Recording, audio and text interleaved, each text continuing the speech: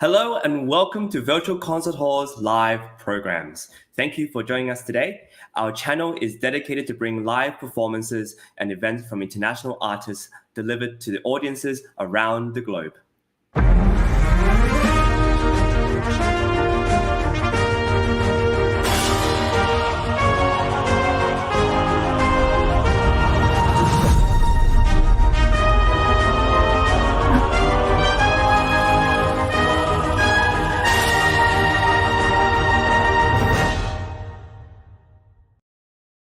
Hello, and welcome to Virtual Concert Halls. My name is Chris Au, and I'm coming to you live from Montreal, and we are having a really exciting event today. We have the Laureate Gala, first of the two Laureate Galas, and right now in New York City, at Carnegie Hall, contestants and winners are preparing to perform in Carnegie Hall, probably for the first time. A lot of them have never performed before and in Carnegie Hall and the Weill Recital Hall, and they are going to have the chance to do it today.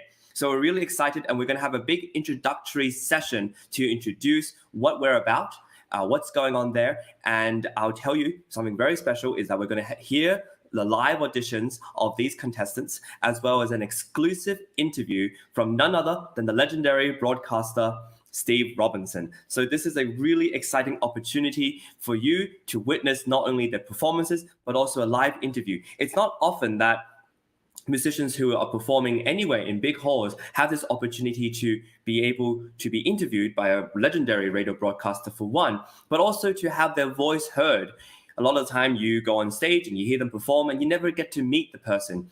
And today we have a whole plethora of contestants who are being interviewed. And what's going to happen is you get to see how they're feeling. And because you get to see them before they perform, there's a lot of nerves, a lot of excitement, a lot of joy about being able to perform in a big space. And it's just very exciting. So we're going to hear performances from contestants. And another thing that's really exceptional about virtual concert halls and the Sound Espressivo competition is that we do immediate feedback. So you'll hear after their auditions what the judges have to say about their playing. And they're not just commenting on the side, they're talking to the contestants themselves. So after you play a round, you actually get to have some feedback. And why is that important?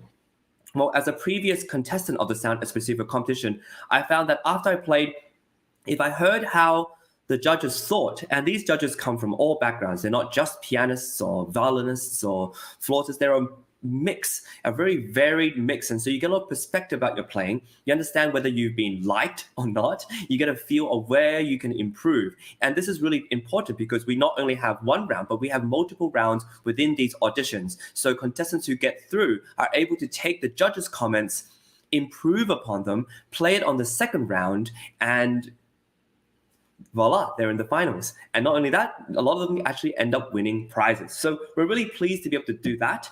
And let me introduce a little bit about Sound Espressivo competition. So Sound Espressivo competition was founded in 2020 because of the pandemic. When everybody was locked down, guess what we did? We decided, no, people are still going to be able to hear performances by musicians, and we don't want just to have recordings out there. We want live performances. And so we have these amazing musicians you see on the screen right now, and a lot of them actually ended up performing live.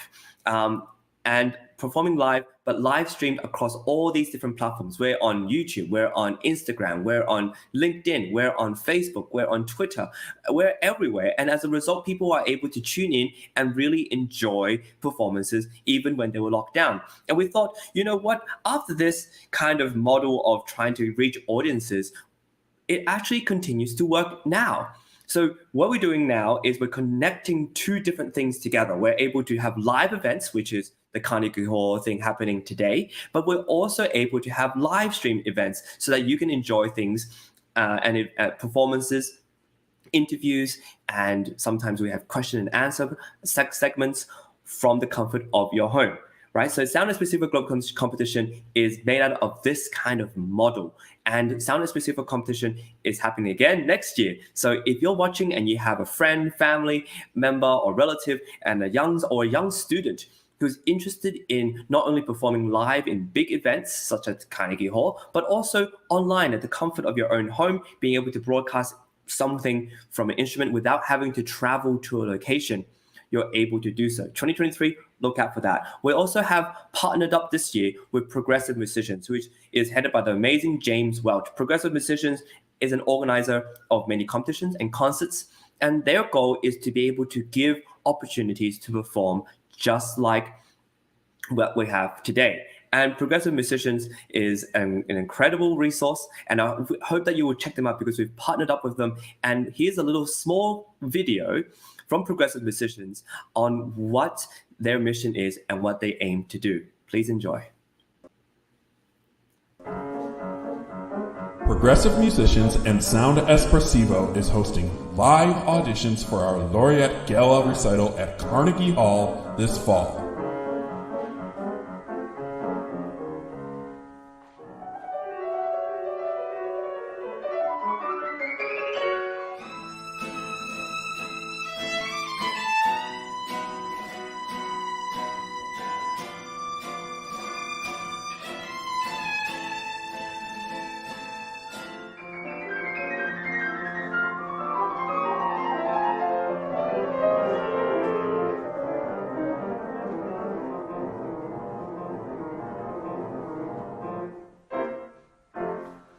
Don't miss your opportunity to receive a professional video recording of your live performance on this world-renowned stage.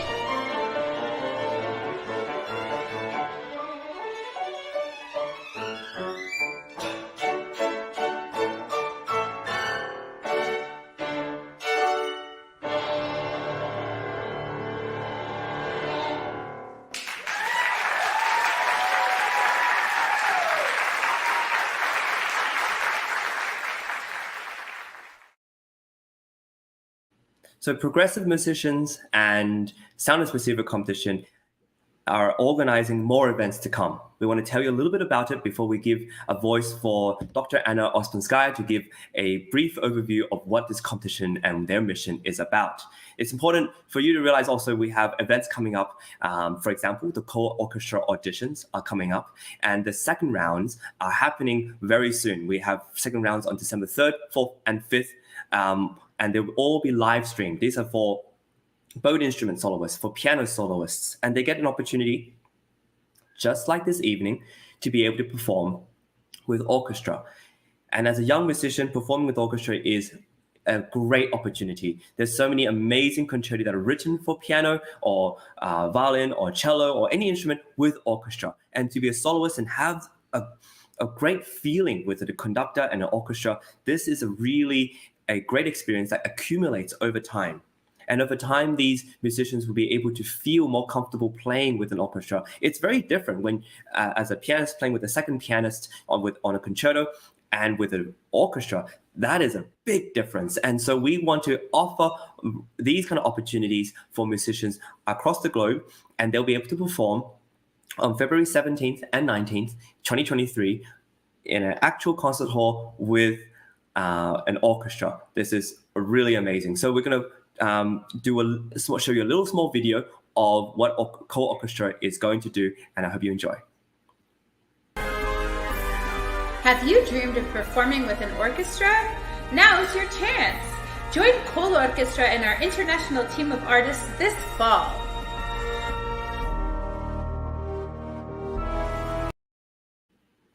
So we hope you decide not only to join us on the live stream. We'll be live streaming all the rounds, but also we hope that you'll take the time to come to Buffalo. We have some concerts in Buffalo, New York, and other areas in New York State where they're going to be performing live. So this is a really good overview of what we do. We decided that it's important for musicians to be able to perform live and not have recorded performances broadcasted, but live performances broadcasted as internet TV across the globe for people to listen to. But also it's important to integrate that with the real world so that they can hear how it sounds in an actual concert hall, how their piano, how the instrument sounds in a concert hall. And it's huge. It's really an exciting adventure for all musicians, whether they're beginning and young or whether they're experienced and they're really looking to further their performance experience outside. So with that, we're going to hear a little bit from Dr. Anna Ospinskaya, who is one of the founders of Sound Espressivo competition. And she's going to talk to us about how complex the competition is, but also how live streaming as a form of competing as well as presenting music has made musicians filled, overwhelmed even, with opportunities to be able to play for audiences across the globe. Please enjoy.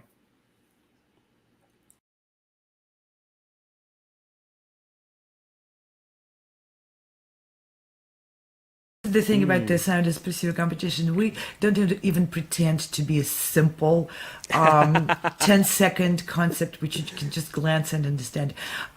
We've figured out that that would just send a false message and mislead people. Sound Espressivo competition is a complex organization, and it has, like Chris said, has different aspects which were revised, and we did not try to make it easy for people to understand. Instead, our aim was to make it work, to make it valuable, and to make it basically musicians and music managers fair, where everyone and anyone who really dedicates their life and their hearts to the music and wants to grow can find very nourishing environment, can find lots of tools.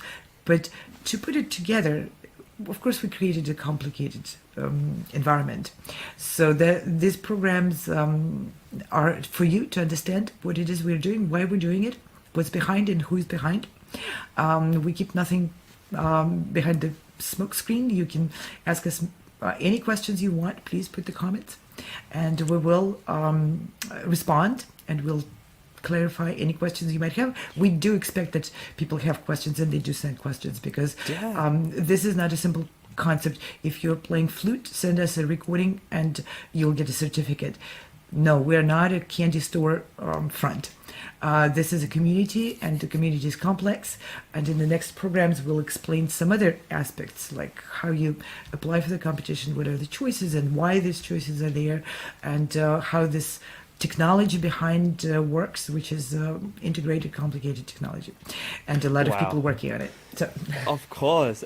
So we started the show by saying, you might be wondering why we're doing all this. You know, you might be wondering as an audience member, why are we, taking all this time to do broadcasts to explain the competition to everyone? And it's because it is a complex machine, and there's a lot of things that are happening. There's a lot of great things like no time limits, no repertoire requirements, and immediate feedback from the jury. Incredibly valuable prizes from management, performance opportunities, collaborations, career coaching, and today we talked about scholarships and masterclasses. So there's a lot that there is to offer, and so we want to take the time to explain it so that when people apply, they know what they're in for.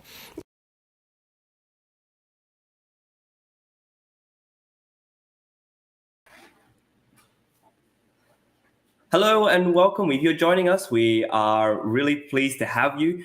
Today is a very exciting event. Today is a Laureate Gala. The Laureate Gala for the Carnegie Hall audition winners. And it's just the part one. And part two is coming up in June 2023. And we hope that you'll be able to join us during that time as well. So the Laureate Gala is actually going to happen live in Carnegie Hall, but we also have a program for all the people who are signing up online to watch. We have performances throughout the auditions, which are very exciting. And we also have the bonus addition of the judges' comments. Now, as we mentioned, and as Dr. Anna has also mentioned, judges' comments are really important because you want to have some feedback right after you play. And I think it's just amazing that once you've played, you don't just walk off stage not knowing how you did. You walk off stage knowing that either it was well received, you have some pointers on how to improve, and you might have a gist of, hey, I think I got to the next round. I might actually be okay with this. Or if you didn't, at least you know what went wrong. A lot of times in competitions and auditions, you play and you just get a rejection letter and you don't know what you did wrong, what you could do better, and how you could improve. And the only person who could probably help you with it is your teacher. But you have different perspectives. It's like a mini masterclass, and you actually get to, I think, improve more because of these different perspectives.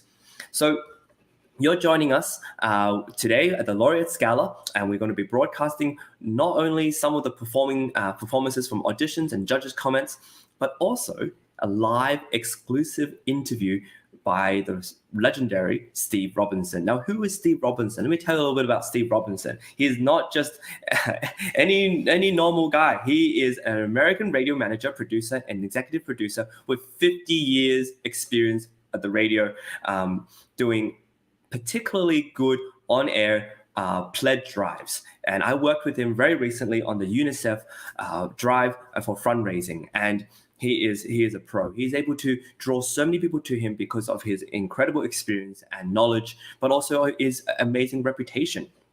He co-founded AIR, the Association of Independents in Radio, a service organization to assist independent radio producers in the US. And he wrote AIR's first 2 successful grants from the New York State Council on the Arts and the National Endowment for the Arts. And this has led to an incredible amount of radio programs. And not only within the US, but he's able to produce shows that have been heard across the world, including live broadcasts in Salzburg, Austria, on the occasion of Mozart's 250th birthday, in Durban, South Africa, for the world premiere of the opera Princess Margot, in Quebec City, Canada, for a live broadcast of Mahler's Symphony of 1,000, with actually 1,000 performers in Jerusalem, Israel, for a broadcast from the Jerusalem International Chamber Music Festival, and has produced numerous live broadcasts from Chicago and throughout the US. He is really a proper professional. In 2015, he executed a cross-cultural broadcast relationship between America and China by exporting to China for the first time, broadcasting concerts by the New York Philharmonic, the LA Philharmonic, San Francisco Symphony, Dallas Symphony, Chamber Music Society of Lincoln Center, and Carnegie Hall. And this kind of bridging of performances is just one of the many first steps in being able to produce concerts and broadcast them across the globe, kind of like what we're doing today. You're able to hear at the comfort of your home, wherever you're tuning in, to hear live performances, whether they're from Carnegie Hall, whether they're from a smaller hall or from a house concert. We at Virtual Concert Halls are able to do just that. Bring audiences from across the world together on the internet TV to watch a show where live music is being played. And Steve Robinson is such a strong advocate for that. And we're really proud to have him as a partner, as a presenter, and also a collaborator. He has arranged concerts for Shanghai Spring International Music Festival and the Shanghai Symphony Orchestra to be exported to the West with broadcasts in US, Canada, and Europe. So not only is he able to produce and broadcast concerts from the US over to China, but also vice versa. It's a very collaborative environment. And I think it's in that spirit that he's able to be so successful. He's able to make people meet in the middle. And where's the middle? Well, on the radio, on air, and on the internet. And so now, I mentioned before that we had judges' comments. Now, a really important part of this competition is the judges. And we're going to hear little snippets, especially from an esteemed judge of ours, Pierre Baudry, who's a very, very esteemed and well-known guitarist from Quebec. And he is going to talk to us a little bit and share with you how music competitions have affected judging, how immediate feedback, particularly in the first Sound Espressivo competition, and has impacted the contestants and how he thinks of it. And one more thing, he's going to talk to us about the challenges for judges. You don't often hear the challenges that the judges have to face when they're judging competitions. You think that the judges are usually just mean and nasty behind the background, but a lot of the time they really feel for the contestants. And as a judge of the Sound Espressivo 2021 myself, I understand that when you watch them, you want to help them, you want to give them an opportunity, but they might not be there yet. So what immediate feedback does is that it offers an opportunity for the judge to speak to the contestant, to the players, and say, hey, you're almost there. Just try to do this, and I think your playing will be much better. Or if they're on the wrong track, there's guidance there as well. So we're going to hear from Pierre Baudry, and after that, I'll be right back to talk about judging a little bit more.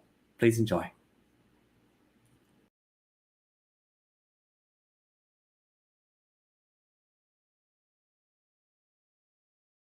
Go ahead, Pierre.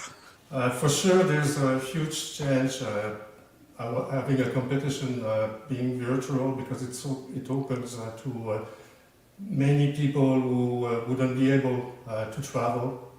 the cost, for example, people coming from China and things like that. So it's a wide opening, and so that's a big change. Concerning guitar, the level over the last 30 years has been really improving, incredibly improving, and there are so many guitarists studying in music school, and a lot. It's very popular in Eastern Europe, and so the level has been going up, and the competitions are less technical than they used to be, and so they making more places, making more place for music. So that's a big difference from, for example, 30 years ago, where it was just only technique that was important. We can see a difference now because there's so many good players that have really good techniques and are really good musicians. And I think this, I really hope that guitarists will get in this competition, because I think it's a really, it's open to the world. And guitarists are a bit slow sometimes to react, but when they will start getting in, I don't know how many contestants will be there this year, but next year I'm sure there will be a lot of guitarists, because there are many, many, many around the globe. So let me a bit it's a great start of the discussion. Let me just push a bit further on this question in a sense of how do you all think the changes in the music competition world has affected the judging itself, or do you think it hasn't had any effect on the judges? Certainly, concerning standard competitions, I think the judges now are caring more about musicality than they used to, and because a lot of people, you get in a competition, and for example, you have 10 competitors and they all play perfect. So then the musical aspect is has taken more importance.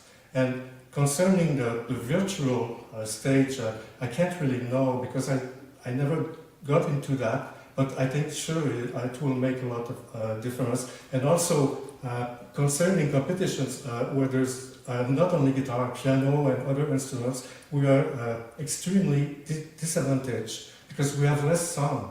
And then there's no way the jury is not going to be influenced by a pianist coming after a guitarist who is playing 5 times louder. But with this competition, this is not there anymore, because everybody is smart. So there's not this disadvantage. So I think it's a fantastic occasion, better than ever for guitarists.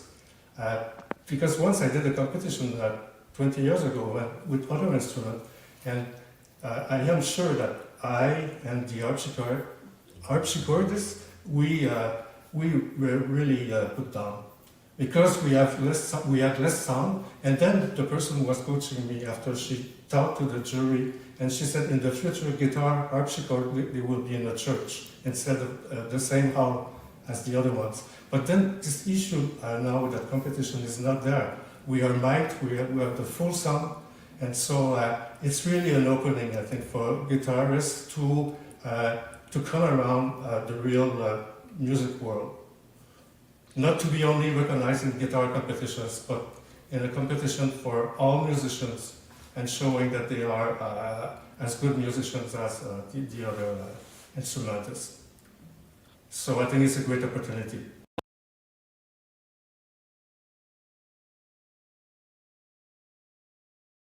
You all noticed we give the comments live. We don't announce the decisions, obviously, but we just make comments right away about the performer. What is your take on that compared to the, I'm gonna say, the old/usual style of competitions where you play, you hear nothing from the judges until the end, until the final result. If you even hear from them, you normally see the results on a piece of paper, pass, yes, no, yes. What's your take on that? I think it's very interesting. There's more interaction, direct interaction, and I think that's very important. You feel, in a way, even if the performance is finished, still feel less isolated, that there's a direct communication. And it's a very nice concept. I think it's very good. And also, just to come back to the other question, yes, I think it's really, it's the first thing I saw, the free repertoire in the Sound Espressivo competition. I really liked it, because then it's really an occasion to make your musical personality really come out with the right choice of pieces. And also, just to mention about guitar competitions, playing the same pieces that are obligatory can become really a problem, because I've seen many competitions where they go and they dig composition that never were played. So they're sure that everybody has to learn it. But the problem is very often is when these compositions, if they were never played, it's because they're not worth playing. And then if you keep doing these competitions on and on, you end up with a repertoire that you never like to play, and that it's not interesting for the public. So it's a really can be a bit vicious. So it's much better than play everything you like, the most possible, and then you at the same time you do the competitions and you build your repertoire. So you're going to play the same piece after because you like them. So that's very important. But not all guitar competitions are like that. Very often there's one or two pieces compulsory, and then people choose their own repertoire. So it's, but still I was really struck by this form with Sound Espressivo of free choice.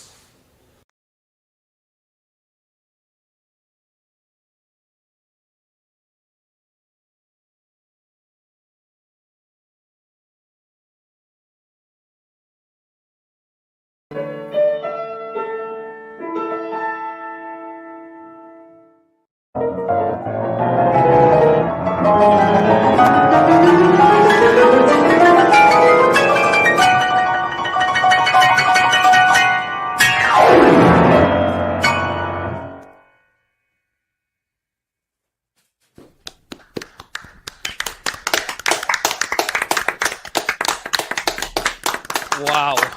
Yeah. Wow. Yes. Okay. Wow.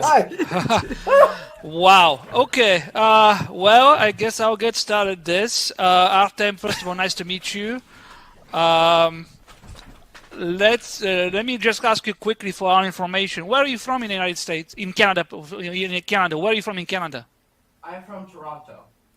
Are you going to one of the prep schools? You're breaking. I'm not here. We're not hearing you. 1 second, sorry. Yeah, I'm based in Toronto. No, I don't attend any of the prep schools because, frankly, they're quite expensive here. So Okay. Okay. I just attend private lessons. We now have our own private school that we built up. No, that's great. Just for our information. All right, I will get started first with one general comment for every single piece. One general comment. One. Try to keep your back straight, more straight. And I don't mean that in any derogatory fashion, but when I'm looking at you, it makes me think of Glenn Gould in a bit of a fashion. So try to keep your back more straight. It's going to help you playing. It's going to help your power. It's going to be quadrupled just by your posture. So that's a general comment.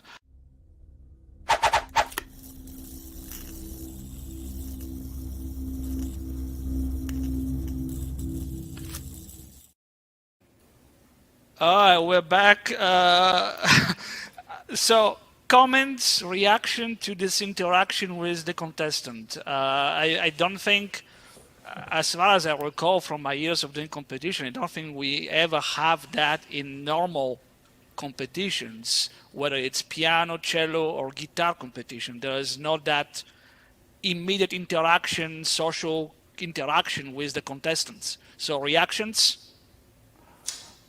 I think it's really good because it's not only about trying to win a prize. I think it's more about learning something, coming out from doing competitions. So then if you have the feedback from the judges, and what you said about the position is very important.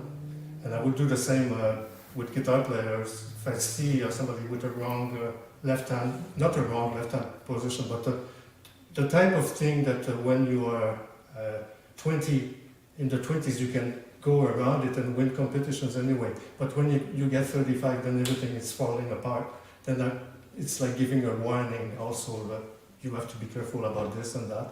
And that doesn't happen too often in standard competitions, unless you meet by any chance the competitor on the street after, and you talk, and then you have some suggestion to say. But that's really not. It's really a plus. It's really a plus.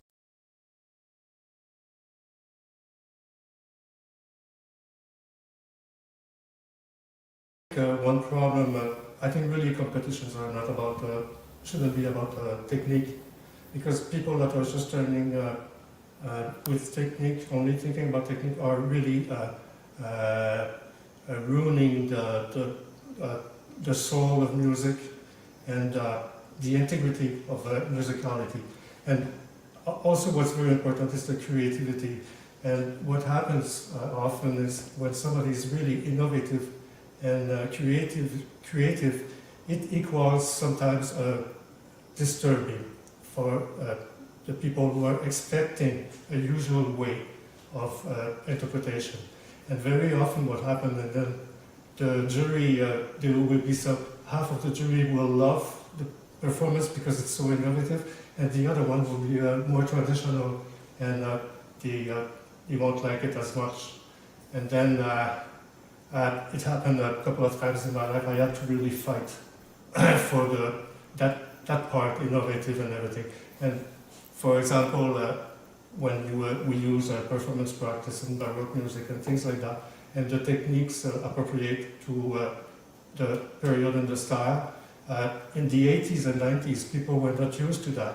And so when somebody would come and, for example, play the chaconne in a totally different way, not using Segovia transcription, and they could be really wiped out of the competition, because people will say, hey, you can't do that, you're supposed to follow a tradition. So I think really talent, innovation, creativity equals a disturbing tradition, because people are creative, they're tired of hearing composition played always the same way. So there is a real strive to do things different, and that the jury will not always like that. So that's one issue. It's really to look for creativity and innovation, I think, in competitions, musical integrity.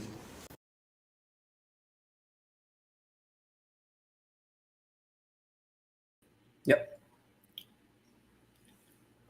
Wow. Thank you, Pierre Baudry. Pierre has been a real advocate of the Sound Espressivo competition for the past 2 to 3 years. And every year he's on and gives really good feedback to the contestants. And as a guitarist from Quebec, he's able to not only talk about guitar playing, but also a whole plethora of topics. And he mentioned something about creativity, which I think is really important, that I think competitions can stifle creativity at times, because it feels like, oh, I have to get all the right notes, I have to tick all the right boxes.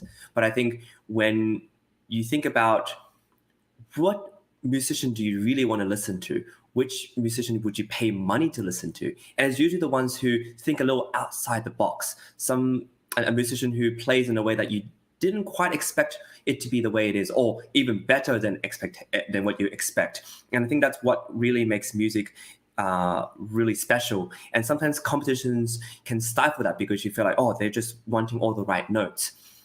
But he talks about creativity, and as a judge, myself in the Sound Espressivo 2021, when you hear someone who plays or articulates a little bit differently, or use a different kind of phrasing or gesture, it's refreshing to hear. And sometimes you may not have played it that way, but you still find it refreshing to listen to. And I think it's really important. If you're joining us now, we have a very exciting program today. There are group of 20 to 30 musicians who are preparing to play at Carnegie Hall. A lot of them for the first time in their lives. They're participating in the Laureate Gala, and the Laureate Gala is an amazing event. Part one of two. The second part of the Laureate Gala is going to be happening also in the Weill Recital Hall of Carnegie Hall, but it's going to be in June next year. So what's happening today? Today, what we're going to have is soloists who are playing their pieces on stage, and then there's going to be soloists who are playing with orchestra, the amazing New York Chamber Players. Yesterday, if you joined us yesterday, we heard the New York Chamber Players with Maestro Giacomo Franchi rehearsing with the soloists, and you get to see the intricacies of tempo. I'm going to take a little time there. I'm going to do a little bit of this, and just putting that together and seeing that process is absolutely fascinating. And today they're going to be performing. And today, what we have for you today at this internet TV show is we'll show you preliminary auditions, so you get to hear some music, but also the judges' comments. And more very special for today, we also have an exclusive live interview conducted by none other than the legendary Steve Robinson. And Steve Robinson is a collaborator, partner, and an amazing friend of the Sound Espressivo competition. And he's going to be interviewing each musician, and we'll be getting those interviews live from the Manhattan Club in New York City right before they play. So everything is immediate, everything is happening today, but we are also providing a show for you online, and it's going to be very special. And this competition is a group effort. It's a group effort of many teachers, many of us, musicians. Dr. Anna, one of the founders, is a musician herself, and she has put a lot of musicians together, including the judges who judge these competitions and make all this happen. These judges spend many hours. When I was part of the Sound Espressivo 2021 competition, these judges will be listening to audition rounds for more than 6-7 hours, only taking a short break for water or to use the bathroom. And they're dedicated. They're really sitting there making notes and giving immediate feedback after each contestant has played. And sometimes we have to message the judges to say, hey, keep it brief because we have to move on. This show is going for 6 hours already. We have to end. We have to give time for the next show after that. And so we're really proud of our judges. We're really happy that they are so generous with their time. And speaking of these judges, one of the most special judges we have is Angela Chan. Angela Chan is not only a very eloquent and well-spoken pianist from Montreal, but she also has such a deep passion and love for pedagogy and educating. And we're going to watch 2 videos of her discussing this in a judges panel, talking about showmanship, artistry, and what it means to be a judge today. I hope you really enjoy what she has to say.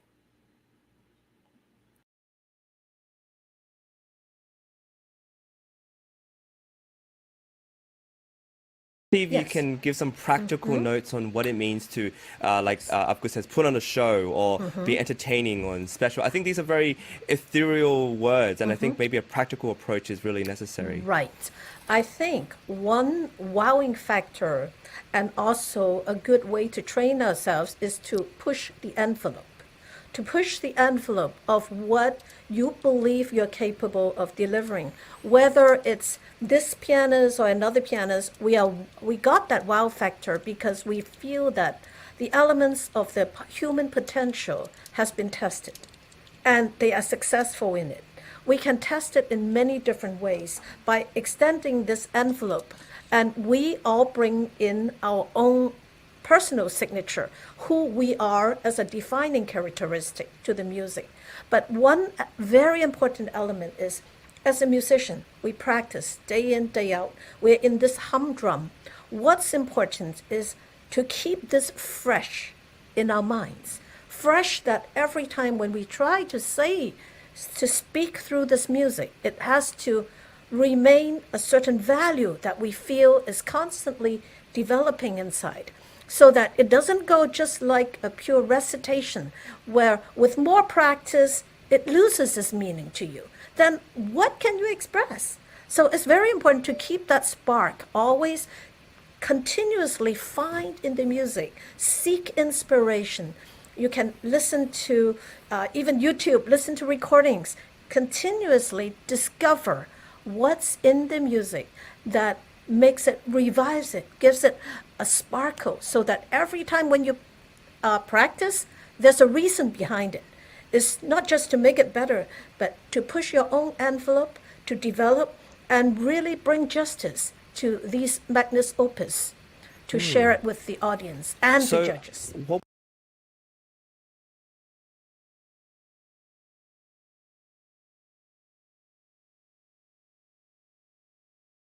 do you think is a major part of judging these days that is different, especially now that we're all online? What does it mean for you to be a judge now? Does it mean, and we get some criticism, or not criticism, but a suggestion that, maybe judging is a very harsh word, as though we're putting some judgment onto competitors or something of that sort. But we have to label things. We have to say, that this is better than the other. We have to say perhaps that we enjoyed this performance more than a different performance, or that this was more technically proficient than the other. Do you have any thoughts on what it means to be a judge now? I'll have Dr. Angela start, if that's all right. Okay, sure. Yes. Now, as a judge, I've adjudicated a lot of competitions, many of which were live, and then during this pandemic period, it became virtual. Specifically to this one that we're talking about, this virtual competition, I love it personally because it balances the video element as well as the live aspect. So I think I would use different parameters to judge each one. In terms of the video, first I would dismiss the recording quality, because we are not in the same playing field. Some may be recording with an iPhone, and some may be doing it in a recording studio. But I think that has no bearing on the actual performance. I would try to siphon out all the other extraneous noises and really truly listen to the performer per se. And if it is a solo, I think I would personally focus on the rapport between the performer and me as a listener, to see if he or she is really bringing forth from his heart that particular message that's very dear to him. And if it is in an ensemble, I would also judge based on the interaction between this performer with maybe the collaborative musicians around, or as an ensemble. So I have to be very careful to see who I am there to judge. Is it to judge the ensemble? Or if sometimes I have the experience of a very outstanding performer, but unfortunately the collaborative performer is not very experienced. So I wouldn't take that into account. I have to be very careful to siphon that out. Now, then when we go to the actual performance, I would treat it as a live competition. And for that, I would listen for that engaging personality, almost like a live platform. Is there the spark? Is there that engagement? And I look for that, assuming that all the technical elements are in place. But if, of course, some may not be, well, then I'll judge accordingly. Another thing I would really take into account, hopefully, is to see the age and the experience.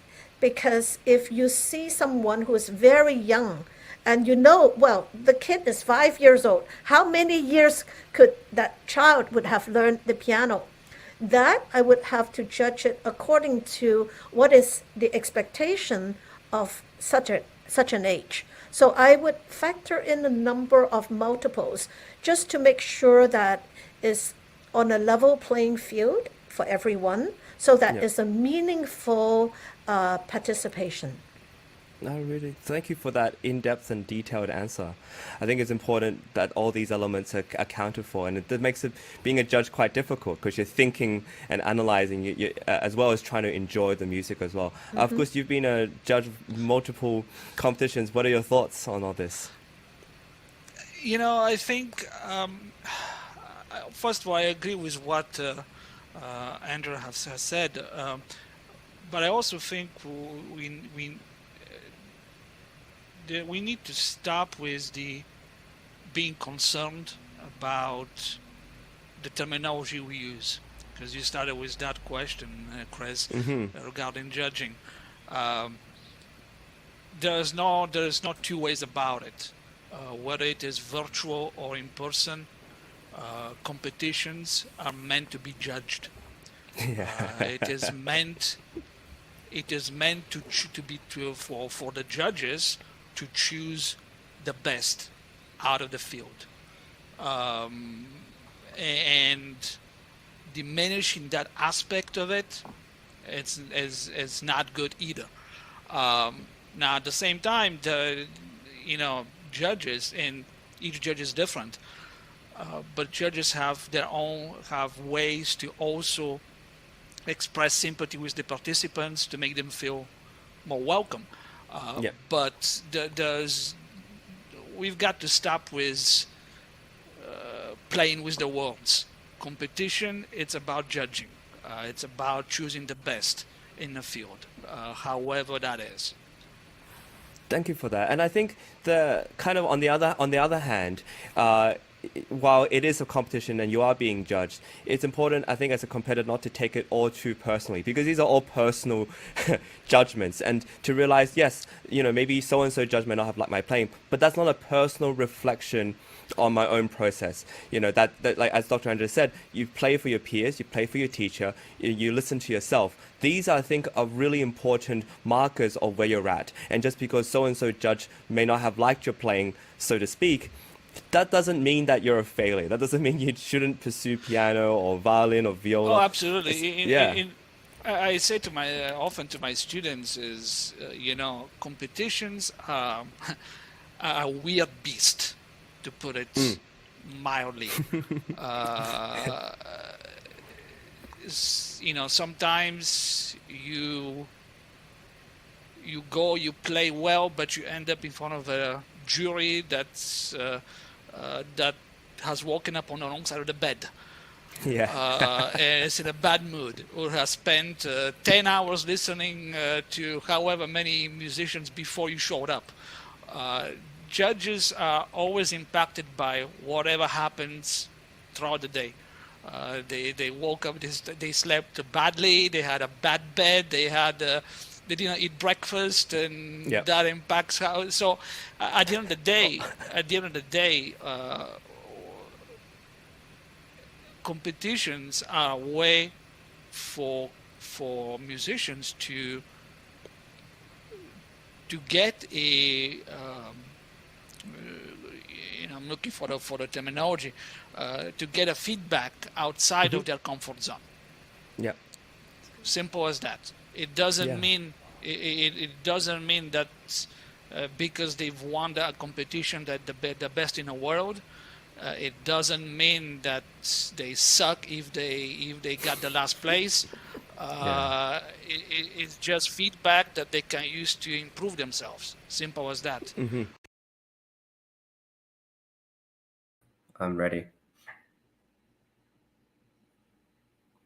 Well, we're really lucky to have such amazing judges with a variety of backgrounds to give their insights on what it means to be a judge, what it means to understand that there are technological difficulties within someone's setup. Dr. Angela was talking about how sometimes you get auditions that are recorded on an iPhone versus a video production with a video crew. And after all these recordings and songs through all that, then you get a live performance, and everybody has a slightly different microphone setup. But ultimately, what can come through is an engaging personality, an engaging kind of presence on stage. And I think that can come through, especially even on a live stream. So we're really proud to have these judges kind of share their process of judging and share with us what it means today as musicians to be able to play not only live and in person, but also on the internet, on live stream, to be able to be broadcasted everywhere. And I think this is a very useful tool for musicians, whether you're pursuing music or otherwise. Now, today is a really exciting day, and we're coming to you live.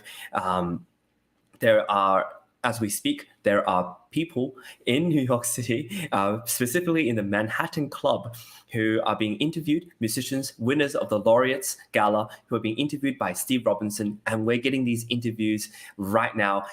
And it's really exciting because behind the scenes, there's a lot that's happening, and we want to give you an amazing show. And what is an amazing show? Well, we're going to hear the performers play in their auditions. You're going to hear judges' comments and also hear exclusive live interview with Steve Robinson talking about their process, about what's happening over there. And so everything's coming to us, and we're really excited to be able to show it to you and share all this with you. But before we do that, before we get to that, we have one more judge that we want to highlight, and this judge is Annie Center. She is an incredible musician who plays not only piano, but viola professionally. And she talks about competing and playing multiple instruments, as well as what the best ways are to prepare for a competition. And right after that, we'll get right into the contestants and the laureates who are playing in the gala at the Carnegie Hall today. So please enjoy this segment by Annie Center.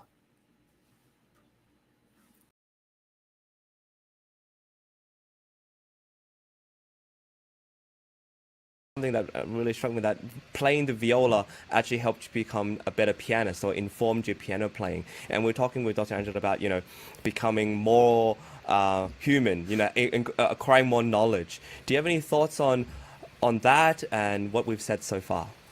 I do. I have thoughts with many different topics that's related to this one right now. But before I get into any of that, I wanted to share a line that two great pianists have said the same thing.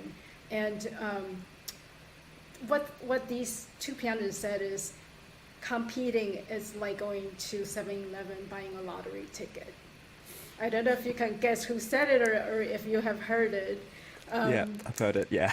Emmanuel Ax is one of them, and Gary Golson is the other one. So yeah. I think they're, and they both have won international competitions, so they're experienced. So there's a lot to say about that line. I think all competitors, especially the younger ones, when they're just starting out, they need to understand to not be attached to the outcome. Even if you win, you don't want to say, okay, I'm the best, I'm done, I'm done playing. You have to always think about, what can I do to be better next time, whether you win or not. And for those who,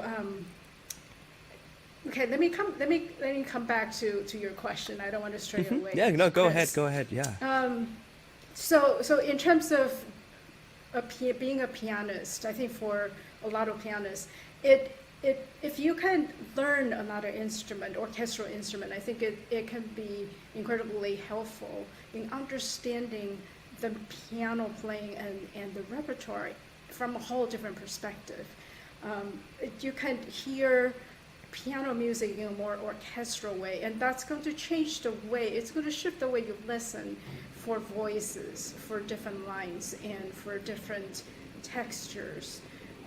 So I think in terms of that's very helpful. And of course, as an orchestral musician, there's the social aspect of things as well, because we get to play in small ensembles, we get to play in an orchestra, and playing for pianists, I think it's very important that you play in some kind of small ensemble. So you learn how to connect with others through music, through your own instrument. So, oh, thank you for that. Yeah. Oh no, I definitely agreed. And I wish I started learning the violin at a young age, but my parents thought that I should be even more well-rounded, and so I had to pick up different sports and other things, and so I couldn't continue with the violin. But I can understand how, if you were to play other instruments, how. And that's why some pianists go into conducting as well. Like they get a bigger sense of what the world that the composers themselves are listening to are a part of.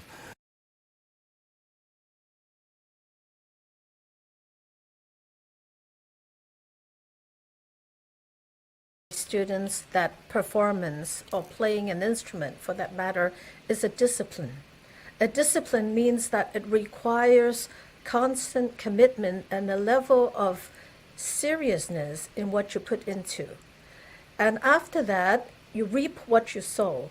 And accordingly, when they put their discipline, they grow and become stronger. They do not give up because of outside obstacles. They stick to the commitment. And also, when there is that self-involvement, they will continue to grow and be better. So it's very important. That's the first thing. Without that, nothing can be born out of it. With the discipline, you're going to emerge and continue to grow. The next thing is, earlier I said, you need to expand your boundaries. But by expanding that, you have to be really prepared. Now, my teacher's teacher, one of my teachers, her name is Nancy Liu from Hong Kong. And her teacher was Adele Marcus from Juilliard. She told me the story about when she was young and she went to Juilliard. And it was on a cold morning where her teacher asked her to go for her lesson at 6 a.m. So she had to take the metro and go through all that. When she got back to Juilliard, her hands were frozen, completely frozen. And her teacher asked her to play immediately, no warming up. And she managed. And the teacher, Adele Marcus, said, I want you to be 500% prepared so that in the worst of circumstances, you're still able to deliver. It's not that you have to be in prime state. You work in that, but you have the best reserve. You're training for that. That's why I'm saying it's a discipline. Mm-hmm. If you're 500% prepared, even at tremendous degradation, you're down to 100%, where generally the norm expects that as perfection. So you can always deliver by being overly prepared. So chance favors the prepared mind. You always get a lot more ready, and that's part of their discipline and also part of the professional ethics that I instill in the students. It's not just learning for the sake of just having fun alone. You get the fun, you get the achievement and the glory after that when you can over-prepare and deliver no matter what. So I make sure that I instill this value in my students. And the second part is that, well, I understand that you want to win in a competition, and having that gung-ho attitude is good. But in case you win, keep yourself in check. It doesn't mean that it's glorious, then now you can be full of yourself, because that is the next challenge. When you are acknowledged and you don't get out of yourself feeling that you're big, you're no longer maintaining the humility to carry on. This could be your demise. So I keep them in check. So that's what I do to my students. It sounds like you're an incredible teacher, but also a coach. I see this a lot of in the sports disciplines, that you over prepare, you go through all different kinds of training to make sure that on the actual competition day you can perform, and it's difficult and it's pressured, but you know you can manage it. And I think this is something, wow, it's really good advice. Thank you for that, Dr. Angela.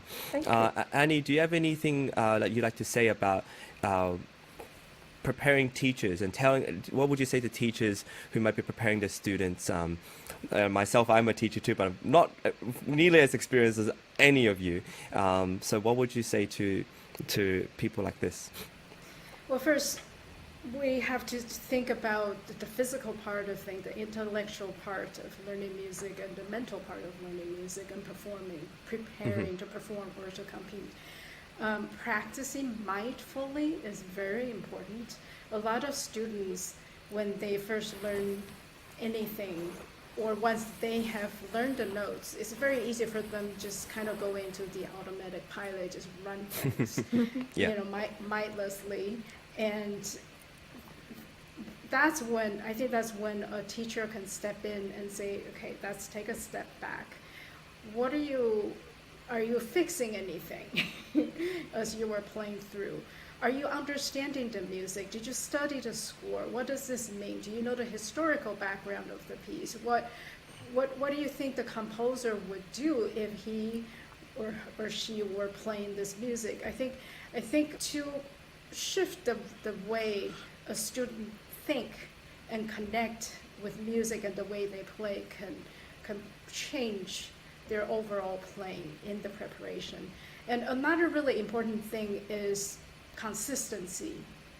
And there are many ways of preparing for that. One is, I find visualization actually very helpful. So it's very beneficial for students to practice, actually run through a whole program just in their mind. I don't know if students or performers, I believe a lot of performers do that, because you have to have a very clear mental image of what it's going to be like when you're on stage, what it's going to be like while you're going through this musical journey where you're playing the program. What is that sensation like? What's going on, with your fingers?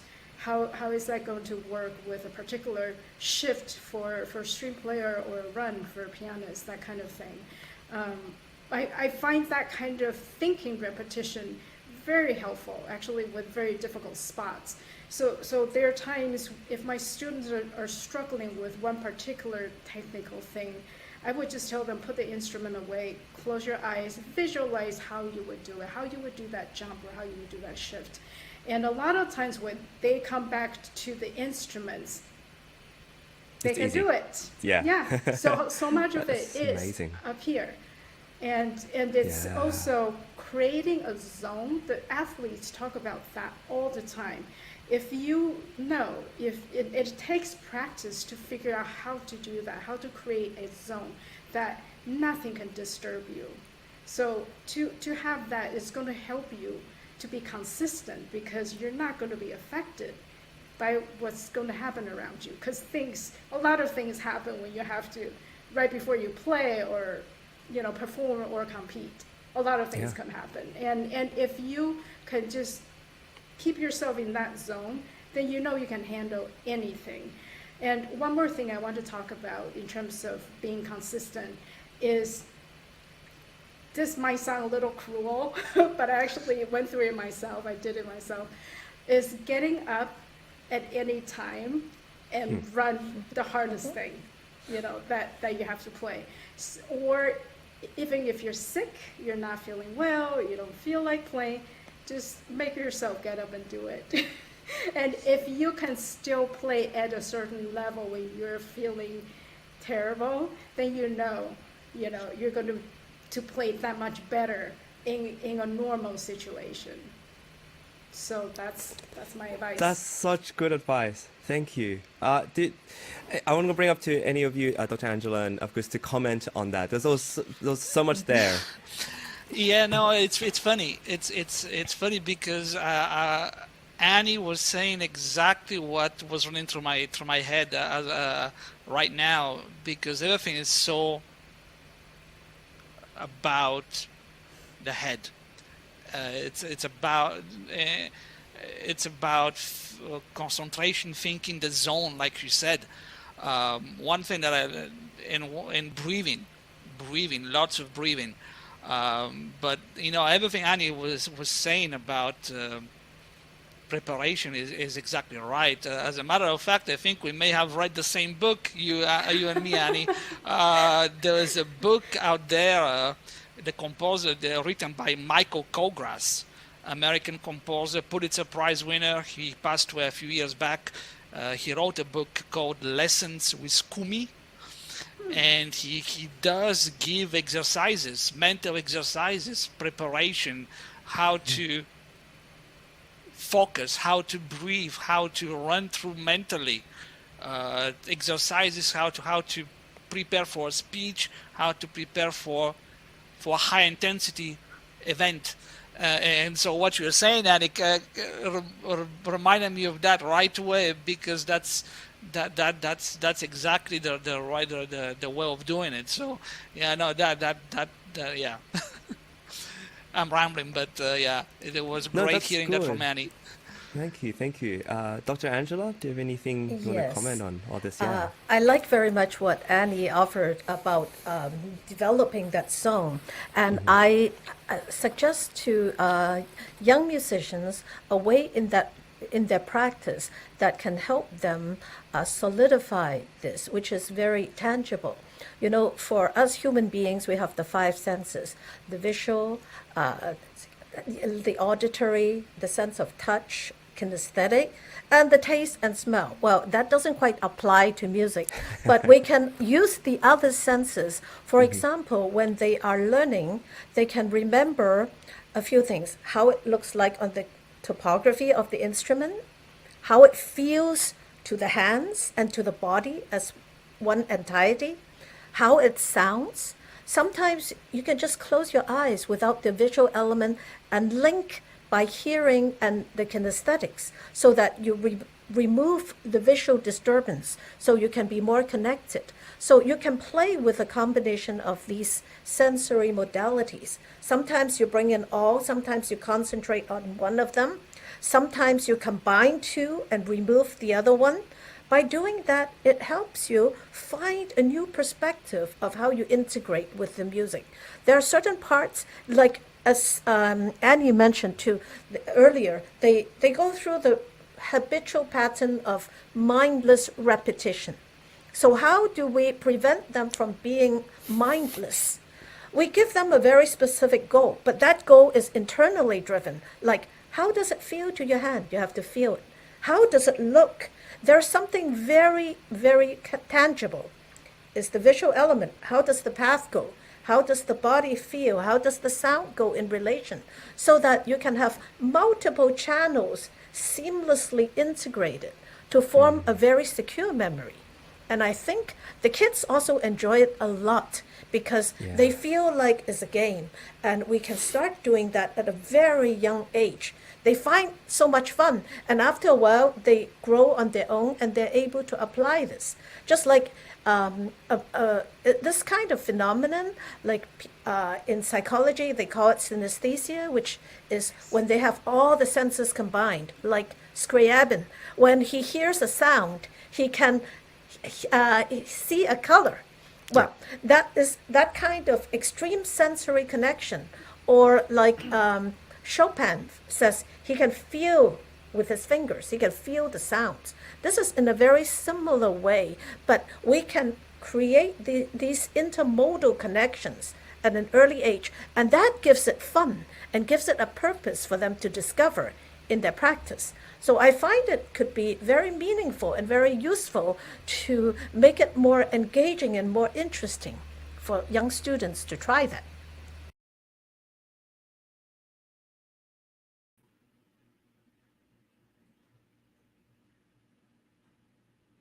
Well, welcome back to Virtual Concert Halls. We're coming to you live from New York City, where today there is a Laureate Gala happening in the Weill Recital Hall of Carnegie Hall, one of the most prestigious concert halls in the world.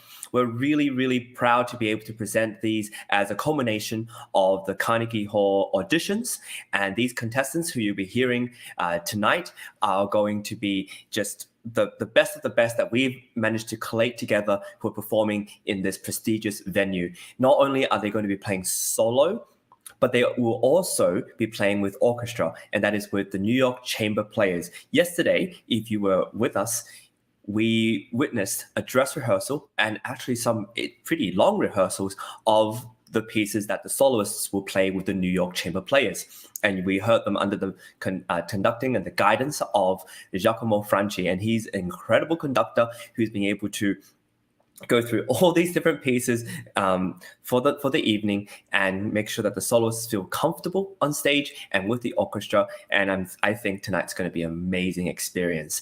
Our event today is supported and is with much thanks to Sound Espressivo competition, as well as progressive musicians under the guidance and the leadership of James Welch.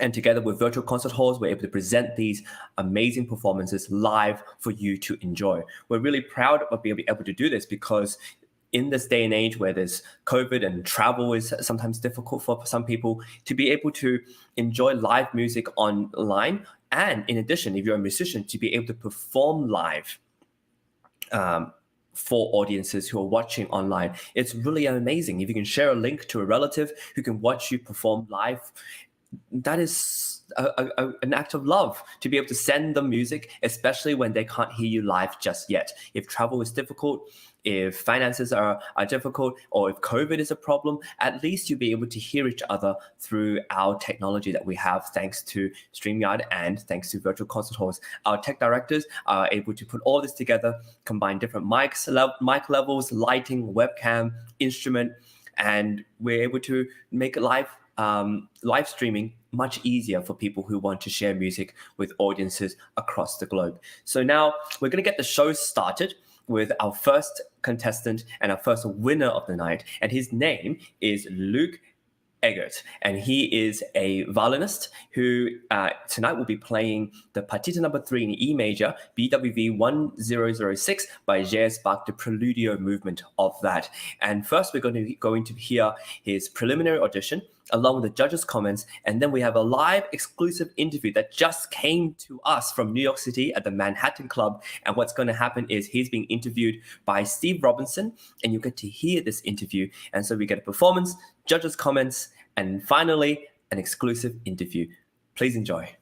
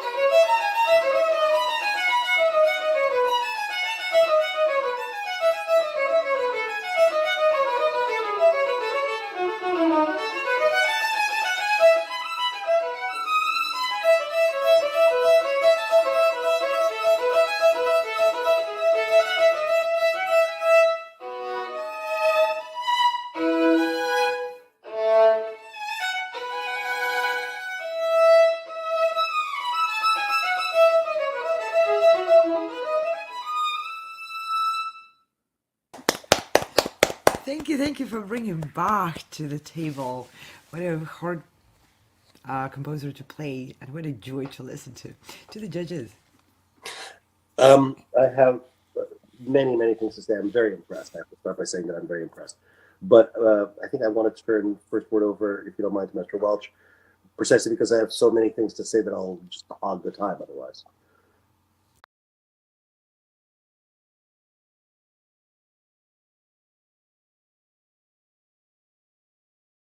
Around New York, and did you get an impression yet of what the city is like? I went to Juilliard for a tour and the Empire State Building, and I even toured Carnegie Hall. You did?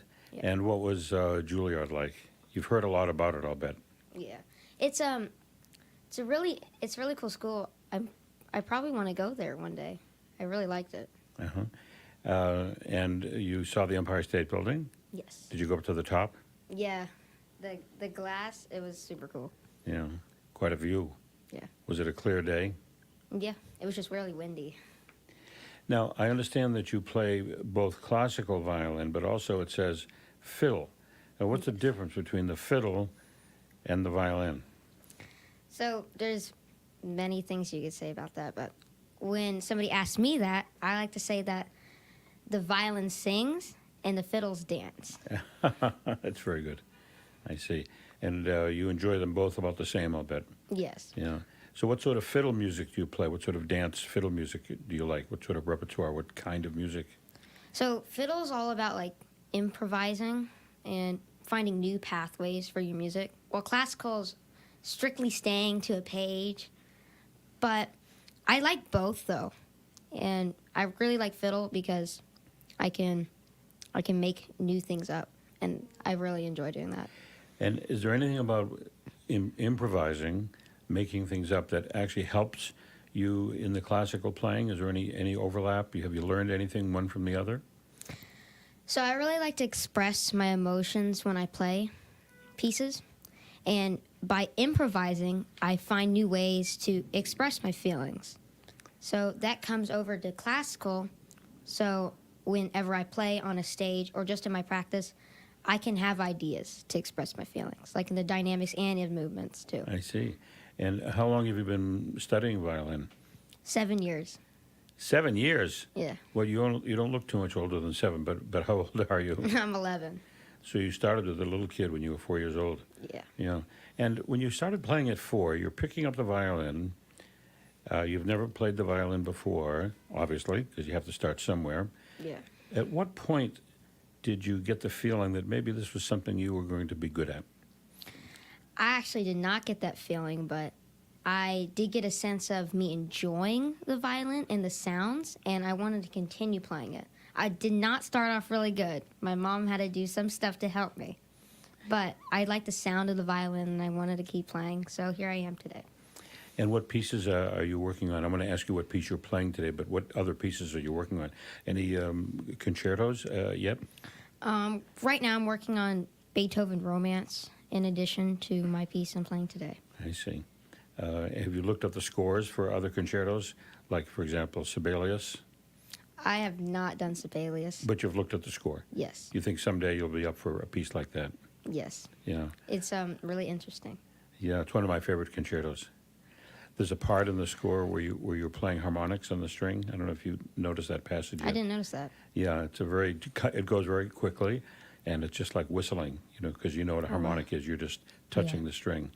And so tell me about the Beethoven Romance. Is that what you're doing on this program? No, I'm doing Partita Prelude.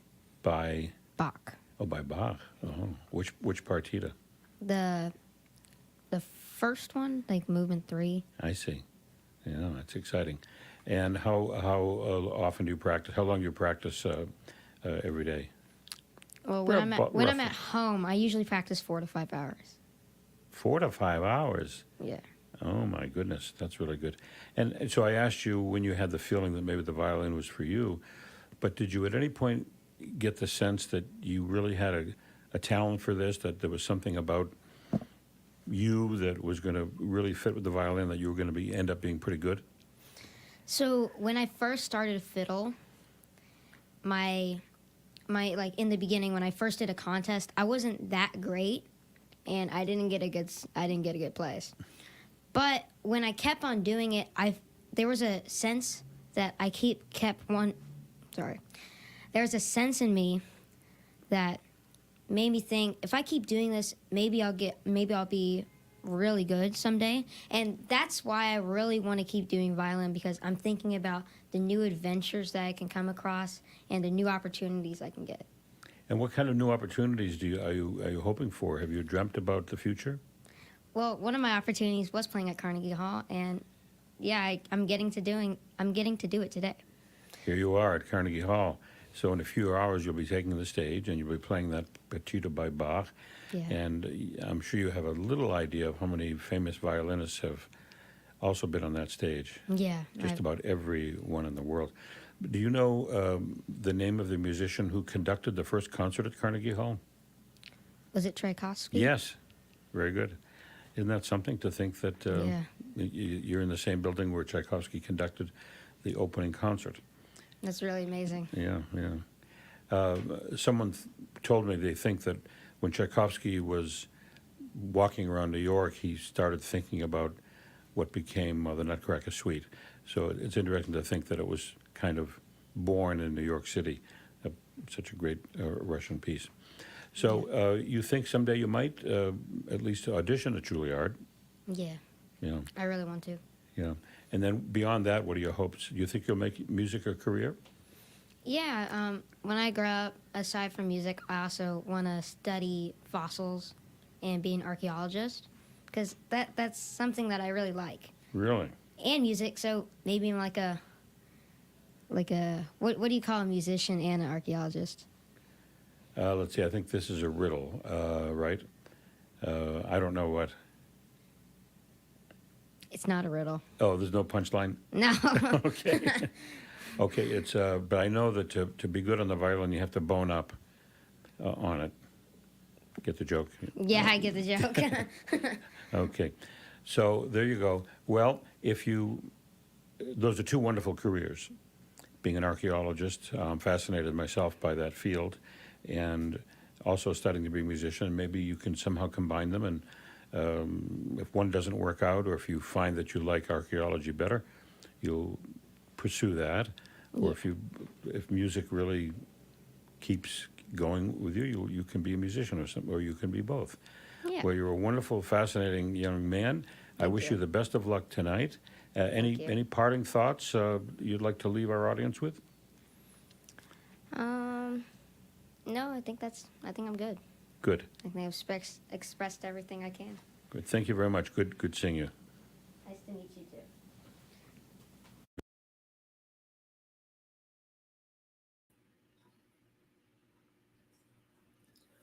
Well, I find it really intriguing and fascinating that he's only 7 and yet so eloquent and well-spoken. It's amazing. And for him to decide to be a musician and an archaeologist at the same time, that would be fascinating. I can't wait to see what kind of things he gets up to as he progresses in his career. And this opportunity to play at the Laureate Gala at Carnegie Hall tonight is probably one of the small little things that accumulates and makes his career really blossom. I want to give a shout out to people who are watching our show. Thank you so much for the people who have been tuning in. I want to give a shout out to Sherry coming to us from New Zealand. Thank you so much for tuning in and giving your comments, as well as mentioning your love and passion for Scriabin, particularly the festival that you helped to host and put together. Congratulations. So we are currently waiting for the next interview from Steve Robinson to come to us. It is where everything is live, so we are waiting for things to happen. But in the meantime, what we're going to do is I'll tell you a little bit about what's happening today. There is a Laureate Gala at the Carnegie Hall, and throughout from now until about 7 p.m. tonight, we will be hosting our own show, live internet show, and we will have performances from the preliminary auditions of the Carnegie Hall auditions, as well as judges' comments, and as you just heard, exclusive live interviews that are coming to us live, where Steve is giving a live coverage of the event. So musicians who are performing at Carnegie Hall are coming to meet him at the Manhattan Club just across the street and going in for an interview before they go and play. So there's a lot happening on the ground as well as on air right here. And so what I want to do now is pivot to one of the judges you kind of briefly saw towards the end of Luke's performance, and that is our esteemed judge and violinist Emil Shunovsky, and he is one of a kind. He is really amazing, and I have had the privilege of interviewing him very recently before he was going to perform a concerto with orchestra. And he mentioned a lot of amazing things about preparing for competitions, the differences between violin and piano, especially in our music industry, as well as how is it really that important to win a competition for a career. And so I can't wait to show you this interview and for you to experience a little snippet of Emil Shunovsky, our esteemed judge.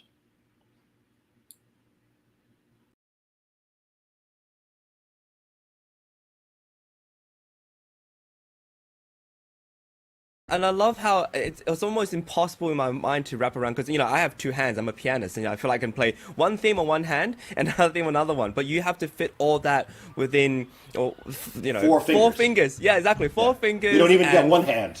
And 4 strings. 4 fingers, 4 strings. We have 88 keys, 2 hands, you know. It's one of the things that I suspect is the cause for, I don't know if you've noticed this, but many competitions, violin competitions trend younger. Violin competition winners tend to cluster around between ages 16 and like 22. By contrast, piano competition winners tend to cluster around ages 27 to 30. Yeah. Why is that? Here's my theory. You please tell me if you think I'm wrong. I think that once you've reached a certain level of piano ability, once you can just basically play the piano, you or Horowitz are doing the same notes. So what is it that makes Horowitz something that is beyond, you know, other pianists? What is it that makes a certain pianist a legend? And I think it is an understanding of music, a deeper understanding of music that other instrumentalists don't really need to concern themselves with.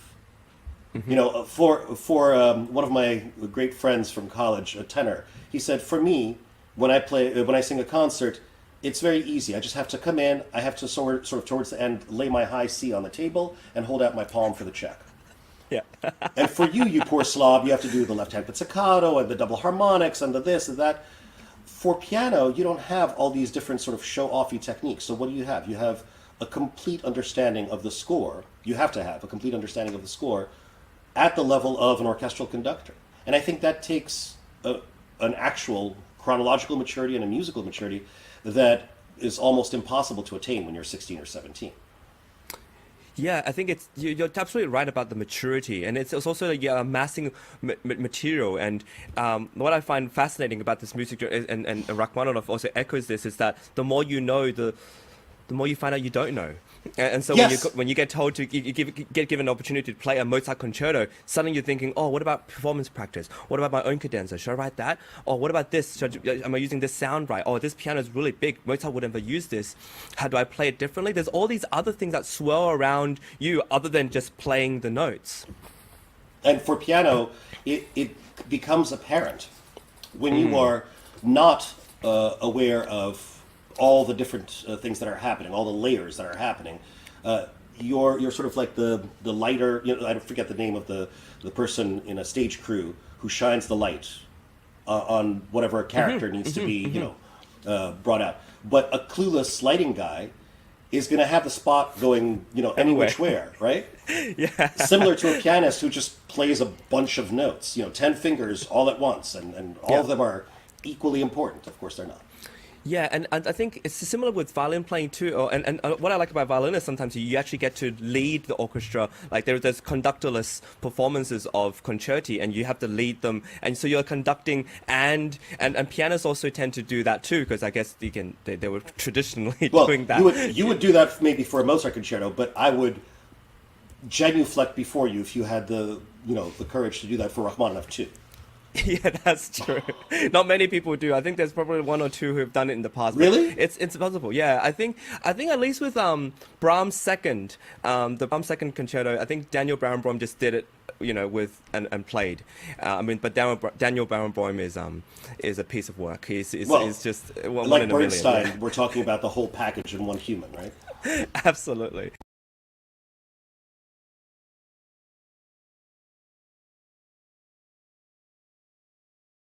There's a question I want to ask you that I feel that'd be really useful to our audience, and that is that winning this competition and winning all these other ones, what has that done for your career? Do you feel like in hindsight that, because I think at a young age, we all think competition and winning them, it's like so important. Like that's all we do, you know, at conservatory we're talking about what competition you're doing next, you know, have you won anything, all that. And it's just become so big. In hindsight, what do you think about competitions and how has it contributed to your career, or has it not really contributed?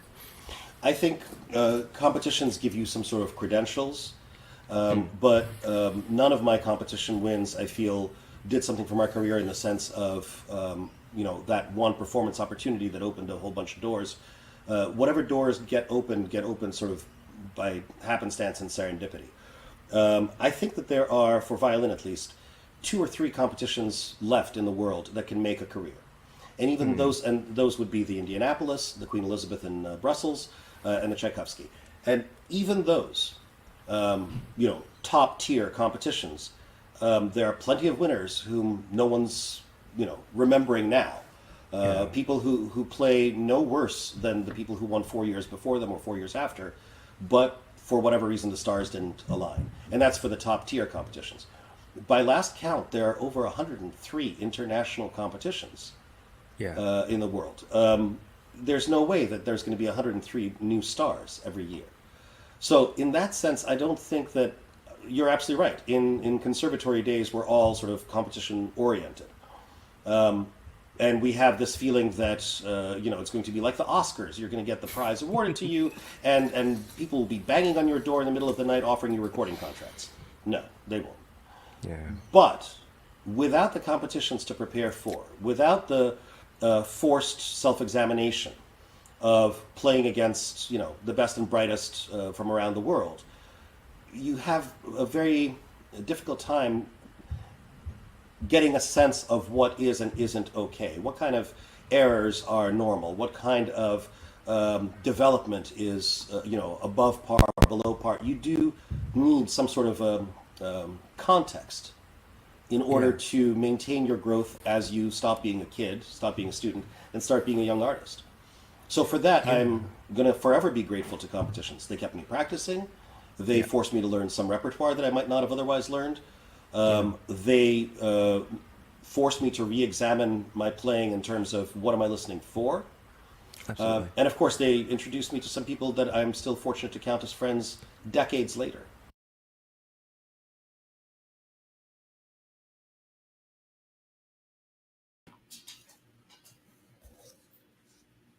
Well, it's amazing to hear from Emil Szynovsky. I've almost forgotten how eloquent and well-spoken he is as well about competitions and the differences between violin playing and piano playing, and he is really aware about the differences in difficulties, and he's very mature in knowing how to express that for an audience. And it's no wonder he's one of our violin judges for the Carnegie Hall auditions. We're really pleased to have him as a partner as well, and a friend of the Sound Espressivo competition. Now we're going to transition to a little bit more of our wonderful judge, Emil Szynovsky. But before that, if you're tuning in, we want to say thank you once more for being a part of the show. We are presenting the Laureate Gala, and we're currently waiting for more interviews by Steve Robinson. They're coming to us live from the Manhattan Club, just across the street from the Carnegie Hall, where contestants and winners of the Carnegie Hall auditions will be performing tonight. We have winners who are performing solo, as well as soloists who will be performing with orchestra, and namely that is the New York Chamber Players, conducted by Maestro Giacomo Franchi. And we're really pleased to be able to do this. It's Sound Espressivo is only 2 to 3 years old, and we're able to present so many concerts, and going from live stream events to actual concerts in person, and to be able to integrate in-person concerts at places like Carnegie Hall with live stream events and auditions. This is a dream come true. And if you want to hear and listen to more, we have our Cole Orchestra auditions that are coming up very, very soon in December, and we hope you will tune in for those auditions, as well as the final concert of the winners of the co-orchestra auditions, which will be in February 2023. Now, one additional event that's coming up is that we also have our Carnegie Hall Laureate Gala Part 2, and that is in June next year.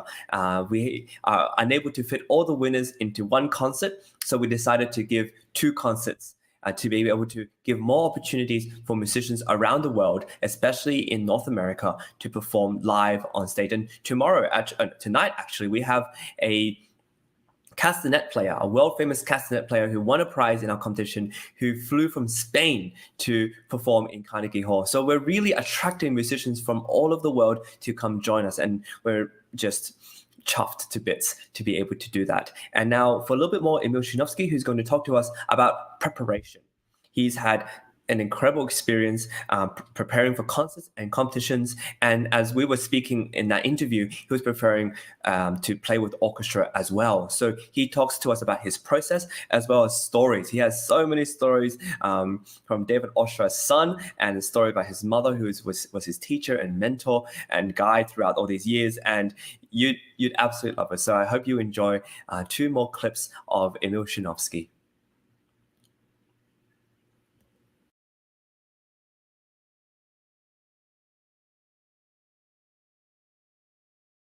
Said about, I want to highlight the one word prepare, which is something I want to ask you about next, which is it actually helps you feel like have something to prepare for.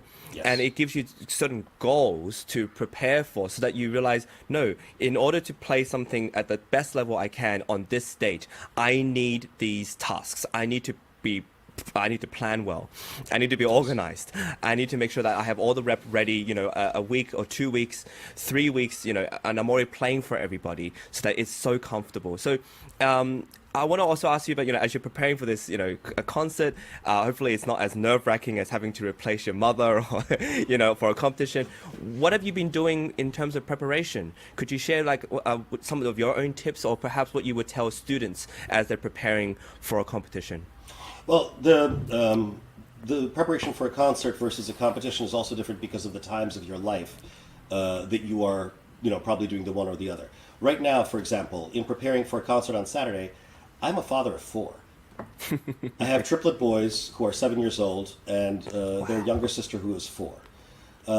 And to ask my wife to deal with all of that by herself, I think the Geneva Convention prohibits it. So, I do have to participate in running a household. Similarly, when I'm a student, I don't have to worry about pulling in this amount of income per month, or else, I'm going to lose my house, my car, whatever. So there are the realities of everyday life when you're preparing for concerts. But the trade-off is presumably you've already, as the mafiosi say, you've already made your bones. You've already, made your first kill. So you are not in need of the same kind of let's lock myself up in a room and practice 12 hours a day kind of approach. As far as preparing for a competition, I had a both advantage and disadvantage in that my mother was a competition laureate of 3 of the biggest, the Jacques Thibault, Marguerite Long-Jacques Thibault in Paris, the Tchaikovsky competition in Moscow, and the George Enescu in Bucharest. So she would tell me how in the height of the Cold War, when Soviet musicians were not just tasked with going and playing well, they were tasked with their country's honor. How they were prepared. And it was no joke. So, first of all, by a month or 2 before the competition, all of the repertoire is learned. If you are still learning repertoire a month before, according to the Soviet idea, you're not going. Right? Secondly, by about a month before, you are performing the repertoire that you have learned. It has had time to be learned, to become second nature, to feel familiar to you, and now you go out and you start performing. And in the Soviet Union, for all of its many horrors, the fact that the state interfered in musicians' lives meant that, for my mother at least, she would be given a concert tour where the entirety of the program would be played repeatedly. Can you imagine what it would be like to walk out onto an international competition stage, knowing that you've just played the Brahms Second Piano Concerto 5 times in the last 2 weeks? the level of confidence, the level of familiarity. You're like, I know where the tricky spots are. I know where I can just relax. I know. Well, you're telling a story that you know intimately. Think of a joke that you know, that you like to tell friends. The first time that you tell it, you're probably going to change some word order. You might change a detail, an adjective somewhere. But you know the joke, you know the gist of it, so you can manipulate it. For people like me who like to cook, think of a recipe that you know intimately well. So I can make a risotto with peppers, but I can also make a risotto with mushrooms. Risotto, right? Yeah. Brahms concerto. This orchestra just, is taking a slower tempo. I'm not flummoxed. Yeah. When I started preparing for my competition wanderings, I did a total of, I got prizes at a total of 9 competitions. I did more than that. But when I started competing in such a way that I started actually making the final round consistently, what changed was that I called them giglets. I would do outreach performances at retirement communities, at schools. I would run my program in the run-up to the competition. The difference was that when I'm playing in a retirement community and I don't give it my all, odds are no one's going to come and yell at me. But for people like my mother and for her generation, even for a subsequent generation, they when they were playing somewhere in a godforsaken spot in the midst of the tundra, they still had to give it their all. Yeah.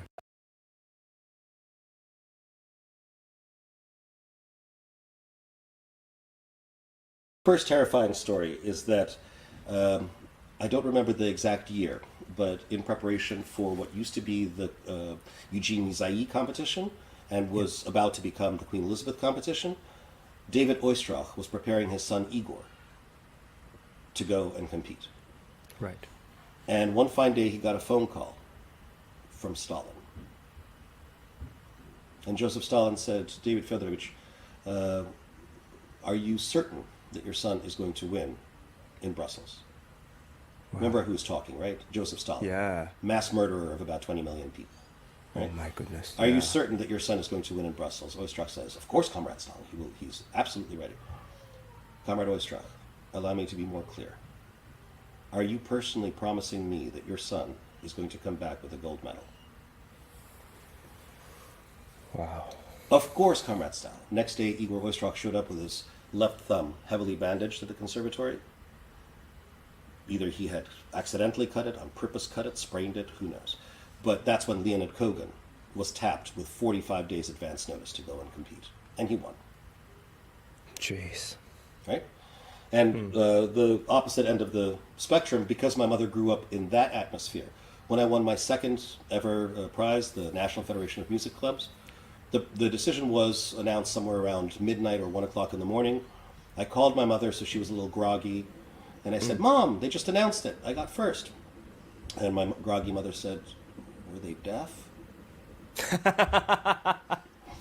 And I said, thanks, Mom. And she said, I heard you practicing, or rather not practicing, so were they deaf? Who's on the jury? Who are these? People on the jury? I have no recollection of who was on that jury. No, I'm just saying, like, she must be thinking, like, who's listening to you? Like, what are they listening for? Yeah. How much did you pay them? No, I'm just...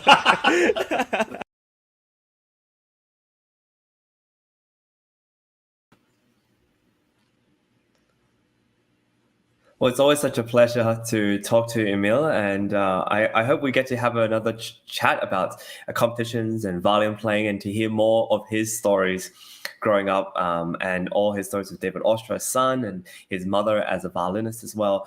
It's fascinating. Now, we have a very, very exciting show. Thank you for joining us, and we're going to move straight on to our next segment, which is to highlight to you our winners. And one of our winners, Louisa Valentina Schewe, and she is a violinist, and she has won within the categories of ages 11 to 14. And we're really proud that she's able to perform and play in Weill Carnegie Hall.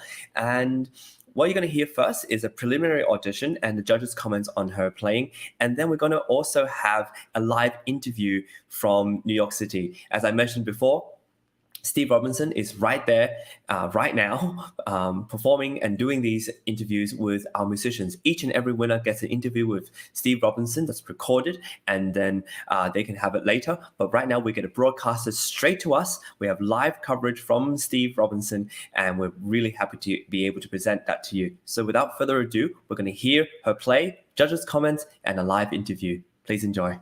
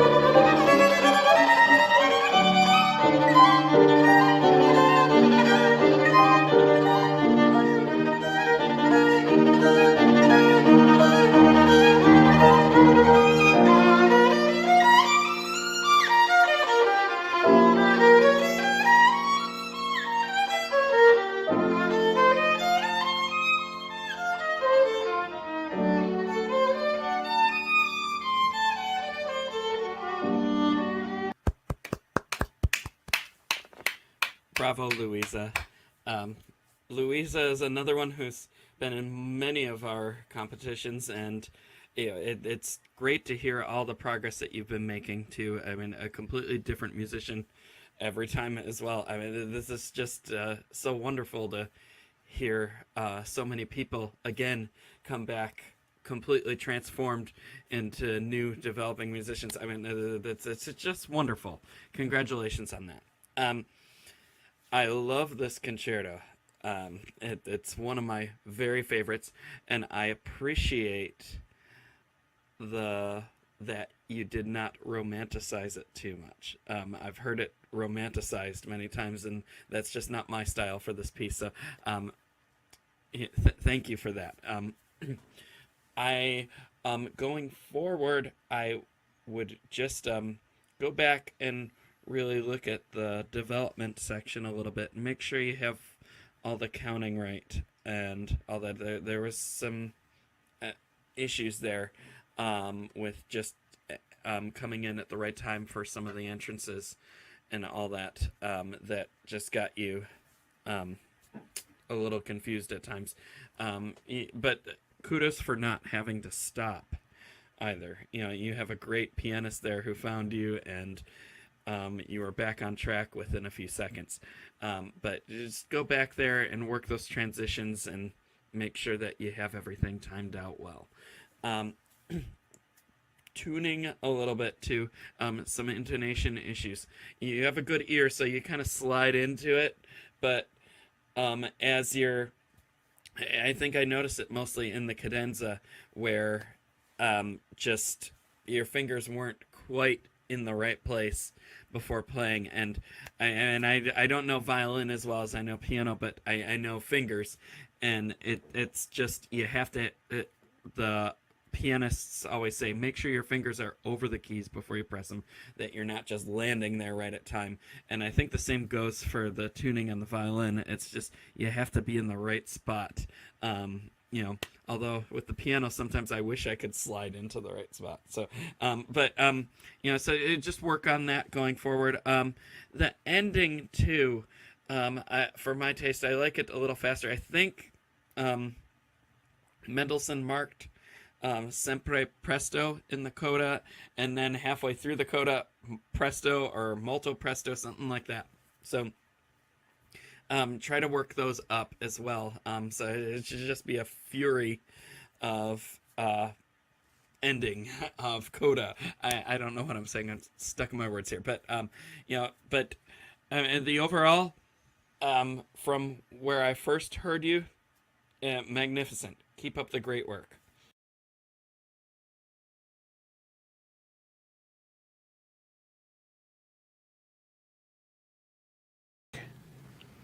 Thanks. And this is your first time in New York? Yes. And you've been here 3 days, I'm told. So you've had a chance to look around. Now, you're not a stranger to a big city, but what do you think? What's your impression of New York? Was war denn das Schönste in New York? What did you like? I like the big towers and the city, and the Carnegie Hall is very cool. Now, you've heard about Carnegie Hall before, I'll bet. And what have you heard about Carnegie Hall? What sort of stories have you heard about this famous auditorium? Was du über Carnegie Hall weißt? Not so much. That's right. But Well, that Carnegie Hall is very famous, huh? And Yes, many yes, famous yes. artists have played at Carnegie Hall. And what some people don't know is, and maybe you don't, but the very first person to conduct the opening concert at Carnegie Hall, the very first one back in the 19th century, can you guess who that might have been? Who was that, I wonder? What musician was that? I'll tell you. Not fair to make you ask, make you guess. It's Tchaikovsky. Okay. Right here at 57th Street, he opened Carnegie Hall. And so you're going to be performing in the same building that Peter Tchaikovsky played at. And of course, many, many, many, many, many, many other violinists, from Jascha Heifetz to, you can't name a violinist who didn't play here. Now, how long have you been playing the violin? I played the violin for 5 years. 5 years. How old are you? I'm 11. So you picked it up when you were just 5 or 6, and you started playing in the violin. What made you want to play the violin? What was it about the violin that you found interesting? I play the violin because it is a very cool sound, genau. Yeah, sound. And it's just a sound you liked. It's a sound you liked. Yes. And now, when you first pick up the violin, which I did once, unfortunately, the sound isn't very nice. I mean, when you're first playing the violin, it doesn't sound very good. But you kept playing, you kept practicing, and the sound kept getting a little better. Yes. What was that like? Were you happy to find that you were getting a good sound? Yeah. Yes. Yeah. And how long was it before you started the vibrato? You don't do that in the first week or year, but you learned. Yes. Maybe after 2 years? Yeah. Something like that. Right. I don't remember. But you kept at it. You kept practicing, and you kept studying, and you have a teacher, and you played for the last 6 years. How many hours a day do you practice the violin? Approximately, a little bit. Wie viele Stunden du übst? Two. Really? Wow, that's great. And what pieces are you playing now? I want to ask you, well, what piece are you playing tonight at Carnegie Hall? Was du spielst? I play the Bach Partita. Also, I play from the Bach Partita the Gavotte and the Jig. Oh, I see. Those are really difficult pieces. So you've come quite a long way since that first time you picked up that wooden box, and now you're making it sound, I'll bet, really beautiful. I can't wait to hear you play tonight. And what are your dreams about the future? What do you want to become a professional musician? Yes. You do? Yes. Yeah. Have you looked at scores for big concertos? Or have you looked at the Beethoven concerto? Na, welches Konzert spielst du denn gerade? The Mendelssohn Violin Concert. Mendelssohn. Can you play the Mendelssohn? Yes. Really? Yes. Oh my goodness! Have you played it on the stage, the Mendelssohn yet with an orchestra? No, she's played it twice on stage with piano, but she will be playing before Christmas with an orchestra back home. Yeah. Really? Yes. Oh my goodness, that's a wonderful piece. It's probably the most famous violin concerto, but also because it's so beautiful. And I'm very impressed that you can play that piece. It's a wonderful piece. And tonight you'll be playing from a Bach unaccompanied violin, and I can't wait to hear you. I'll be backstage, but I'll be listening very closely. And thanks for coming, and I hope you enjoy the rest of your stay in New York. And I wish you the best of luck tonight at Carnegie Hall. Thanks. Thank you very much. Bye.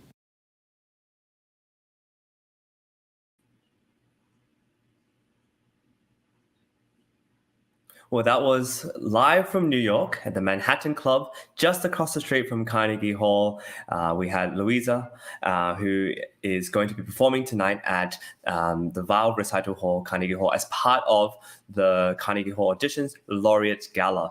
It's really, really special that not only do we have a show online, but we have a concert tonight at Carnegie Hall. And before that, we have these live interviews that are coming to us from Steve Robinson, who is at the Manhattan Club. This is a really special event where we're able to give you these kind of exclusive interviews with the musicians. You get to meet the musicians and hear them talk about the piece. And we had Louisa talking about her first time being in New York. And now we are going to move on to Jeffrey Zhang, because we also have an interview with him.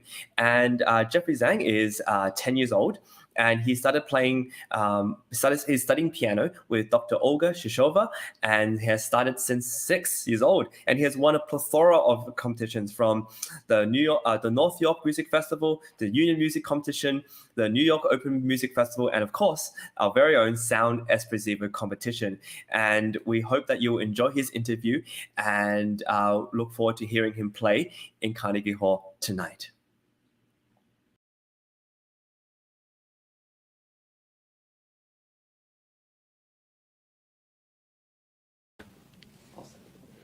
Jeffrey, it's a real pleasure to talk to you again. We talked a little bit in the lobby, so I feel that I know you already. Yeah. Yeah. And where are you from? I'm from Toronto. Toronto. So you came in to New York City the other day from Toronto. Now, Toronto's not really a small city, but you've had a chance to look around New York. What do you think about New York? It's like big and tall buildings and like I went like shopping and stuff yesterday, and then there's like these tall buildings and there's like more floors, and there's like big tall buildings, and then there's people living in the, and then I get to explore my hotel and stuff, and we ate like around here and stuff. I see. So this is your first time in New York, and you've heard about Carnegie Hall before. What have you heard about Carnegie Hall?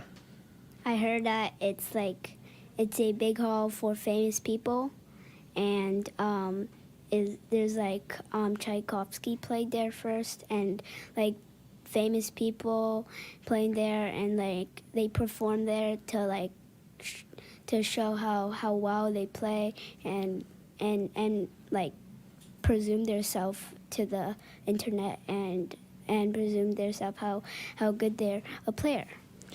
Right, and you're going to show the world how good you are.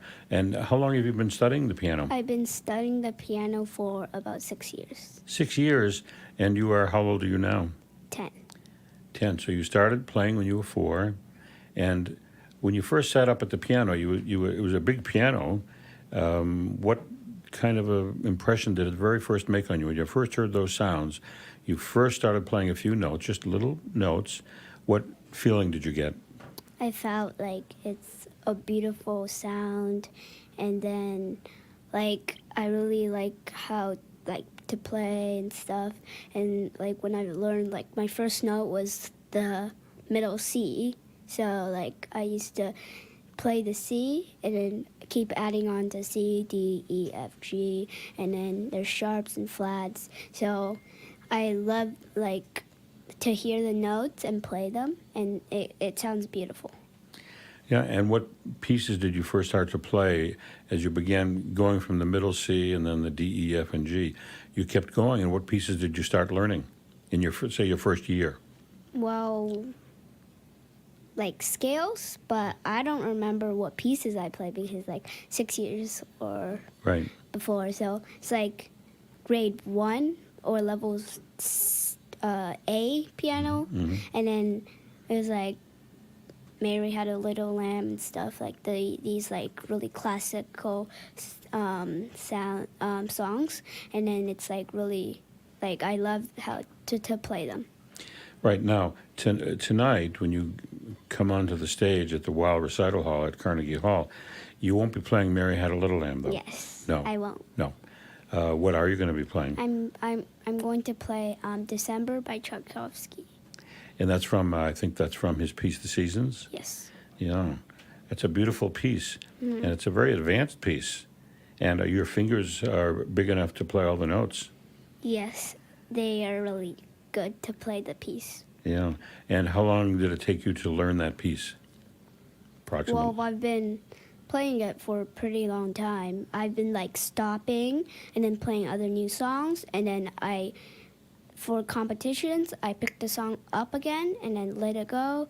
And then I've been playing in a lot of competitions, and then like Steinway concerts, and I went to Vancouver to play, and I played like a lot of December, and I'm gonna play December again in it's like next month to play at Steinway and my teacher's music school, Comma, I think, yeah. So you're going to be playing December in December? Yes. I see. And what other pieces have you learned? Because I noticed from the program that you've won and performed in a lot of competitions, but you've played more than December. What other pieces do you play? I played like, for example, Ode Autumn. I played like Tarantella. It's like the song when I played like for OMF's competition. I played other songs, but I don't really remember the name. Right. And it says in the notes that you enjoy playing because you get to express your passion for music. And how does that passion come out? Do you feel the passion while you're playing? What is that feeling like? Like it's feeling really good, and I get really into my pieces, and like when I play, I like to follow along, and then I like to like say it in my heart, like how like I like to sing it so I can keep focused so I play good. So I keep focused, and then I get really into the songs, and I really enjoy playing it. So you're singing the songs in your heart. That's Like, interesting.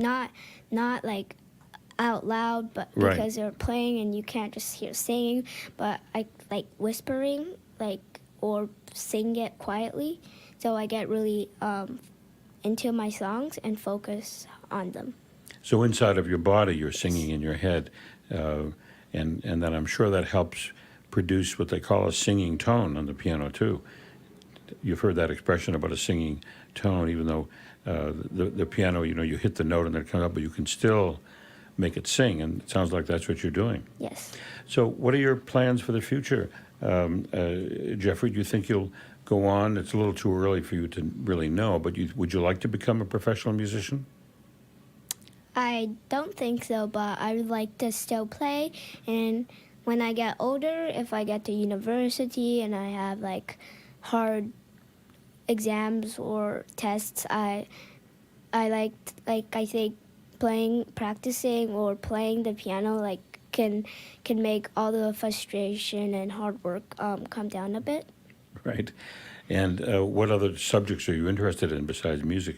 I'm really interested in math. Math? Yeah, I really like it because it's like really good for your brain, and people play piano, and like people that play piano, they're really good at math because like there's notes and half notes, eighths, notes, sixteenths, and other things that you need to be really good at math to be able to calculate them and play them on beat or something.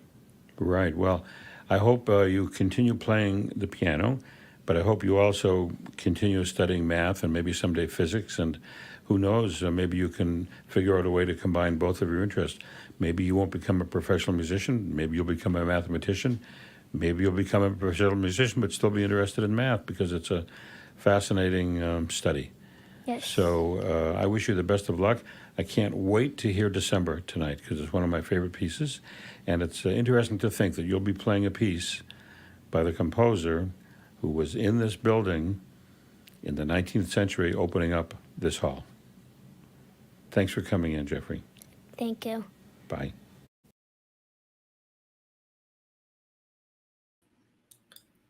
Well, how exciting that we're able to hear from these musicians who are playing tonight.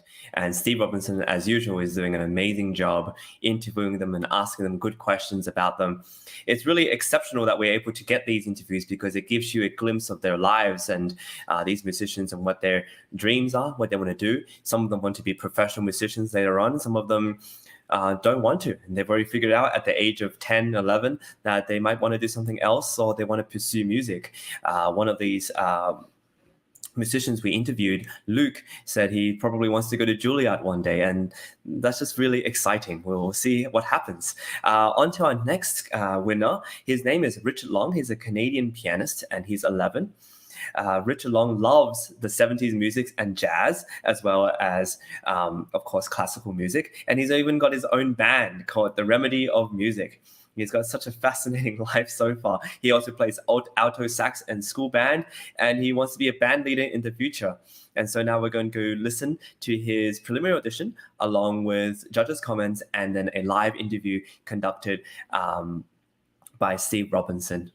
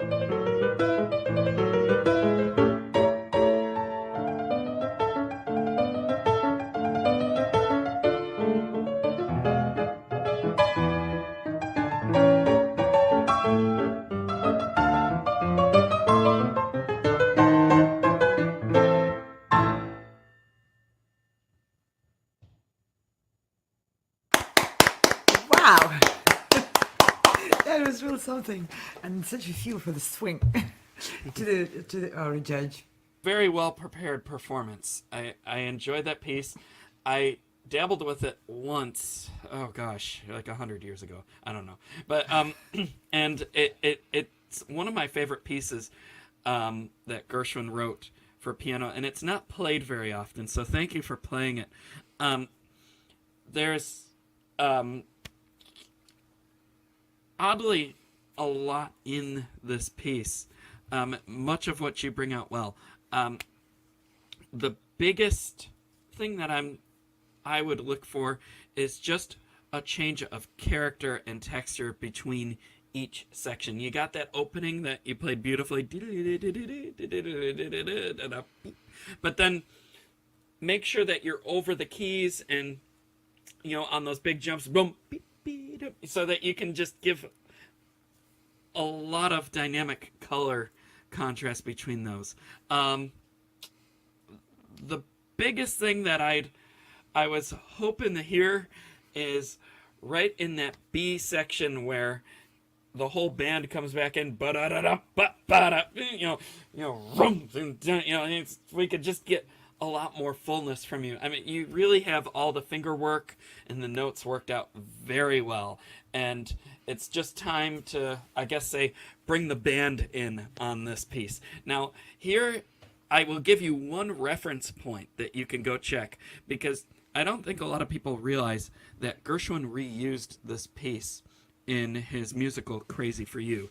It's in the opening of Act 2, and he only uses a portion of it. But if you look up the original London soundtrack for Crazy for You, and I believe it's called The Real American Folk Song, but it's the beginning of Act 2. It starts out with the piano solo, and then the orchestra comes in and joins it, and then, of course, then they go start singing other songs. But I think it'll give you a new perspective as to what the coloring might sound like for a piece like this.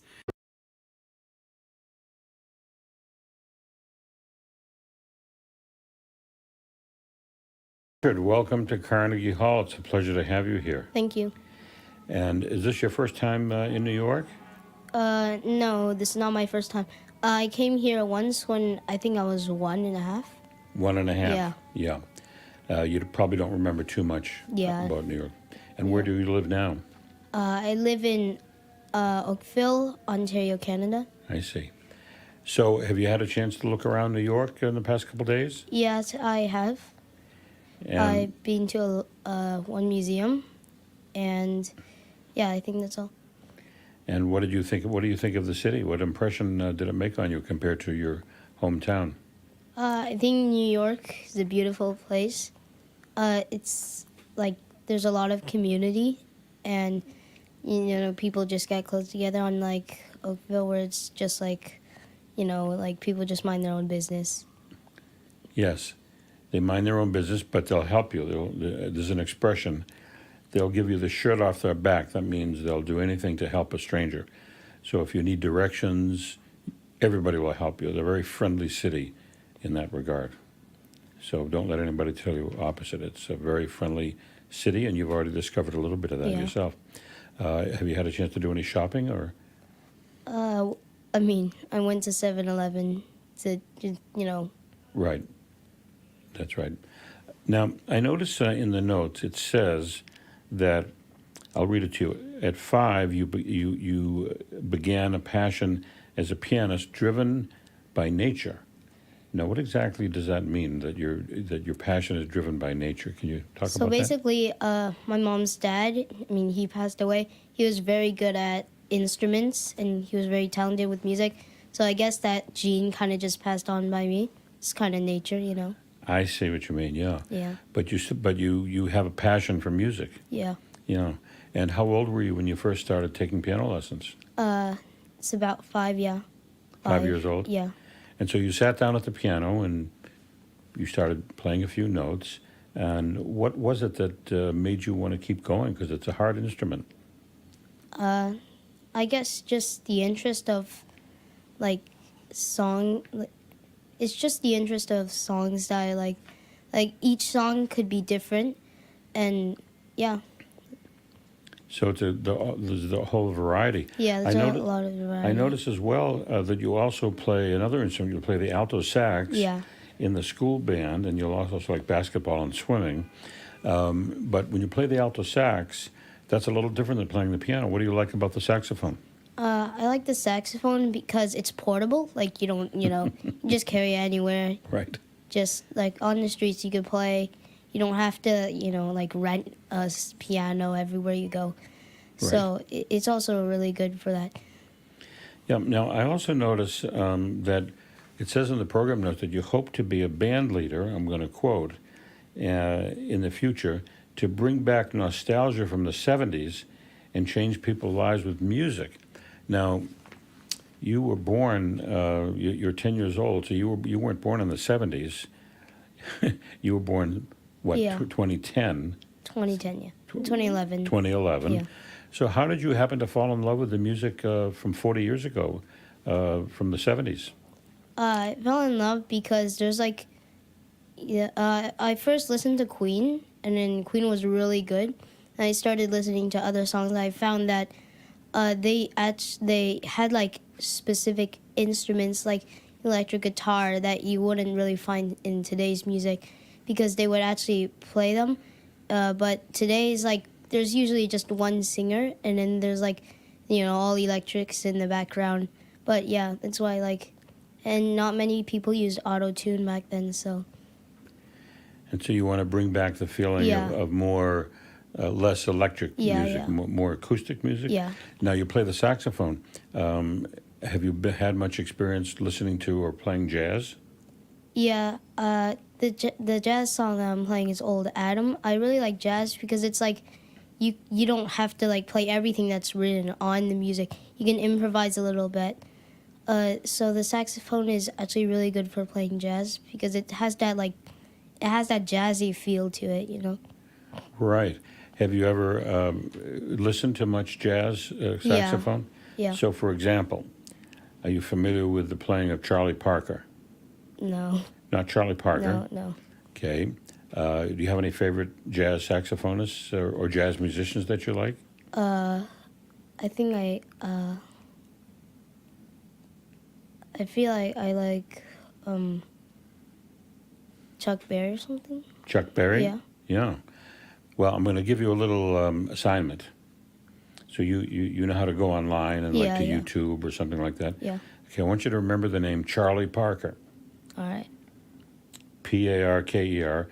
And when you go home or you get near the internet or Spotify or the YouTube, just put in Charlie Parker, because he was a great jazz alto saxophonist who did a lot of his playing right here in this area of town. A few streets down on 52nd Street he played. We're on 57th, 56th. He played just 4 blocks from here. He was really, really good. Now let's talk a little bit about your classical playing, because that's what you're here for. What are you playing tonight? What piece? Old Adam by William Bolcom. Really? William Bolcom? Yeah, William Bolcom. Yeah. And what's that piece like? Is it a single movement? Yeah, I think it's 2 movements. The first, it's like really jazzy, and then at the end, it's like a trio, And yeah. Yeah, he's a wonderful composer. How did you happen to come across his piece? Did your teacher recommend it? Yeah, my teacher recommended it, and then I started playing it, and it really sounded good. Like, it just had that jazzy feel to it. It's like a ragtime, so. Now, another pianist who you might want to listen to, it's a jazz pianist. Have you ever heard of Art Tatum? No. T-A-T. No, your mom is listening. I think that's your mom back there. Yeah. Tatum. T-A-T-U-M. Art Tatum. You've got to listen to Art Tatum play the piano, because he's a wonderful, wonderful jazz pianist. And some say he was the greatest jazz pianist ever. And I think you'll really like Art Tatum. And what other classical pieces have you do you know? I know Mozart, a rondo in D major. Yeah. It's a really good one. Yeah. Have you looked at any concertos yet, or is that just down the road some years? I'm starting to look at concertos. My teacher recommended some concertos to me to listen, like 30 minutes, like 20 minutes long. Right. Okay. Well, do you think you'll go on and keep playing the piano and the saxophone, and do you think you'll make a career out of it? It's too early to tell, really. Would you like to? Yeah, I would like to. Yeah. And what other interests do you have besides music? Basketball. Yeah. Well, maybe you can combine the two. You can become a pianist and a basketball player. You never know. It's never been done before. You could try it. Yeah. Any other closing comments or observations you'd like to leave us with? No, not really. Okay. Well, thank you very much. So we're going to cut. Now, before you go,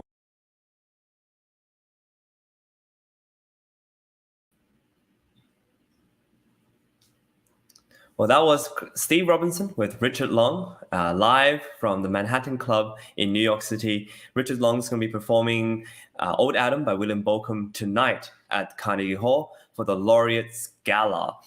Now, this is a really exciting event that we're able to present as a part of Sound Espressivo competition alongside progressive musicians headed by James Welch. We're really happy that not only are we having a massive concert happening tonight, but also we get to have live interviews with each and every one of the musicians who are performing tonight. And this gives you a little insight to their lives. It's really interesting that Richard wants to bring back the nostalgia of 70s, and Steve is just educating him on the jazz essentials, fellow saxophone players and pianists who are legendary in the jazz world. And so this is a great city to get acquainted with jazz too, New York City in particular. And so that's a little glimpse of what to expect. We have a great program for you today. We are live here on air in the internet, but we are also in person at Carnegie Hall, particularly in Manhattan Club across the street from Carnegie Hall, where musicians are being interviewed. And later tonight at 8 p.m., they will present a concert. Soloists will either play by themselves on their instrument, or some soloists will be playing with orchestra, namely the New York Chamber Players, conducted by Maestro Giacomo Franchi. So this is just a really exciting event that's happening thanks to Sound Espressivo competition and progressive musicians. If you're interested in more of these events, they're coming along. We have the Cole Orchestra auditions that are being held. Those auditions will be held in December, and we look forward to having you as part of our audience, because it will be really exciting to hear not only the auditions, pianists and other instruments, but also the immediate feedback by judges. This is a very special part of Sound Espressivo, as well as the competition and virtual concert halls. We really want to have that interaction between judges and contestants in a way that is informative for audiences, but also part of the formation of musicians to come. Now, I've been just told that we have a Ronald Deng ready for the next interview, and before that, we'll present a snippet of his preliminary audition. Ronald was an amazing violinist who is going to be playing the Barber Concerto with James Welch as the pianist tonight at the Carnegie Hall. So we're really pleased to be able to present his playing to you and his interview with Steve Robinson afterwards. Please enjoy.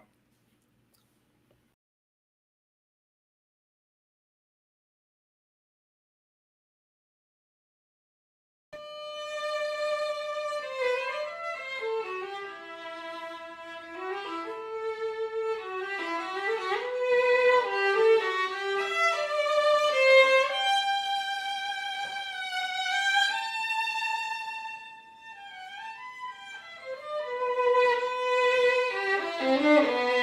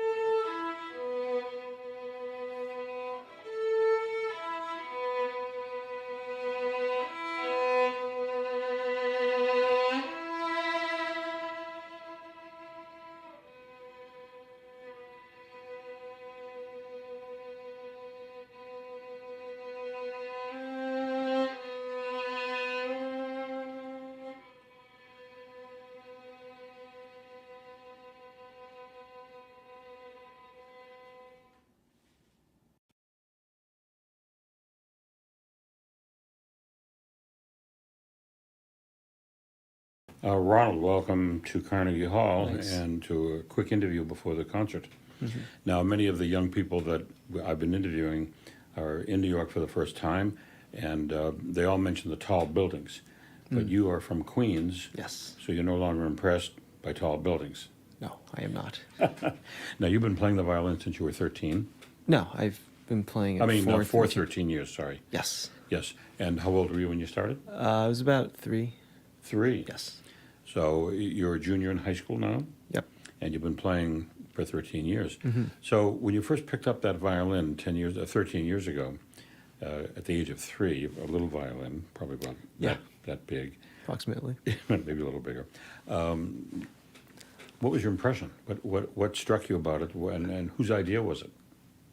I didn't really think much about it because it was my parents who made me pick it up. I didn't really think much about like violin until I was like, 10-ish. Before then, it was just like something I had to do. But after I was 10, I was more like I was actually interested in playing. So for the first few years, you were just sort of casual, and did you maybe? Yeah, it was just something I had to do. Did you take lessons? Yeah, I did. You did. Mm-hmm. Yeah, but it wasn't anything that you really were that interested in, but you Right. did it anyway. Yeah. So at what point, 7 years later, because you were 10, Yeah. What changed? Well, I went to Manhattan School of Music around then, and then I met a lot of other musicians around my age, and it was mostly like the ear training and music theory lessons that I had that I found really interesting, and that's kind of why I started to think. That's what I started to find interesting about music. So when you went to the Manhattan School of Music, though, was it to continue the violin, or were you taking classes Yeah, there? it was for violin. Uh-huh. And you were a private teacher? Yes. So you must have done something in the first 7 years in order to get a private teacher in Manhattan School. Yeah, well, I think it's probably because I was young, and that's easier to get in when you're younger, I think. Yeah, well, not that easy, probably. Well, yeah. Sounds like you had a little something going for you. Maybe. And so then you started playing seriously or practicing seriously when you were 10. Yes. And did the pace pick up? Did your skills advance pretty noticeably? Yeah, I think, after I started finding violin interesting, I was more into practicing, and I think I got better. I think I made the most progress in like the past 2 years when I really started getting into like researching the music and stuff. And that's where the theory helped. So you like theory? I like music theory, yeah. Yeah. And meaning exactly what? Just the harmonic theory, or more the architecture of music, or both? Both. Yeah. And what pieces are you playing now? Well, I'm performing the first movement of the Barber Violin Concerto, but I'm also working on. Currently, I'm practicing IThe Ballade and the. Oh, I'm sorry. Which? IThe Ballade, IThe, uh-huh. yes, and the Prokofiev First Violin Concerto. Mm-hmm. Yeah. So you're a junior in high school. Yes. And what do you hope to go to college? Like what major or what Well, college? do you have a college in mind? I've been thinking about Brown, Uh-huh. or Duke, or something. I'm hoping to get into computer science. So you're not thinking of Juilliard necessarily? No, I'm not. I don't think I'll be doing music like professionally or as a career. Right, I see. But computer science? Yeah. What area of computer science? More like software development, or? Yeah, software development. Yeah. And what exactly? What are your hopes in computer work? What do you hope to end up doing in computers? Any idea yet? Not really. Just get a good job, like a stable job. Have you learned programming yet? Yeah. What programs do you work with? Right now, I am studying C++ and Java. Uh-huh. Yeah. Getting pretty proficient? Mostly in C++, yeah. Yeah. Well, it's a field that will never let you down. It's going through a rough patch this year, as you've read. Yeah. A lot of layoffs, but that's just temporary. My daughter works for Google. Oh, cool. She's a software programmer. She's been there 8 years. And before that, she was at Google. She was what they call a developer's advocate, which meant she would go around the world pre-COVID, showing sometimes very big audiences of thousands of people. She'd be up on the stage and show them how to use the Google AI software that was in the cloud. And she would do live demonstrations. She would program on the stage live and, and give examples of how it worked. Very cool. So, yeah, it was very cool. She presented once about 4 years ago at the annual Google conference in San Francisco. And someone made a little Facebook page, and they had pictures of the speakers. And they had the president, they had a woman by the name of, I forgot her name, the head artificial intelligence lady, the two founders, they were all speaking, and then they had a picture of my daughter.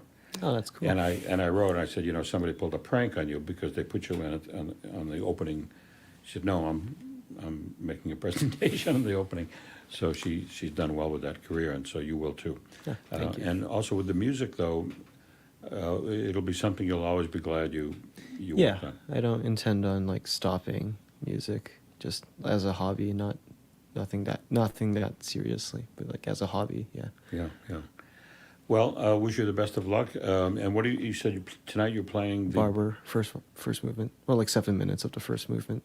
Yeah. of the violin concerto. Yes. With a accompanist. Yes. Who's accompanying you? The James, I think that's his James. name. Okay, great. Well, good luck tonight.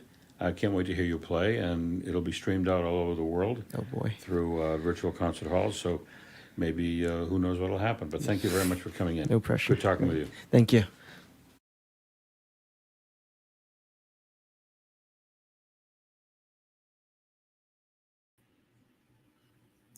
Well, that was Ronald Deng, interviewed by Steve Robinson, coming to us from the Manhattan Club just across the street from the Carnegie Hall in New York City. We're really pleased to be able to have this event in person as well for musicians. It's our goal as virtual concert halls and the Sound Espressivo competition to not only be able to present concerts live on the internet TV, but also to give concerts for performers and musicians in person, in real concert halls, in real concert spaces where they can play for a real audience as well. I think this integrated model of what we want to do is really amazing. And recently we partnered up with progressive musicians headed by James Welch.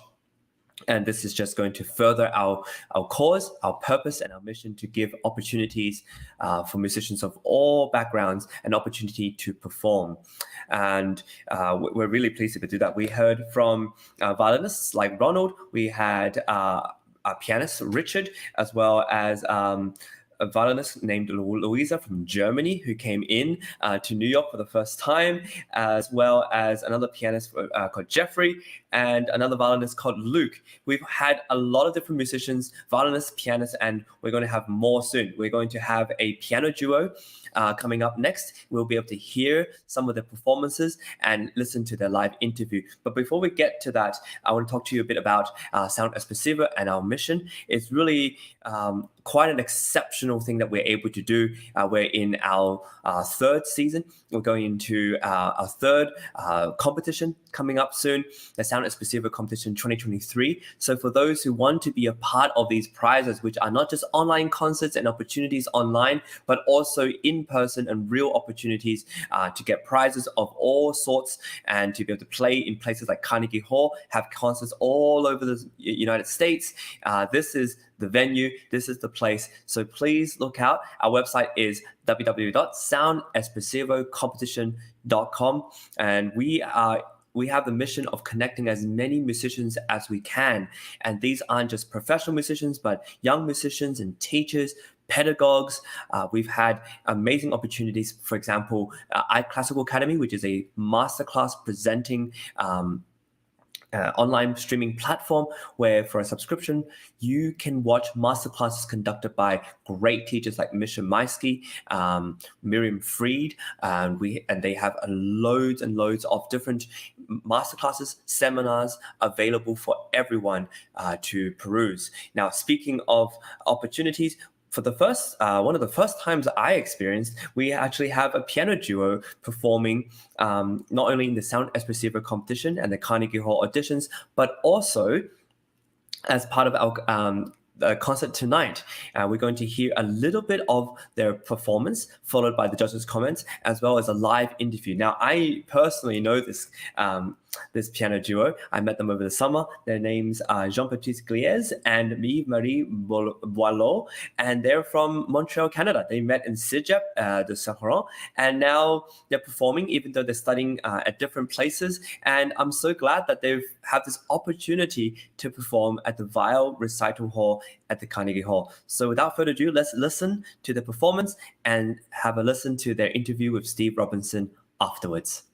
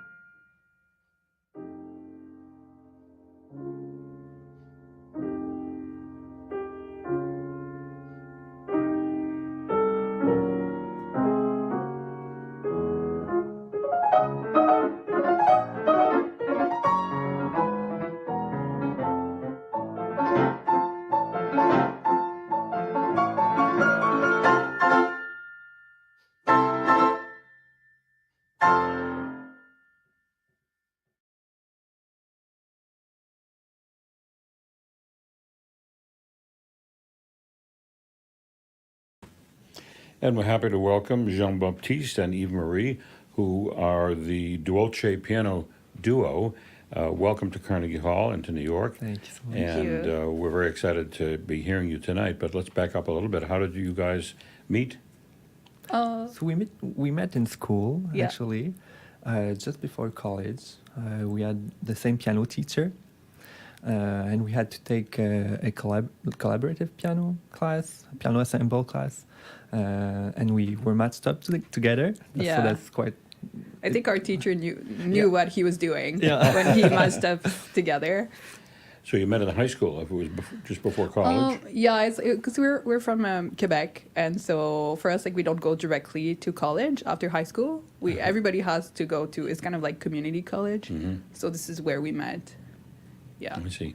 So you met and liked each other's musical abilities and decided to form a duo, or did it first just start practicing we just together? played for fun at that point and for our classes, I guess.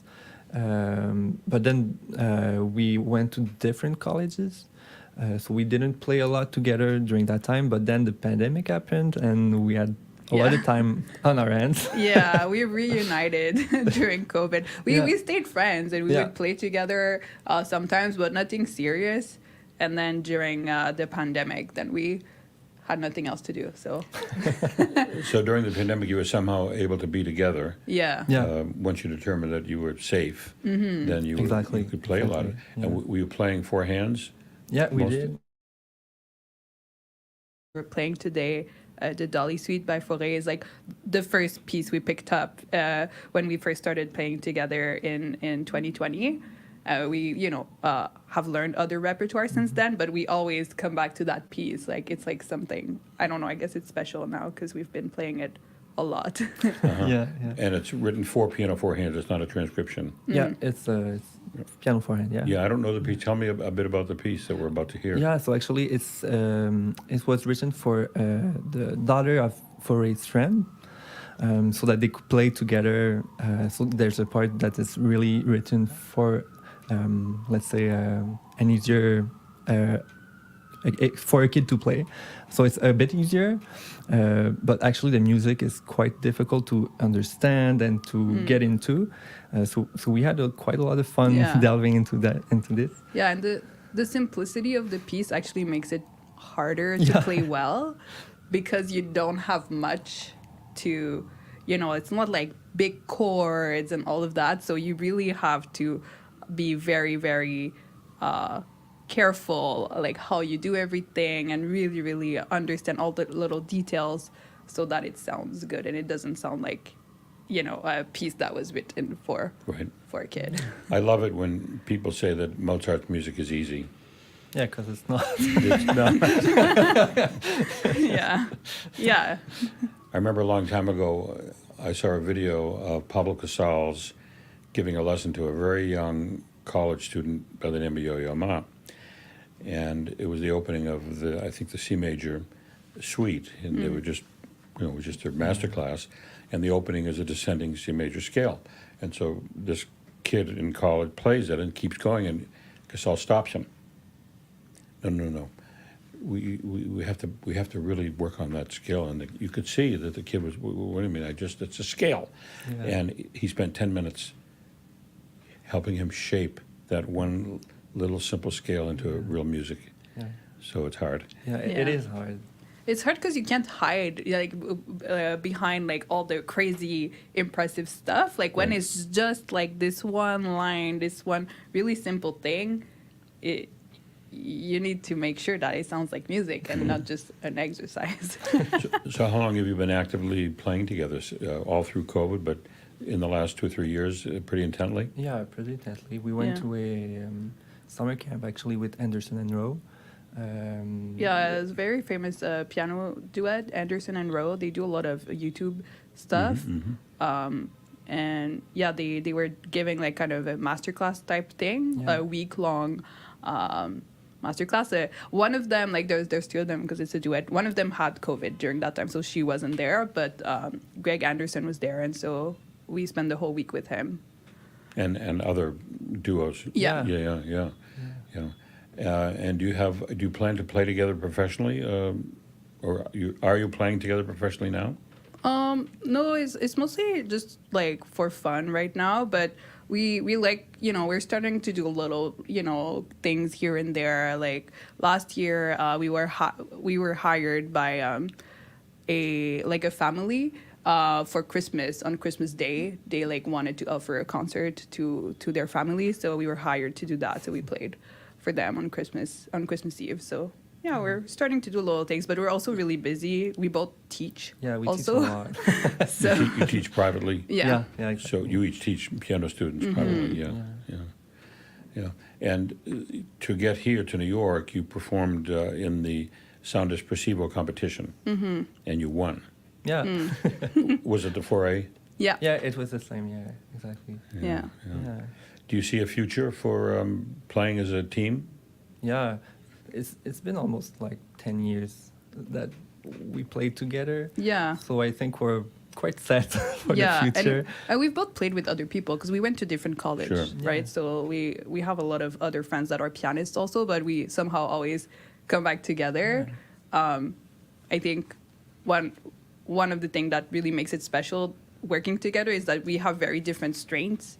So like we kind of bring out the best of each other, but we also learn a lot from each other, because sometimes like I struggle with something, I don't really know what to do, and then he's like, oh, you should try it like this, you should try it like this, and then the other way around, like I can also help him. So yeah, it's really fun to play together. That's a great complementary Exactly. skills. I think that's why our teacher matched up. Matched up. Some years ago, I covered the Dranoff competition. Are you familiar with that in Miami? No, I don't think so. It's every 4 years, I think, 3 or 4 years. It's in Miami, called the Dranoff competition, and I wish I could remember the name of the Russian pianist who was competing or who was performing with his partner. I'll think of it, but I got to know him pretty well, and he had studied with a Russian pianist by the name of Vera Gornastayeva. He asked me, are you familiar with Vera Gornastayeva? I said, no. And he said, well, here, take these CDs and listen to Vera Gornastayeva. And I was astonished.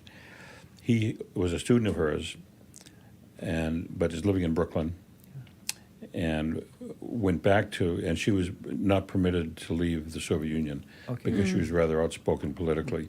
But Stalin let her play around the country, and he got those tapes. I don't know how he got them, but he remastered them and he put them and he gave them to us, and we at our radio station made a minor sensation out of Vera Gornastayeva. But that Dranoff competition, maybe someday you'll look it up. It's for two pianos, not piano four hands, and you play two pianos as well, right? Yeah, we do. Yeah, we've played it mostly when we were in school together. We played the second movement of the Rachmaninoff second suite. The Romance. So yeah, that was really fun. It's a whole different experience to play two pianos. Well, I'm sure. Yeah, it's part of the struggle, but also the fun of playing four hands is the fact that we're so squished together. We had There's a lot of planning involved. Yes, because we keep bumping into each other. Our hands. Sometimes we have to cross hands. Sometimes it's the elbows. Sometimes it's like, it's just we're always in each other's way. But I guess that's the fun of it too. You could develop a comedy routine out of this. We could, I think, Yeah. As well as a performance of very beautiful music, which we're looking forward to tonight. That'll be the foray. Any other? You've been to New York before. Yes. Yeah.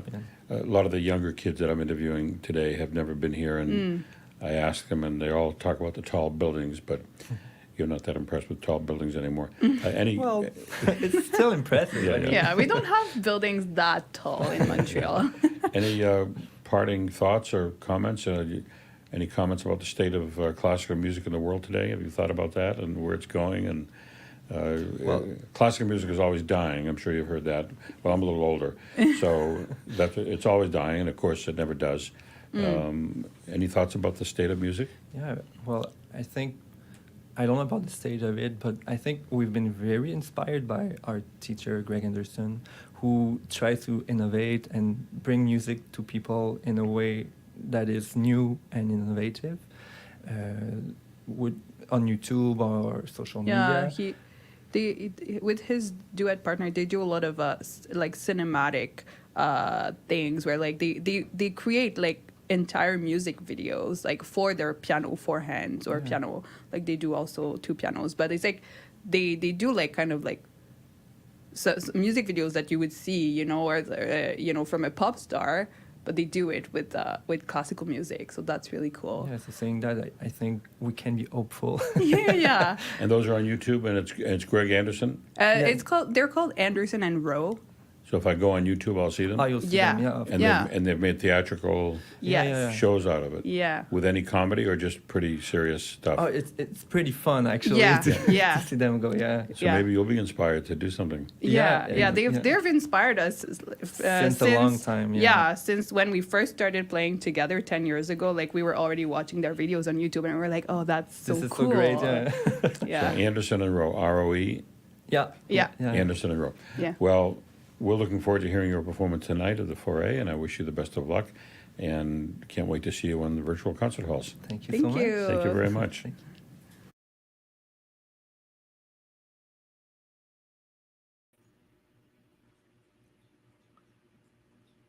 Well, thank you, Steve Robinson, and of course, Jean-Baptiste and Ève-Marie for giving us a snippet of their lives and their experience with piano duo music. They met in Cégep Cégep de Saint-Laurent in Montreal, and they have since formed an amazing duo together. And I don't think they're like a professional duo by any means, but still, with some hard work and coaching by Anderson and Rowe, they managed to get a place to play in Carnegie Hall, which I think is absolutely amazing. I hope they get many more opportunities to perform in halls like Carnegie, and that they can keep having a lot of fun with it. Therefore, hey, absolutely sounds amazing. So we are coming to you live from Manhattan, the Manhattan Club. We are just waiting for them to set up the next batch of interviews in the Manhattan Club before we are able to live stream them for you. So in the meantime, what we're going to do is we're going to show you a little bit more about our Sound Espressivo competition history and what we've been through. Obviously, we have amazing advocates and promoters of Sound Espressivo, without whom we wouldn't be able to present concerts and present live events. We've done live interviews with judges, great musicians, composers, conductors, and we think this is all a part of a way to showcase musicians all online and for people to understand and get to know them. Because we live in a big world and there's a lot of musicians, but not every musician gets to play in Carnegie Hall. Not every musician gets to have their voice heard. And I think internet TV is a great equalizer. It gives everybody opportunity to perform live, and with the infrastructure that virtual concert halls have and amazing tech directors, script writers, and hosts that we have on board, this is all possible, and it becomes a show for everybody to watch. So we're going to hear from our really incredible director, Dr. Anna Ospenskaya, as well as Steve Robinson, the legendary radio host, about Sound Espressivo competition and their journey throughout.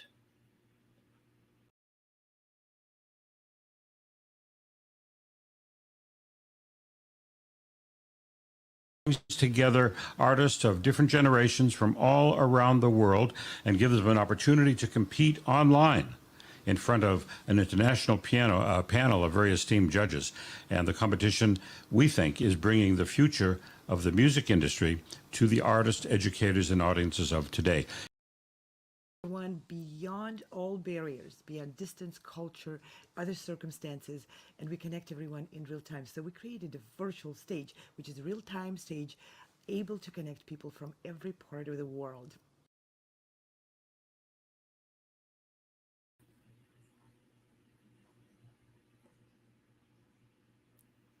So these are our top collaborators and friends of the Sound Espressivo competition, with one of the co-founders, Dr. Anna Ospenskaya, as well as our collaborator and partner and friend, Steve Robinson, who has been with us through it all. I remember Steve Robinson did a big fundraiser for UNICEF USA during the beginning of the war in Ukraine, and his professionalism, his reputation, and the way he's able to draw so many people towards him to help fundraise, to help bring arts and music together is sensational. And Dr. Anna is not only an amazing musician and teacher, but also she's able to draw a lot of people through these live stream broadcasts and her initiative to give opportunities for young musicians to play with orchestra, to play in venues like the Weill Recital Hall in Carnegie Hall, and make all of this happen. So we're really pleased that these people are at the forefront of our music industry, making things work and making things happen for musicians, without whom there'll be less opportunities to perform and less opportunities to have our music heard online. And we would be amiss not to acknowledge the teachers of amazing competitors, two of whom, one of which is Donna Friedman and Olga Shishova, who have given us amazing students of theirs to compete in the competition. And of course, because they're amazing, they get prizes. We're able to give prizes to them. Donna Friedman has a student called Matthew Brand, who is part of this performance tonight at Carnegie Hall as part of the Laureate Gala, and he's going to be performing the first movement of Haydn's Piano Concerto in D major, along with his own composed cadenza. And Olga Shishova, another amazing teacher, has sent great students like ones you've heard, Richard Long, as well as Jeffrey Zhang, both of whom study with her and are playing amazingly. And these are just a few of the many students that they have sent. So we want to highlight these teachers and give them a voice to express how much they enjoyed this live stream experience of the Sound Espressivo competition.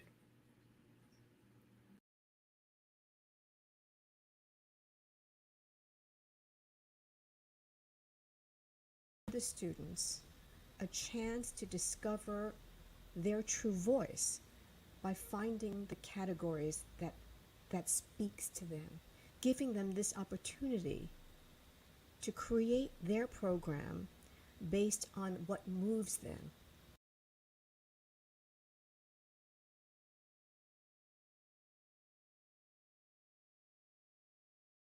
The thing about the Sound Espressivo competition, we don't even pretend to be a simple 10-second concept which you can just glance and understand.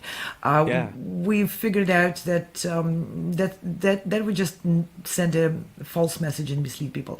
Sound Espressivo competition is a complex organization, and it has, like Chris said, has different aspects which were revised, and we did not try to make it easy for people to understand. Instead, our aim was to make it work, to make it valuable, and to make it basically musicians and music managers fair, where everyone and anyone who really dedicates their life and their hearts to the music and wants to grow can find very nourishing environment, can find lots of tools, but to put it together, of course, we created a complicated environment.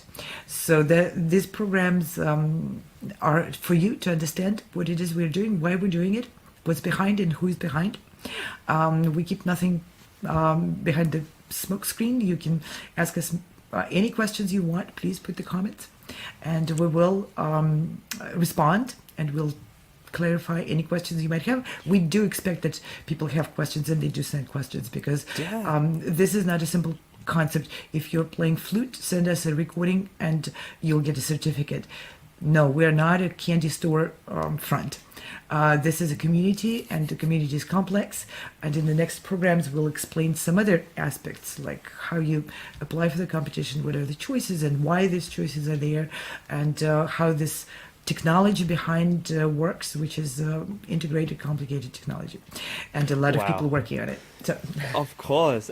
So we started the show by saying, you might be wondering why we're doing all this. You know, you might be wondering as an audience member, why are we, taking all this time to do broadcasts to explain the competition to everyone? And it's because it is a complex machine, and there's a lot of things that are happening.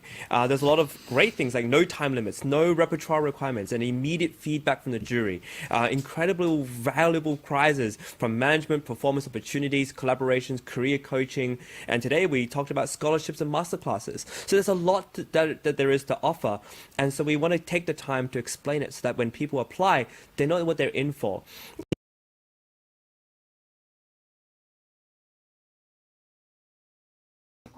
We live and we communicate live and we hear comments right away live. It's everything live. It's the same like live performance, but just through the computer. And in the situation what we have now, I think that's the best.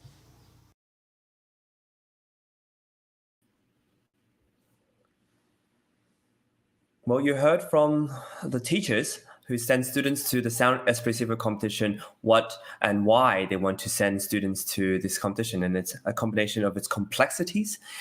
We have such an array of different prizes, but also we offer no time limit, no repertoire requirements. We always give immediate feedback for contestants and musicians who decide to be a part of this competition. And I think it's really important that these are our core values of our competition. And you heard from Olga Shishova, as well as Donna Friedman, why these things matter, why it is so important for students to be able to play live, have it broadcasted straight through the internet, without having to record anything a bunch of times before having it played online. There's an immediacy to the music and something about it being live with maybe some experimentation, some little mistakes, some little slips. There's a nervousness in it that gives this music a little bit more electricity. And I think ultimately it's what makes this music so good. You don't want to hear a piece of music that's, been recorded 5 to 10 times and then presented live. You want to hear a live performance with all its complexities and little things here and there, and you want to be a part of something. And the internet, TV, live experiences as close as we can get, especially in this current era. And I can't wait to see what the technology does to improve it. And speaking of technology, iClassical Academy has taken upon themselves to use the current technology of a streaming platform and a subscription style, sort of like the Netflix's, Amazon Prime, HBO Max kind of model of allowing people to view content for a small subscription. And iClassical Academy has been our supporter from the beginning. Irma de Jong, who is one of the founders and co-partners and presidents of iClassical Academy, is just passionate about sharing this resource for all musicians. And we can see this very plainly because of the prizes that they are constantly giving, recognition awards and subscriptions, 2 to 3 months of it for competitors who want to peruse the catalog of masterclasses, seminars, and classes that are available. And these classes are fantastic. There are no mere teachers. There's Miriam Fried, there is Peter Frankel, a pianist, there is Misha Maisky and Leonid Kavakos. These are no mere musicians. They're real world-class, prestigious, and admired musicians out there who are sharing their process and their understanding of what the music is about. So we're going to hear from Irma about iClassical Academy, and I hope you enjoy and check them out at iClassicalacademy.com.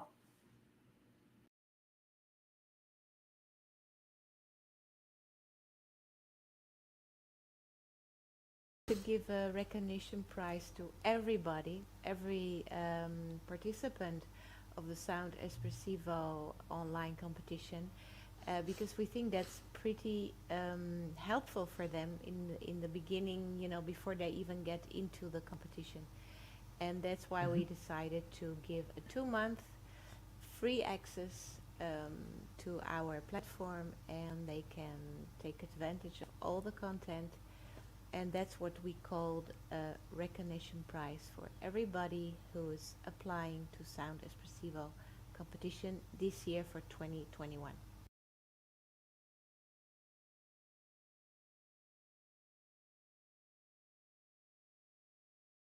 The content is recorded on the purpose for online learning, and that means that you have a different scope.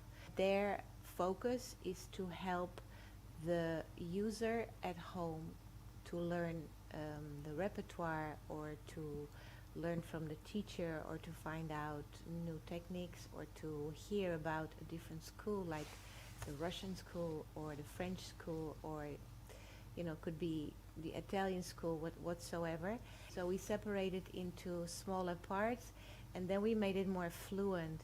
We stayed focused on the learning content, and we put the storytelling in a different fragment, so you always have a choice. And that's, I think, one of the things that distinguish us from other videos, masterclasses, content, courses, whatever you can find it. For the use of high quality online classical music learning.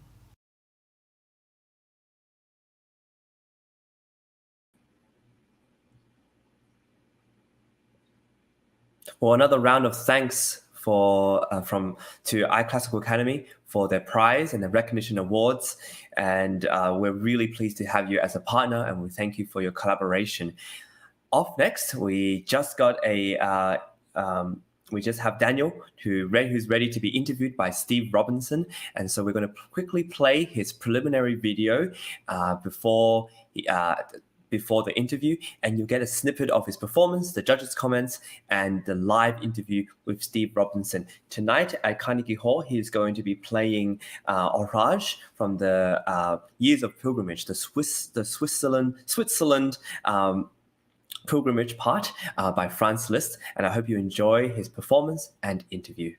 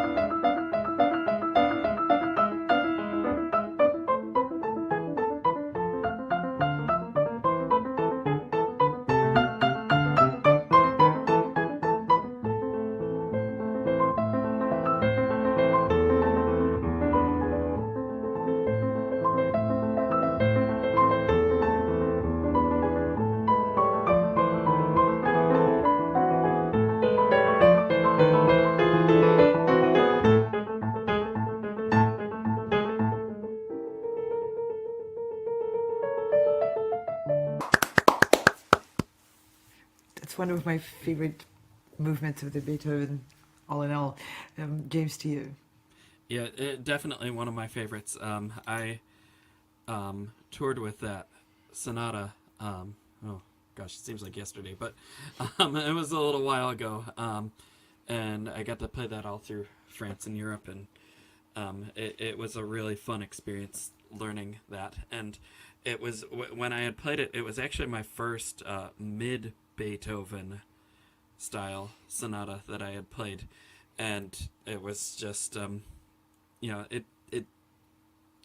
it's one of the simplest sounding sonatas, but I mean, all pianists sitting here right now know that it's not. And all those repeated motives, and where it sounds like it's starting over and over again, can get really tough on the memory sometimes. You just have one wrong note and you're a completely different key. I'll tell you a funny story quick. I had a friend in college who played Beethoven 81A, and he started the opening, and when it went into the B section, he accidentally put down a wrong note and went straight to the coda without even stopping. thing, Yeah. the The thing was slight done. turn. It was done in like 3 minutes. It's very easy to do, but you didn't do that. You got through it, memorized and well, and kudos to you.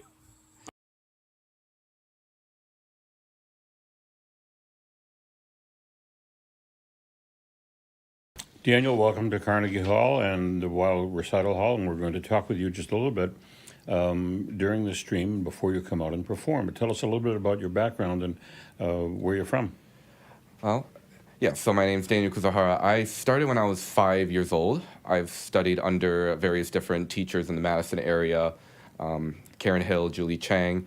I've mostly been studying like classical piano, although I've kind of tried other genres, just dipped my toes here and there, but then went to Lawrence University for my undergraduate in piano performance from a bachelor's, studying under Professor Anthea Dias, and then went over to Indiana University Jacobs School for the my graduate studies for my master's, studying under Professor Karen Shaw, and then after that started teaching my own piano studio, also try to keep my performances going through locally mostly, and then was fortunate to have more active events lately to be able to travel multiple different places and continue my performance career going through recently Vienna, Toronto, and even New York once as well last year. So, where did you perform in Vienna?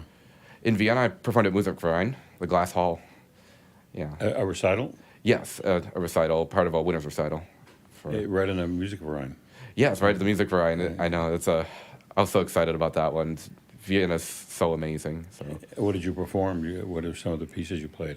I just performed one. It was a study by Ettore Pozzoli, his Studi di Medi Difficoltà A minor, number 16. It's a nice little short, beautiful 2-minute etude, just really gorgeous. Really fortunate. And so playing at the Musikverein, you were part of a larger program, obviously. It was a 2-minute piece. Yes. Yeah. But how did you get selected for that? It was part of a different event that I was selected in a competition that I had entered. So I've been doing a lot of that recently and trying to just get more exposure, get my name out there, get as much experience as I can. And I've been very fortunate with various events like that one, and including this one here, which I feel very fortunate for. I'm really excited for tonight as well. And what are your favorite parts of the repertoire? I mean, the piano is so vast, going from pre-Baroque and Bach through contemporary music. What parts of the repertoire do you favor, or do you specialize in, if any? Yeah, I do have a lot of appreciation for so many of the different genres, like the Impressionist, some of the early classical, Mozart, Haydn, but what I consider my specialty and what I mostly enjoy are the Romantic 19th century things from the Tchaikovsky, Brahms, Chopin list. That's been a lot of what I've been studying right now, is that, including what I'm performing tonight, which is a Liszt Orage from the Swiss Years of Pilgrimage, year number 1.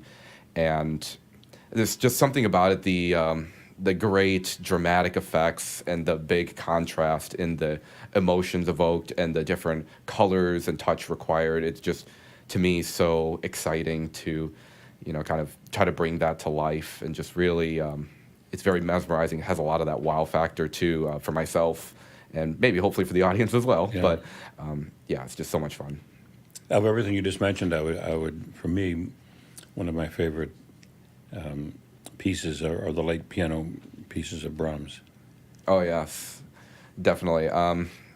Something on my wish list is the Opus 118 set, I believe, and there's even the Opus 117 or 119 set, and there's also just so many great things with Brahms altogether. I played his quintet, the F minor one, at Lawrence University as part of a undergraduate study, and it was so much fun just to collaborate with some great musicians at Lawrence, but then also to just have that experience of Brahms, because it's such a great, grand, mature work, but just so much fun to play. Have you played any of his 2 concertos? I have not yet. Concerti has been something that has, again, been on my gigantic wish list, and I've been hoping to do more concerti at some point in the future. I haven't done one in a few years, and then, but definitely hearing the rehearsals last night from some of the people that were rehearsing with the New York Chamber, I believe it was, is really inspiring me to want to get back into the Brahms Concerto and the maybe try out some of the Chopin, his first concerto as well. It's really appealing. Have you had a chance when giving recitals to, or even performing for younger people, a chance to talk about a piece before you played it and maybe play excerpts from it and just show how the piece is constructed and what ideas you have about it, and then performing the piece? Have you done much of that? I've done some of that, not necessarily in the formal setting. Sometimes it is on the more informal setting, or if it is for students, or just like I have studio recitals, and sometimes I will talk about my piece just a little bit. So it's the recital for my students, but then I also like to play, and sometimes I'll talk about the piece if it calls for it. And I especially, I do really enjoy playing for my students, and just for children, especially when they have that like appreciation and curiosity for, music still, and kind of still learning how vast and diverse music can be. But I'm actually giving a lecture recital in a couple months as well for elderly care facility members, and it'll be really exciting too, just on the opposite spectrum, but still like very similar on the high appreciation, people that want to be there, that can listen and kind of talk about what I've learned history-wise, and then also just the music that I enjoy playing. So the lecture recital that you have coming up, you just talked about, what piece is it, and how will you present it? It'll be similar to the way the doctoral candidates would have to do their lecture recitals, in the form of a 50-minute presentation, 25 minutes of talking about various composers. So I'll be doing various composers, probably Mozart, Beethoven, and Chopin are the ones that I'll be talking about, and just some of the better-known classical composers, as some of the people I'll be presenting towards might have more of an in-depth knowledge, and some may just have a more enthusiasm level, but a less depth in knowledge for that. But I've been really enjoying kind of putting that together, and then 25 minutes of a performance just kind of mixed in with talking about the history of the composer, about the piece, maybe some characteristics of that, each composer's style. And so, but it's been a really different experience. It's not something I've done quite at that length before, but it's really exciting. And I find that classical music fans, people who already know the pieces, and you don't have to teach them the very basics of the piece, really want to know more about how a piece is constructed and what goes into it, and how the architecture of the piece is.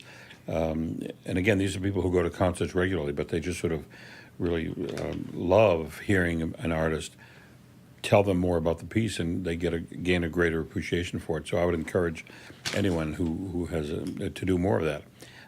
It's just a way to stand out, I think, as a musician.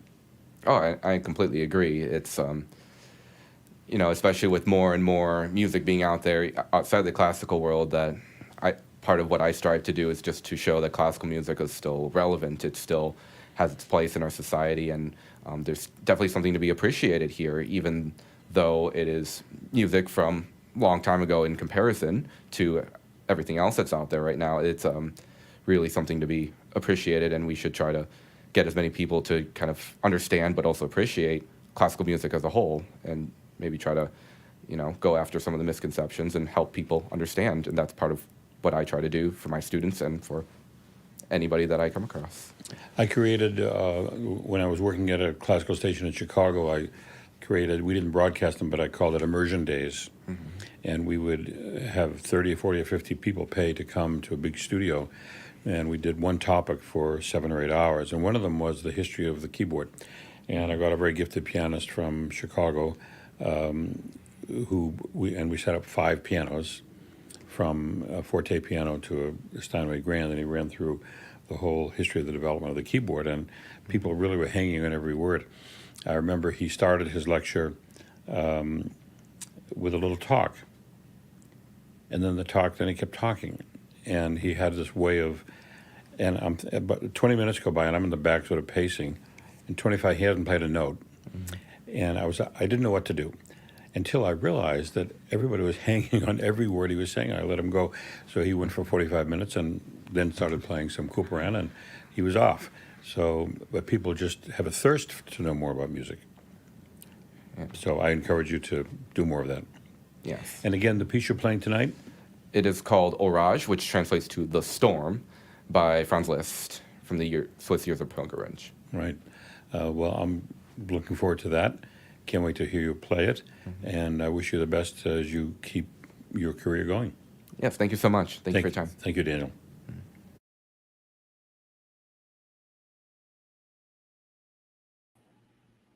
Well, that was coming to us live from New York City at the Manhattan Club, just across the street from Carnegie Hall. There's a very exciting event happening tonight at Carnegie Hall, in particular, the Weill Recital Hall, and that is the Laureate Gala. And as you could see, Daniel Kuzuhara, who was just being interviewed by Steve Robinson, is going to be performing tonight.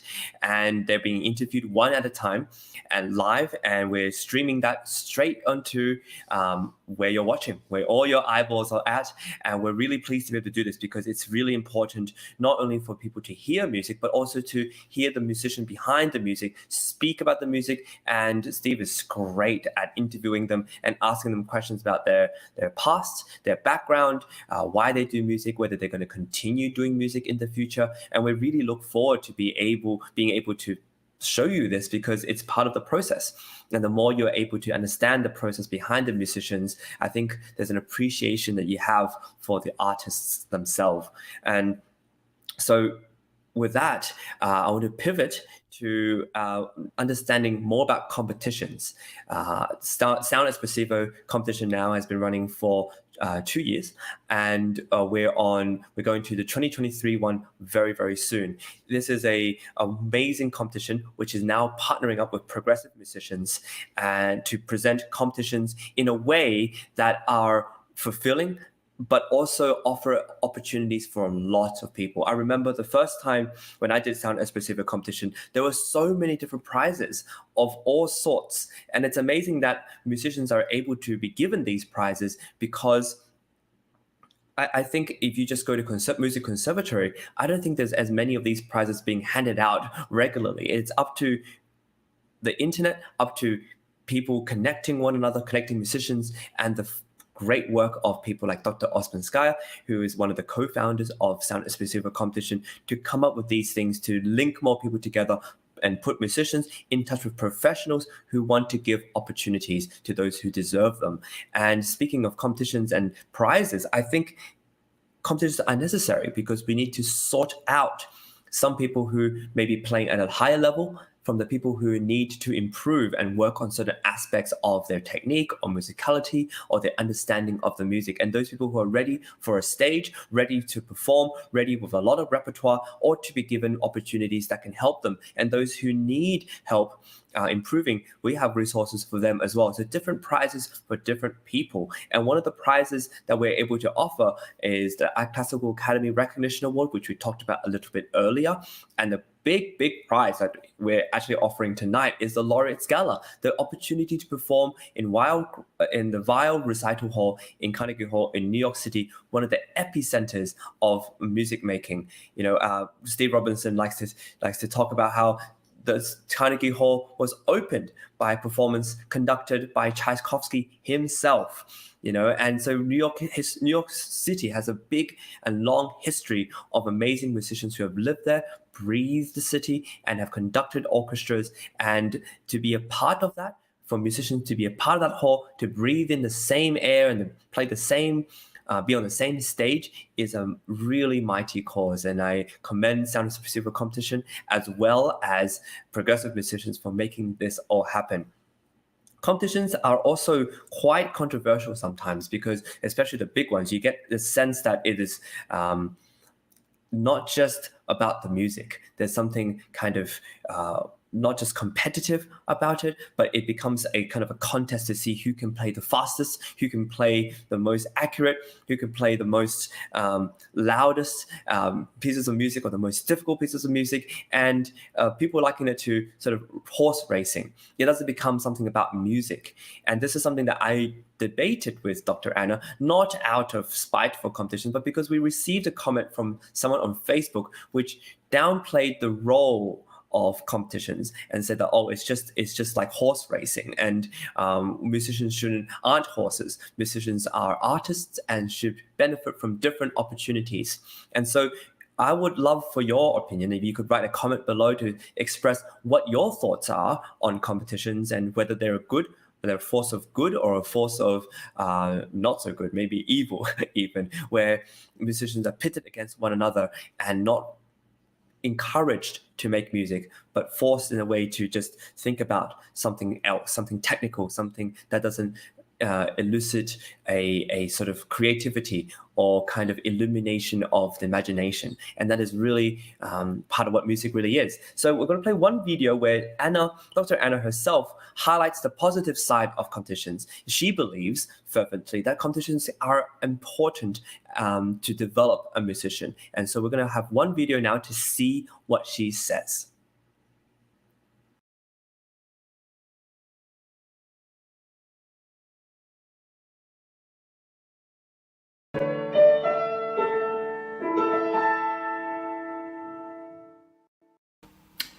Chris, there was just such a well-articulated point, and you touched on so many aspects of it. I really appreciate you bringing it up in such a concise and clear format.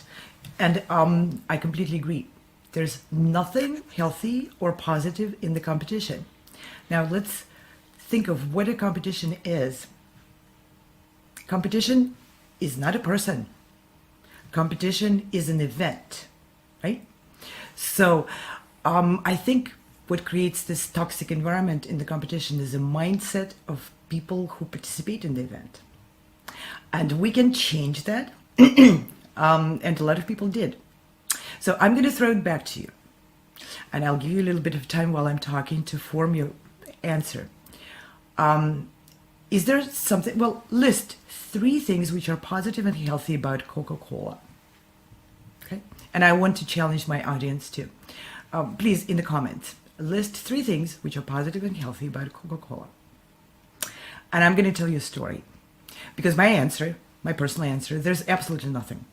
It's caffeine, it's sugar, it's, it's all those things which are basically toxic for our bodies. Now here is a story, my own personal story, in which I praise Coca-Cola for saving me from a lot of trouble and potentially even playing a life-saving tool in one event. We talked already about my trekking habit and my trekking hobby. So on one of the tracks, me and my partner on the track arrived in the refuge. And for those who don't know what refuge is, it's a small hut glued to the side of the cliffs and mountains, and you arrive there completely exhausted. It's really challenging terrain, and it's just a small place where you can get some food or cook some food. So they provide you basic opportunity to just settle and pitch your tent. So we arrived in there late, exhausted, in windy, cold conditions. Was not really comfortable to continue walking around. In that particular place, which is in Corsica, there is a strong recommendation for everyone who treks those terrains to only drink the water from marked sources, which are marked drinking water. Okay, those sources sometimes are not very conveniently located, and at that particular refuge, one had to climb over rocks another 100 yards down to just get that water and climb it back. Now, when you did your trek for 10 hours already, and all you want is to get some food, get some drink, and just sleep. You don't want to make that trek. So, long story short, me and my trekking partner made opposite choices. There was a source of water in the hut, and it was really dark. There's no electricity in there, of course, not on the cliff. And the source of that water in the dark, you couldn't see really the signs, and the signs are in French, and we're not fluent with French, so it was kind of confusing. So most of the huts do have clean drinking water source in the hut. This one, I couldn't read the sign, and she couldn't. So we both couldn't read the sign. So she said, you know what, we've been to 7 refuges by now, and everyone had drinking water in that source in the hut. I'm not going another 100 yards down and back up. I'm just going to drink this water. And said, well, it's not clearly marked. I know we can assume that it's clean and drinking, but we don't know it for sure. I don't understand the sign. Even with a little flashlight, it's the conditions were against us. Let's put it this way. And there were, options. And I said, okay, I'm just going to put another layer and just walk down there and get the drinking water from there. And she said, well, I'm not going with you. Go. On my way out of the hut, I saw a little sign which said you can purchase a bottle of Coca-Cola from the hut manager for $10. Now, mind you, where I am right now, you can purchase a 2-liter Coca-Cola for under $1. Okay? Or was it even 10 euros? I don't know. Don't remember. But it was really expensive. Well, I understand they have to bring a helicopter. And it's a small bottle. And so I stopped in the air and I was weighing my options. And I was thinking about it. Is my trip down there worth $10 of my energy or not? Or should I just trust that the water in the hut is going to be drinking water or not? So lots of options. Just like when you enter a competition, you have lots of things to think about, right? So, and I made a decision, okay, this time I'm just going to buy the Coca-Cola bottle. And that's it. And I did. So my trekking partner drank from the source, which was pretty predictable to be reliable, right? And I didn't exhaust myself going down and up for the clean water, which was marked down there, and climbing in the dark through all those rocks. So I didn't put myself in danger of being exhausted in the dangerous conditions. And I spent the money on a ridiculous amount of money on that one bottle of Coca-Cola. Fast forward next morning, my trekking partner was plastered with diarrhea. We couldn't even continue to go. And I was completely healthy. Now, is there something healthy about Coca-Cola? Absolutely nothing. However, the way you can use something completely unhealthy, completely unpositive, is where our choice makes the difference.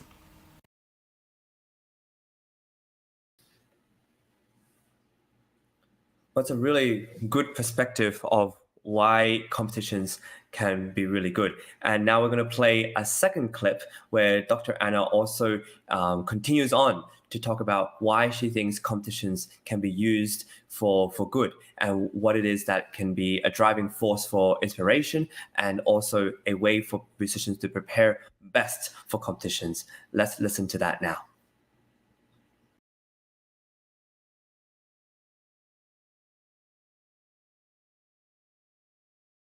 In life, to find things working against us, the circumstances, the conditions, other people's rules, regulations, a lot. If one looks at what prevents us from doing something, one finds a zillion things. And basically, we corner ourselves against the wall. There's nothing we can do about it because we can't change the circumstances. But if we look at the competition, any competition, with the perspective of a tool, we can change how that competition will work for us instead of against us. And I'm going to go point by point of what you brought up. Repertoire. Recycling the repertoire. Are there solutions to that? There are individual solutions, and Gary Grafman mentions that, right? Every artist can find a temporary incremental solution to the repertoire problem, right? We can recycle our repertoire. We can re-record, send the same recording to different competitions, right? We don't need to turn out other opportunities which provide us with growth. For instance, chamber music is an extraordinary opportunity to grow as a musician because you collaborate, you learn from each other, and you create something other than your own solo, then you take those new skills and you apply to your solo performance. Your solo performance gets enriched by chamber music experience, and instead of playing one playing, two playing, you see a lot more polyphonic content in pieces where you didn't see it. Okay, great, immerse in that. There are plenty of chamber music competitions. While you're working on your chamber music, why not record it? Why not send it out? That's just one example. Next example, spend time learning what the competition does and what it provides to you. Yeah, all competitions, pitch musicians against each other and choose the best. Sure, that's not good. But who are you going to meet in the process? Who are you going to make connections with?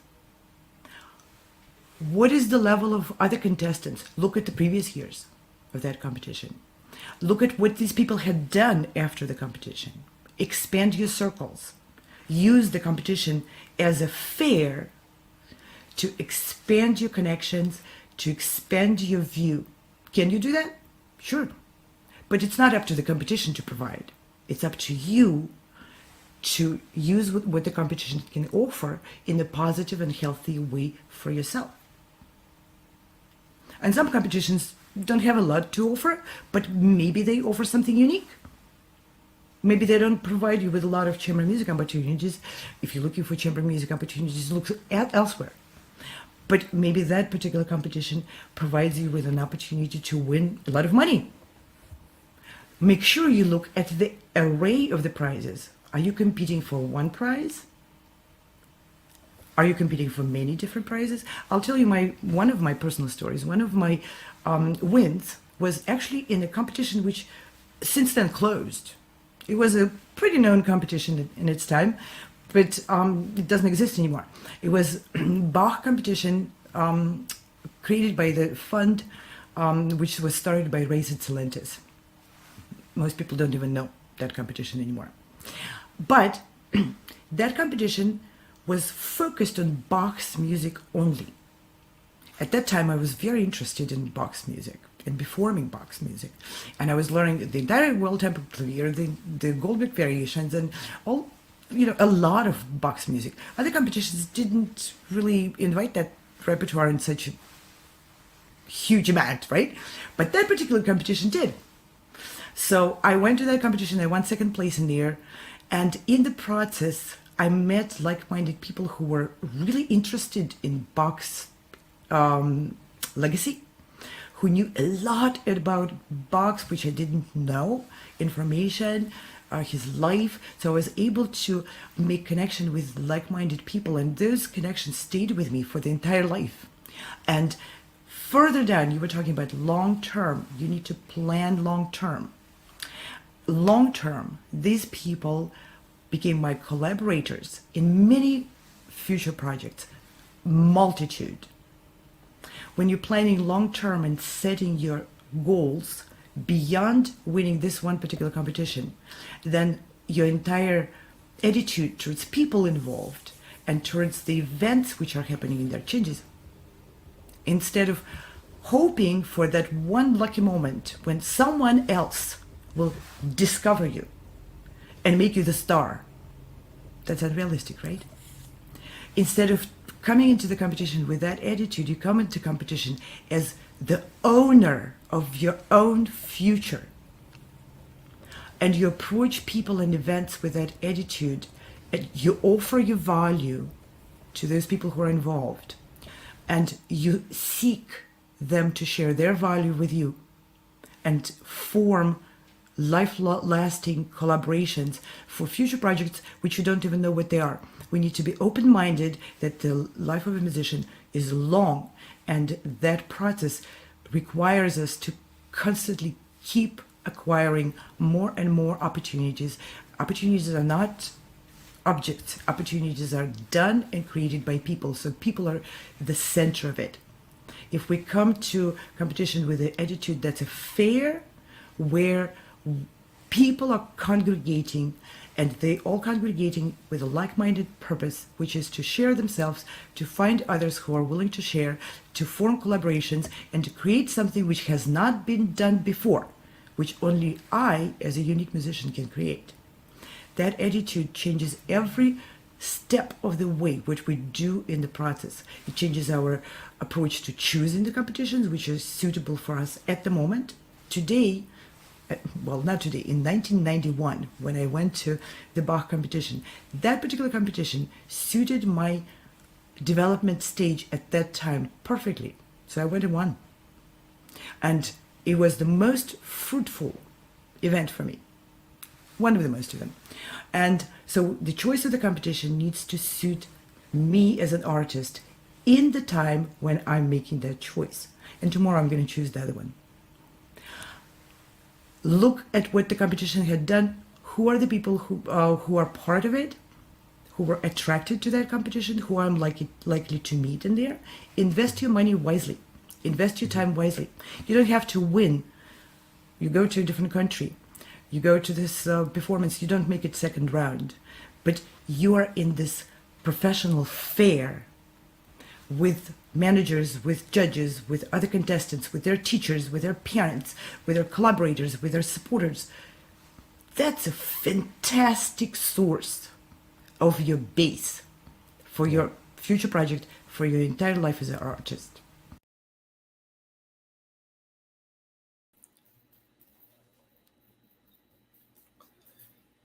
Wow. So to summarize what Dr. Anna is saying about competitions, which is really important, is to use it as a tool and to a way to perceive a competition not as something that is, extremely like a pressure cooker of you have to play all the right notes, it has to be perfect, but to use it as a tool to improve, to connect with managers and agencies, to get to know more musicians. And I think that applies for any opportunity that we're given, whether it's a job interview or whether it's an opportunity to perform with a local orchestra, or even right now tonight, where we have the opportunity, where winners of the Carnegie Hall auditions have an opportunity to play in Carnegie Hall and to meet a whole bunch of other musicians. If they all met and developed friendships and develop connections, what happens is that this grows and blossoms into other things that can happen later on in their life.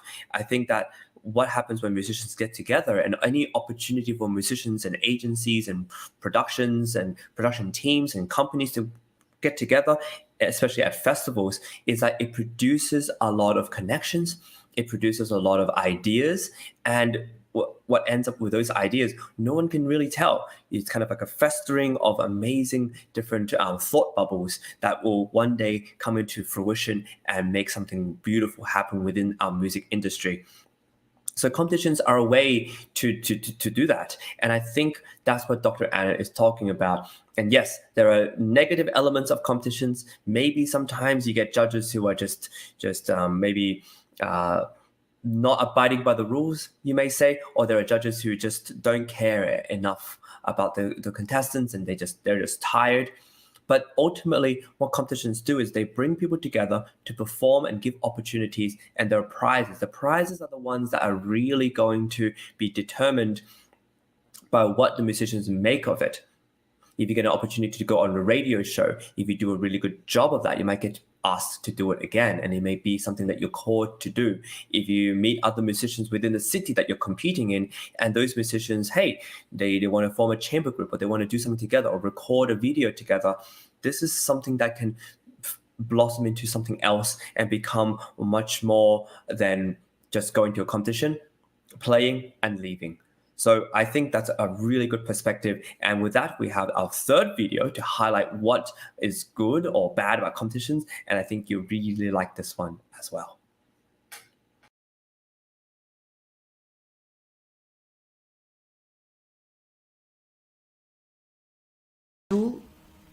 And it will be what we make out of it.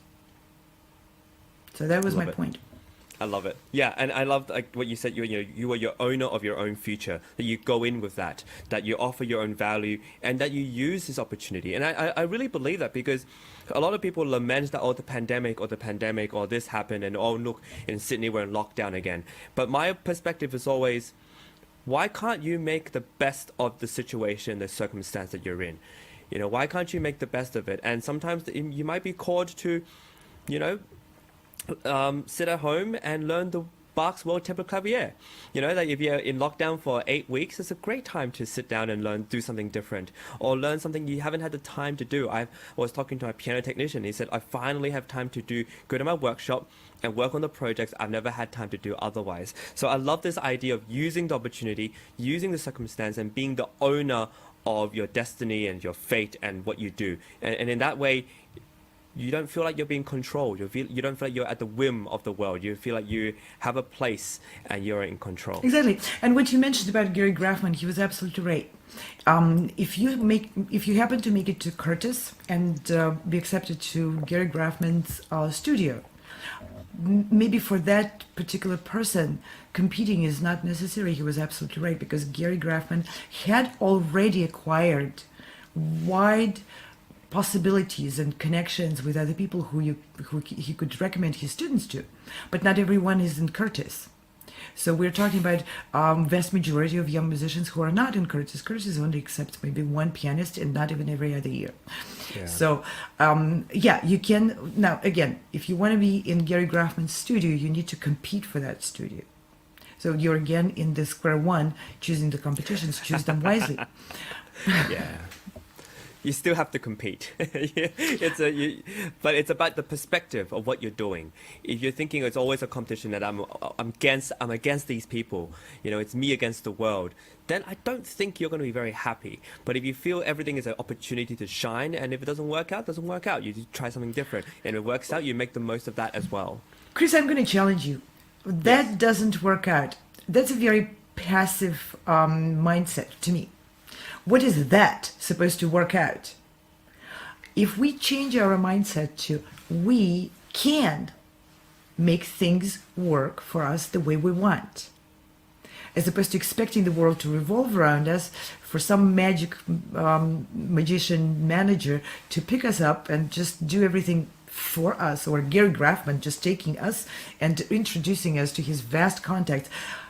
He was not given those contacts. Just learn from your previous generation and how people did that.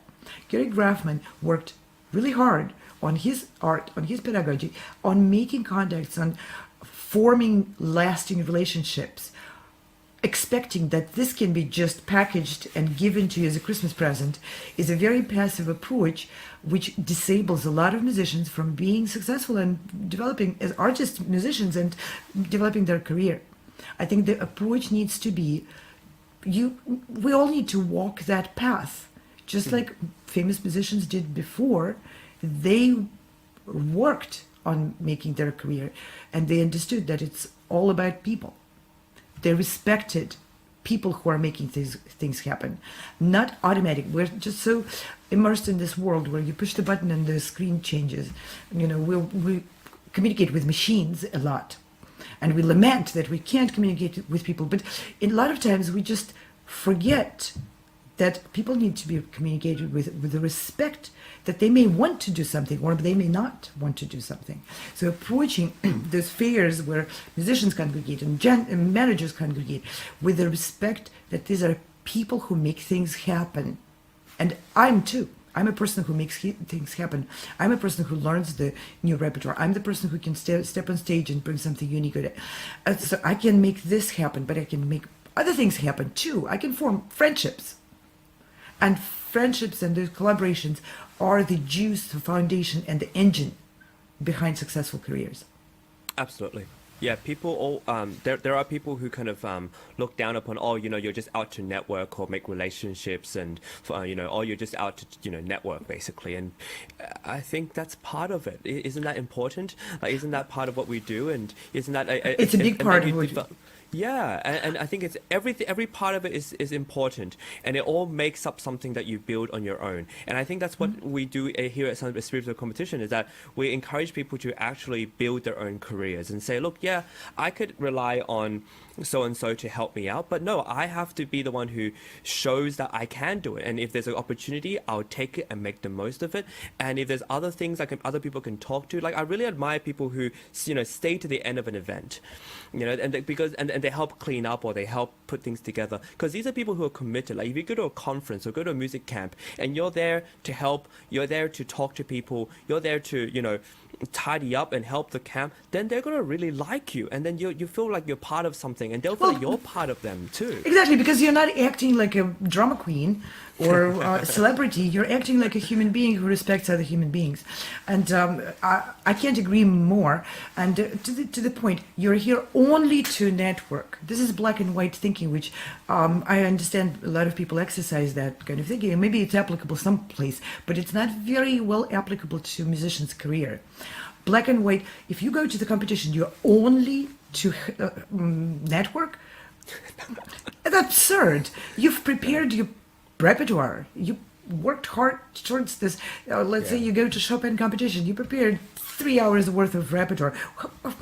Who can even say you're only to network? You're there to present and to give your art to others, to share, to find recognition, to find affirmation, and to find critique.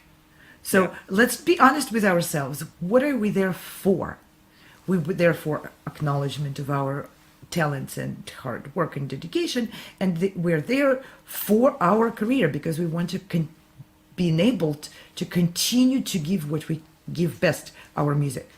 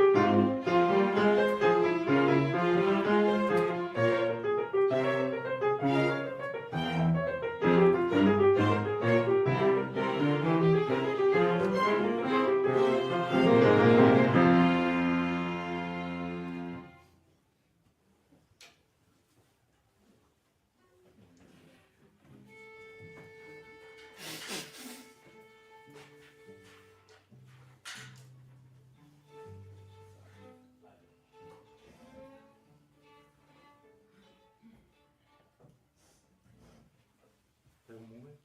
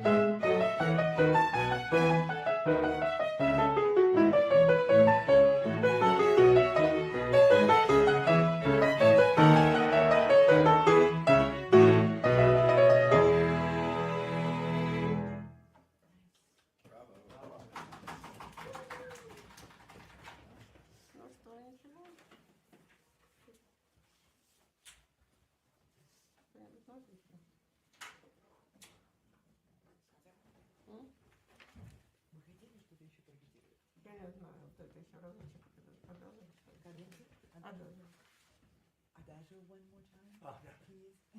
Thank you.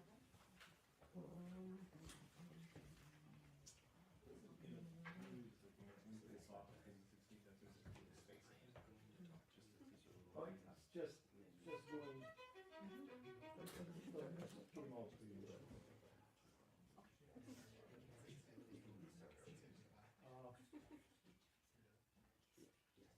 From 104 again? 104, okay. What? Yeah. It's in 104? 104.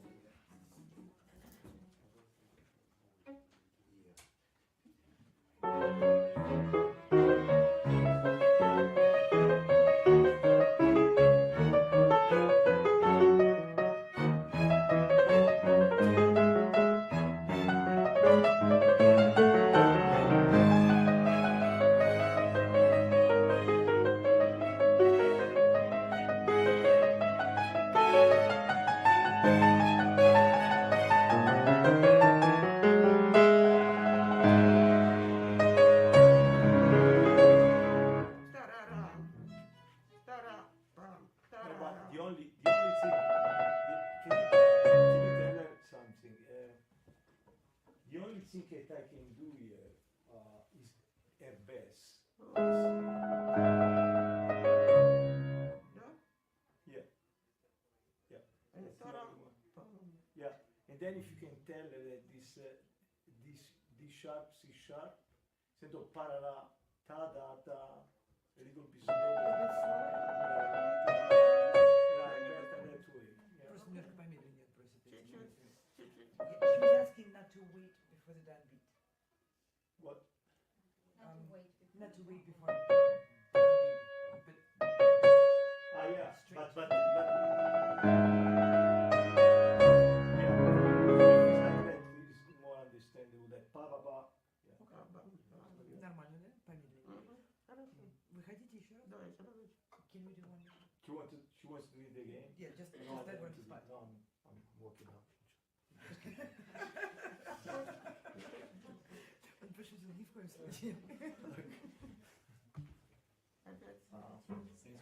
Same 104.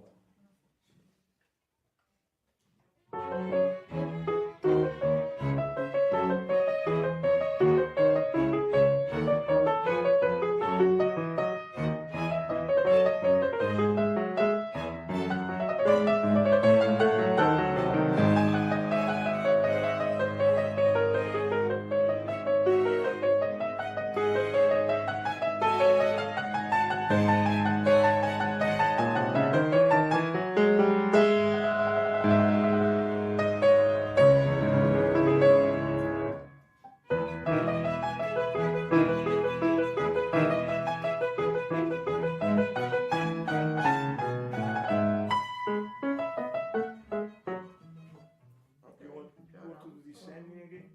Okay. Yeah. Okay, so let's just do descending again until the end. From 104 again. And then 104? we finish.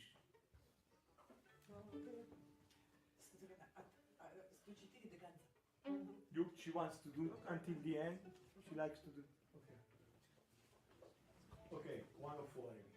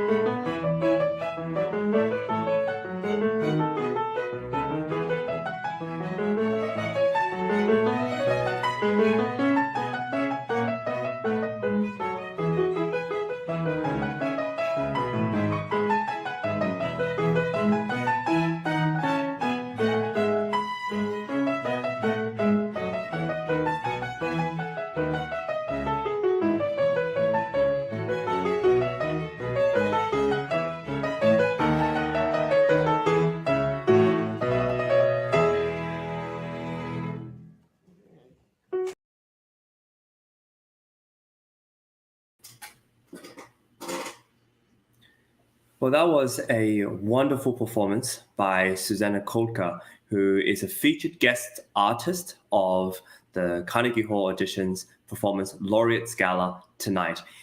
Tonight is the Laureate Gala held at the Carnegie Hall at 8 p.m. And before that, from now until 7 p.m., we'll be broadcasting a bunch of interviews, live interviews for sure, and also judges' auditions and judges' comments. And especially for the soloists, what's really interesting is that we've prepared, especially the ones who are playing with orchestra, we have prepared a snippet of their interaction with the conductor, and you get to see their meeting with conductor as well as their rehearsal with conductor, and finally an interview that we will show you as well. So this is a way for Sound Espressivo competition as well as progressive musicians to offer audiences, especially those tuning in on the internet, to see the processes behind the scenes, behind the preparation, behind all this that culminates into the performance you're going to hear tonight from Carnegie Hall. So without further ado, we're going to go straight to a meeting that Giacomo Franchi, Maestro Giacomo Franchi, who is the conductor of the New York Chamber Players, and he is going to have a meeting with Matthew and discuss certain tempi, decisions, and it's just a great thing to see. Enjoy.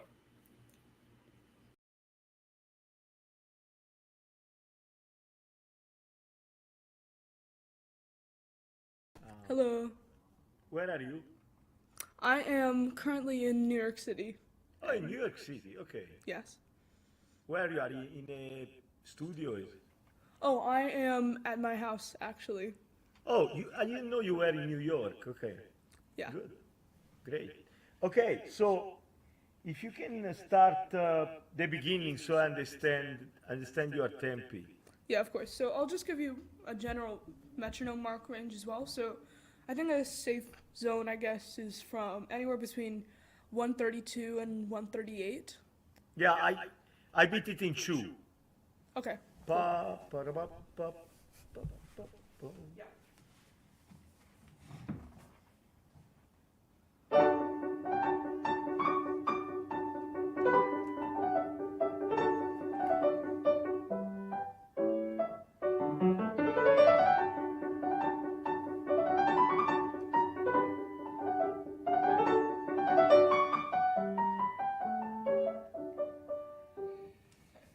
Yeah, keep on going. Oh, keep on. Should I just Very play good. till the end? What? Should I play the entire piece, or should I just play? If you want to. Okay, yeah, I guess it'll help. Yeah, I'm gonna start over and play the whole piece. Yeah.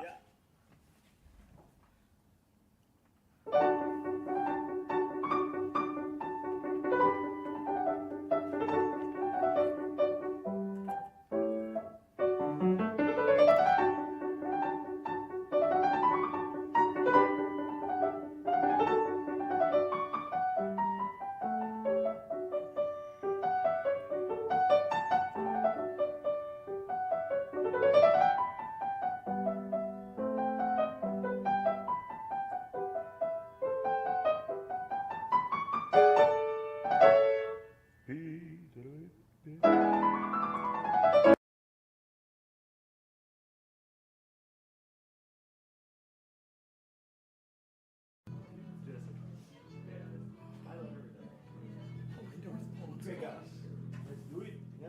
Okay, good. Great. Procedimental.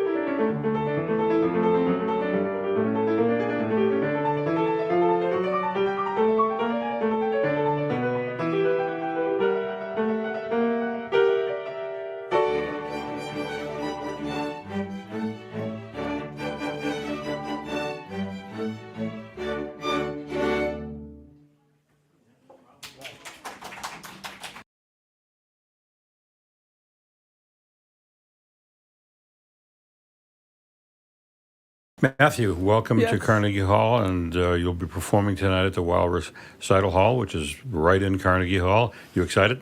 I'm very excited. It's actually not my first time at Weill Hall, but this is my first time recently and since the pandemic, so I'm very excited to be back. And what did you do when you were here before?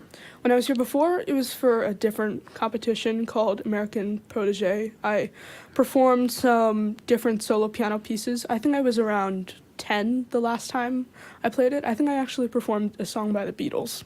You at did? one time, yeah. Arranged for, obviously, for piano. Yeah, of course. Yeah, yeah. And what other pieces did you, was that the only piece you played at that time?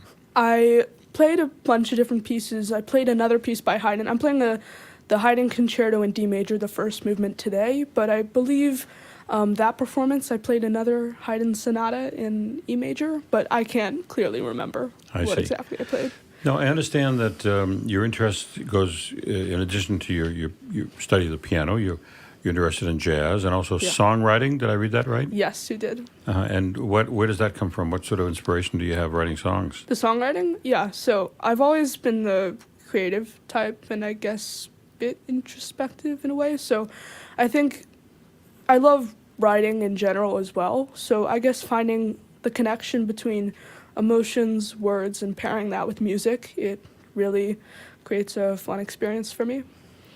And do you come up with the words yourself, or are they your own lyrics, or do Usually, yes. Have you tried setting other poems or before? I actually have a Shel Silverstein poem when I was about 8. Uh-huh. It was interesting. And that was for piano and voice? Yes, it was. And are you a singer as well? Do you sing and play? I've tried as of late, yeah. And for most of the songs, I try to use my voice. It's a great way to accompany myself in a way. Like knowing voice and piano, it's a great way to get your pieces in shape and knowing exactly what's coming from your writing process. Mm-hmm. And in terms of popular song, what are you attracted to? Are you attracted to what they call the Great American Songbook, Irving Berlin and that school, and Gershwin, or what? I'd say all kinds of music, but since you mentioned Gershwin, when I first started trying out jazz, I loved composing. I loved arranging classical pieces, popular classical pieces, into jazz versions in a sort of Gershwin style, as he sort of incorporated jazz influences into classical music. And I think that's sort of where I started when I listened to the first piece. I think it was Rhapsody in Blue. It was sort of a perfect fusion between the two genres. So you like taking a classical piece, let's say a melody, and jazzing it up? Yes. That's actually exactly what I did for the cadenza, which I'll play after the concerto today. And that's, for the Haydn Concerto, D major, that's definitely what I pride myself the most on for that piece, and I'm excited to perform that. So you wrote the cadenza? I wrote the cadenza, of course, based on the core themes and the melodies, and right. I added a bit of jazz stuff. And will you be improvising, or is that, did you write it out so that you'll actually be performing something you wrote? I did write it out. Well, I never physically wrote it out, but I just played it over and over again until I had it in my mind. But the only part I have written out is the ending, so of course we can get the connection with the orchestra. Good. So will you be winging it a little bit tonight during the cadenza, or are you going to be, or do you, as you say, you've played it so often, you've got it pretty well down? I'd say it changes a bit every time, but not in terms of the notes, right. But more in terms of expression and how I play it. So it can be tempo, where I take pauses, where I speed up, where I slow down, where I bring up the energy or bring it down. I think that's what's always changing about it, but the notes always stay the same. Right. Have you taken any other classical pieces and tried to jazz them up? Not as of late. The cadenza is the most recent example, but I made a bunch of silly sonatas out of different Mozart sonatinas, and that was when I was much younger, and that was some of the most fun I had with that kind of fusion. Yeah, and did you write those pieces out, or you just sort of Those I did have written out. You did? Yeah. How old were you when you did that? Probably around 8 or 9. Yeah. So are you writing any original compositions besides the songs that you mentioned? Yes, all the time. So the most recent project I worked on, I composed, for songwriting, I wrote a song called Twisted Perception of Love, and then I made an orchestral arrangement of it, or at least not orchestra, a string quartet arrangement of it, and that was my most recent project. Exciting. Are you familiar with Michael Feinstein's work? I'm not familiar. Yeah, he's a pianist and a singer who plays here at Zenkel 3 or 4 times a year. If you get a chance to go to a Michael Feinstein concert, I highly recommend it, because he's probably an authority on the American songbook, knew all the lyricists, knew everybody connected with American song, and is a wonderful pianist and singer and entertainer. So I highly recommend. I think you'll enjoy hearing Michael. As I say, he lives here and he plays at here in this hall a lot. Yeah. Zenkel. Yeah, definitely. Yeah. And so you're now, what grade are you in? I'm in 9th grade. And what are your future plans? Do you think you'll stick with music or as a career, or are you too early to tell? I'd certainly hope so. Yeah, definitely. I want to try to be in the music world somewhere, whether it's writing songs for people or helping in film scoring or performance. Yeah, anywhere in the music world, something that I have fun with. Yeah. That would be interesting for me. Well, it strikes me that your interests in music are so varied, what with the ability to play a Haydn concerto and write a cadenza for it, and your interest in song and writing. I think there's a place for you. You'll find a place. And I just urge you to keep going at it and try to track down Michael if you can, see if you can find out more about Art Tatum, because again, Oscar Peterson loved him, so there's an affinity. You already have that affinity. Yeah. I will tell you that Art was blind, so that might impress you. I can never get over it when I hear him play and see him play. So continued good luck. I can't wait. I'm especially looking forward to that cadenza. I mean, I know the piece, and it's a wonderful piece, but the cadenza, I will be really listening intently for, because I can't wait. Okay. Thank you very much. Yeah, thank you so much.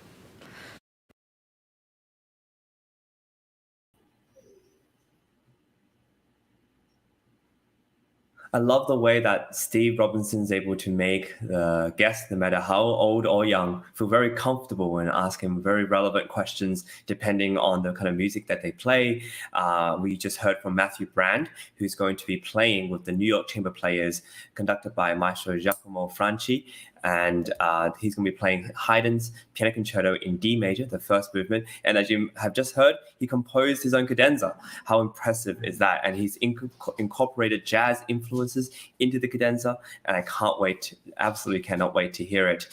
Next up, we're going to hear from Anthea Dias, who is one of our winners. And she's actually going to be performing the Bruch Violin Concerto, just the first movement, accompanied by James Welch at Carnegie Hall tonight. And we have an exclusive interview from Steve Robinson, just in, fresh and hot. And she comes to us from Goa, India.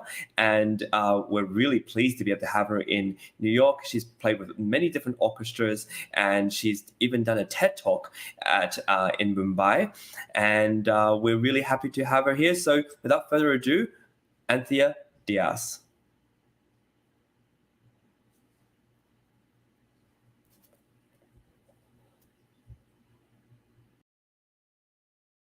Anthea. Hi. Hi. Welcome to New York and to Carnegie Hall. Thank as you. You're getting ready to perform tonight in the Weill Recital Hall, which is part of Carnegie Hall. Yes. And we're very excited to have you here. You came from India for this performance. Yes. Your first time in New York? Yes, it's my first time. And I'm really excited to perform at the concert today. And what city are you from in India? I'm from Goa. It's a very, very tiny state. It's at the west coast. Yeah. And so have you had a chance to look around New York since you've been here? You've been here a day or two?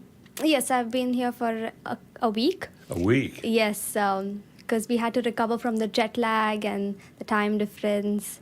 But not really. I haven't really visited much because I plan to do it after the concert. And moreover, it's really cold, so I hope I don't freeze before I perform. Yeah. And so what are your impressions of New York so far? It's very beautiful. Very beautiful. It's such a fast-moving city, and there's so much to see, and there's a lot of people. Yeah. Have you been to any concerts yet here? Yes, I visited. I attended a concert by the New York Chamber Orchestra. No.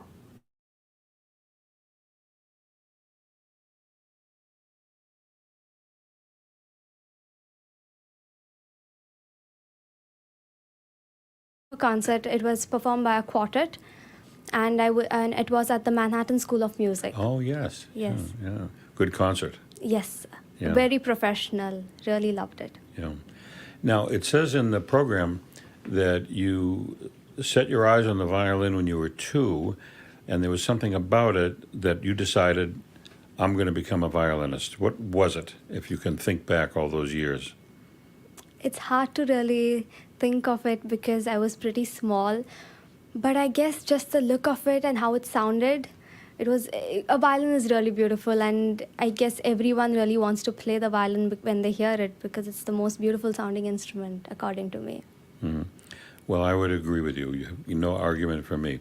And so you started when you were a very little kid. You were just 2 years old. Yes. And the violin was probably... No, I started when I was 6. 6? Yes. Started when you were 6. Yes. The violin was still pretty small as a 6-year-old. Yes, it was just a half-size violin. That's right.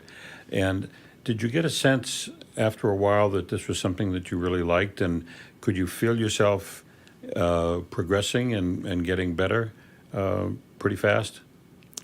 According to my mom and teacher, I did progress pretty quickly.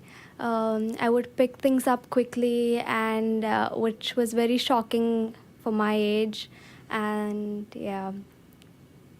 And what pieces were you beginning to work on when you felt a little bit advanced? What were some of your early pieces? The first piece I ever played was, first advanced piece I really played was Canon in D by Johann Pachelbel. And then I progressed to learn the Saraband and Allegro Brilliant. Those were one of my first difficult pieces of when I was just a kid. And then it progressed to concerto and sonata and more concertos. What kind of concertos were you playing? I played the concerto in G major by Mozart. And I played a concerto by Haydn, and I also played a sonata by Beethoven. Oh, which one? I think he wrote 5, if I'm not mistaken. 5 violin sonatas. I think 8. Yeah. And I played the number 4. I see. Yes. Yeah. Well, that's pretty advanced. But you've looked at the scores from other concertos that are bigger concertos like the Beethoven. Of course, yes. Yeah, and you think one day you'll be able to tackle that? Yes, it's very difficult scores, and it's very hard to interpret Mozart and Beethoven, especially Bach. But I definitely do wish to get on with those pieces. Yeah. Have you looked at the Bach Chaconne? Have you looked at the score for that? Yes, the sonatas and the partitas. Very, very difficult, but I do hope to get there someday. Yeah, I think the Chaconne, if you know the piece, is probably one of the most beautiful pieces ever written. Yes, and it's the most difficult partita according to me. Yes. It's the most, and many competitions enlist the Chaconne, or even auditions enlist the Chaconne, because it's a very, very beautiful and a difficult piece to interpret. Have you tried it just by yourself? I think I did it once, but I think I stopped after a couple of bars because it got too tricky for me at that point. Well, you'll get it. Now, I noticed in the program it says something very unusual, that you give TED Talks. It says it right here that you give some TED presentations. Yes. Could you tell us a little bit about that? Yes, it was in 2019. It was in April. We got the message from one of the organizer, and it was from TEDx ICT Mumbai. It was what? A TEDx ICT Mumbai. From TEDx ICT Mumbai. Right. And one of the organizers got in touch with us and asked if I could give a talk to encourage young children to take up what they like and follow their passion. Well, what was that talk like? What did you tell the kid? Did you perform at all? Yes, I performed 3 pieces, and I spoke on the pieces as well as how kids should follow their passion, and nothing is impossible as long as you practice and follow your goal. Wow. Yeah. I'd love to see that. Is that available? Can I watch that? Yes, it's available on YouTube. Yeah. If you just search it out, it will be available. Did you do it in your native language or in English? In English. You did? Yes. Yeah. And where did you learn to speak English so well? We actually speak English at home. I see. Since we are Goans, we weren't a part of India until 1961. So we have more of the Portuguese and the English culture. I see. Yes. Yeah. Well, tell me a little bit more about the TED Talk. Were you nervous when you got up on the stage and you saw the people there? Or I'm guessing you weren't nervous because you seem to have a lot of poise and confidence. I actually don't quite remember because I was hardly 13, but I'm definitely nervous. Even right now, I'm kind of nervous, but I don't know how I'm pulling it through. But I think once I am on stage and once I get comfortable with the environment and the people, I tend to not fumble so much, and it helps me cool down. Right. Yeah. And tell me again what piece you're playing tonight. I'll be playing the Max Bruch Violin Concerto No. 1 in G minor, but just the third movement. The Bruch. Yes. Third movement. Yes. Such a beautiful piece. Yes, it quite is. Tell us a little bit about that piece and how you feel about it. It's a very beautiful piece. It is composed by a German composer, Max Bruch. He was born in the 19th century, and hence he's a romantic composer. And to me, this piece is the third movement. I would specifically speak. It's like a dance. It's a nice little dance you have, and it's very upbeat. And even though it has some soft spots and a very melodious tune in the middle, but it gets that rhythm and makes everyone get up on their toes, according to me. Have you prepared at all by listening to recordings of it by other violinists? Yes, I watch other violinists very frequently because it helps give me an idea, helps give me a better idea, and yeah. Do you remember any violinists that are your favorites?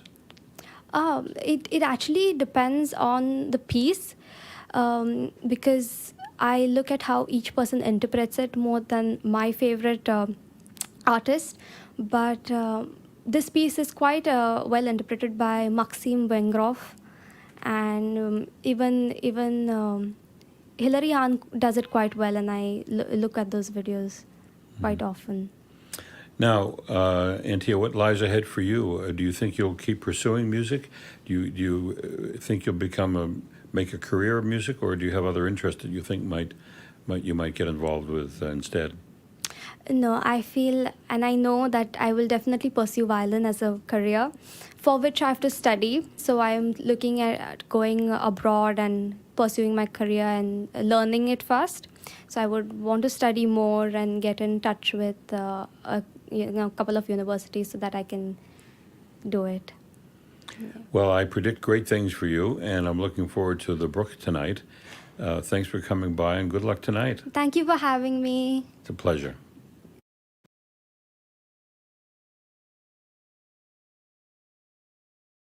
Studying with now? I study with my teacher. I've been learning with him for 10 years now. He is Winston Colasso, and he has also studied in the US. He did a course over here at East Carolina University under the Suzuki method pedagogy in violin. And you've been studying for 10 years. Yes, with him. So you must really like him. What about his teaching method really inspires you? He really brings out the best in every student, and he helps me bring out the best in me too. That's what I feel. And he always encourages me and always helps me grow, and he just wishes the best for me and for all his students. Oh, good. I'm sure he's a wonderful teacher. You're lucky. Yes, he definitely is. Great. Thanks. Thank you.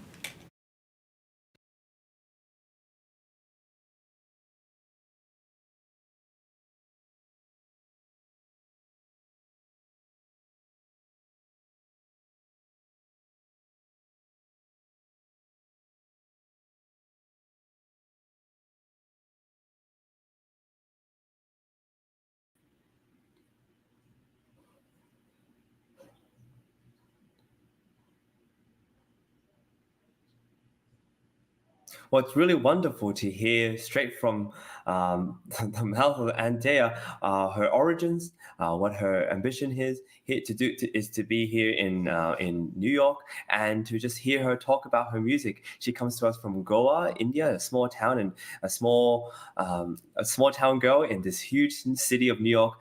Must be really, really amazing. So we're really pleased to have her. Next up, we have Rachel Ginebra, who's a guitarist, and she will be performing Morogliani's Concerto in A major for us very soon at Carnegie Hall's concert this evening. But before that, we'll have a snippet of her rehearsing and meeting Giacomo Franchi, who is the conductor and maestro for the evening.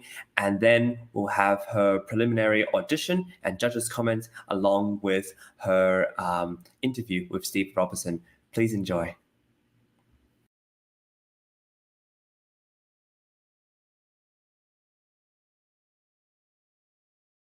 How are you? Hi, good and you? Fine. So I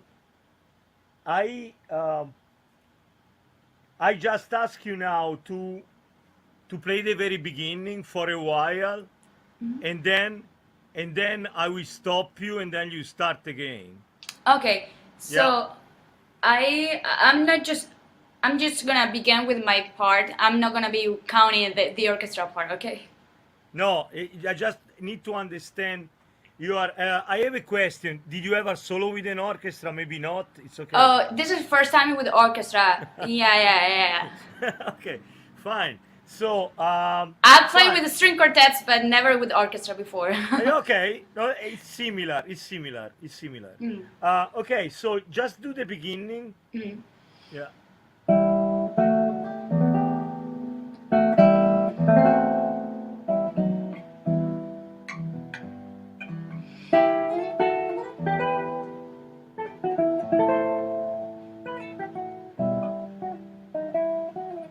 Okay, I got it. So it's in 6. Yeah, 6A. No, I mean this could be Siciliana a little faster, and the orchestra will go in 2, but in this case it's going in 6. So it's all in 6, and of course when we are doing the intro, you don't want us to go faster, otherwise, yeah. So, mi, so va, mi, ti ami. And then you start again.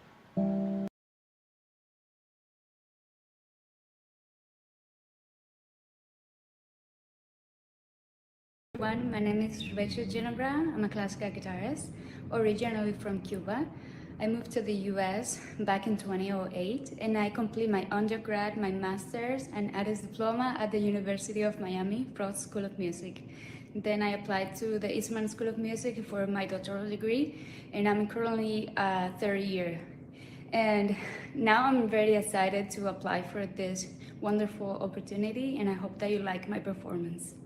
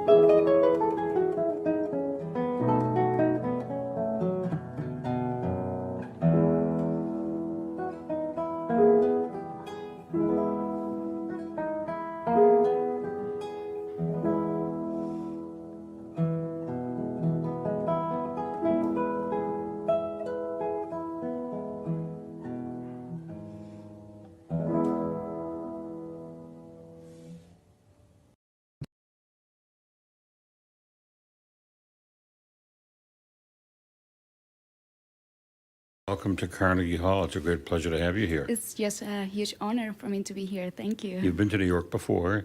Yes. So unlike some of the smaller artists that I've been interviewing today, you're not as impressed with the big buildings as they are. Yeah. It's always, surprising how beautiful the city is, you know. So you were born in Cuba. Tell me a little bit about your early years. Yeah, I was born and raised in Cuba, and I moved to the States when I was 16 years old. And I began my journey in classical music when I was 7 years old with piano. And then I switched to classical guitar because in Cuba sometimes we didn't have electricity. So my mother told me, you should pick up the guitar because she wanted me to perform at church. So that's our main goal, to, expand the gospel of Christ through music. So she wanted me to perform at church, but she said, if there's no power light, how can you play the piano? Or a keyboard. So pick up the guitar, you can travel around with the instrument and you can pluck some, chords. I didn't want to pick up the guitar because I said, it's too ordinary. Everyone can play the guitar, but then I was so wrong about that because classical guitar is way different than pop music. So, and then that's how I started with music, and that's the main reason why I keep doing music to, praise the Lord. And how many years had you played the piano before you decided that you couldn't do it if there was no electricity? No. So in Cuba, at the age of 10, you are too old to continue as a pianist. So you got to choose another instrument as your main instrument because I applied to the School of Arts when I was 10 and I began with piano when I was 7. And then I graduated from that school at the age of 14. So, and then continue as a classical guitarist when I moved here. So.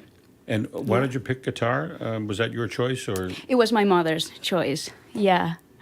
She's the reason why I pick up the guitar, and then I fall in love with the instrument. So I'm very grateful that she did it for me. I was going to say it might have been your mom's choice, but it seems like she knew what she was doing. Yeah, she knew, yeah. Because you developed an affinity for it, and but it's such a difficult instrument. It is. It's very difficult to master the guitar. So that's why there's very few good guitarists because it sounds easy, but you gotta just like the piano, you gotta play with the harmony and melody at the same time. And then the fretboard is very hard to sight read sometimes because you have so many options in the fretboard. So you don't know which G or which F you're gonna pick up, right at the moment. So you gotta kind of go through the process of learning the music before. Well, I'm not a musician, but I studied music enough to learn that in music, nothing is easy. Mm.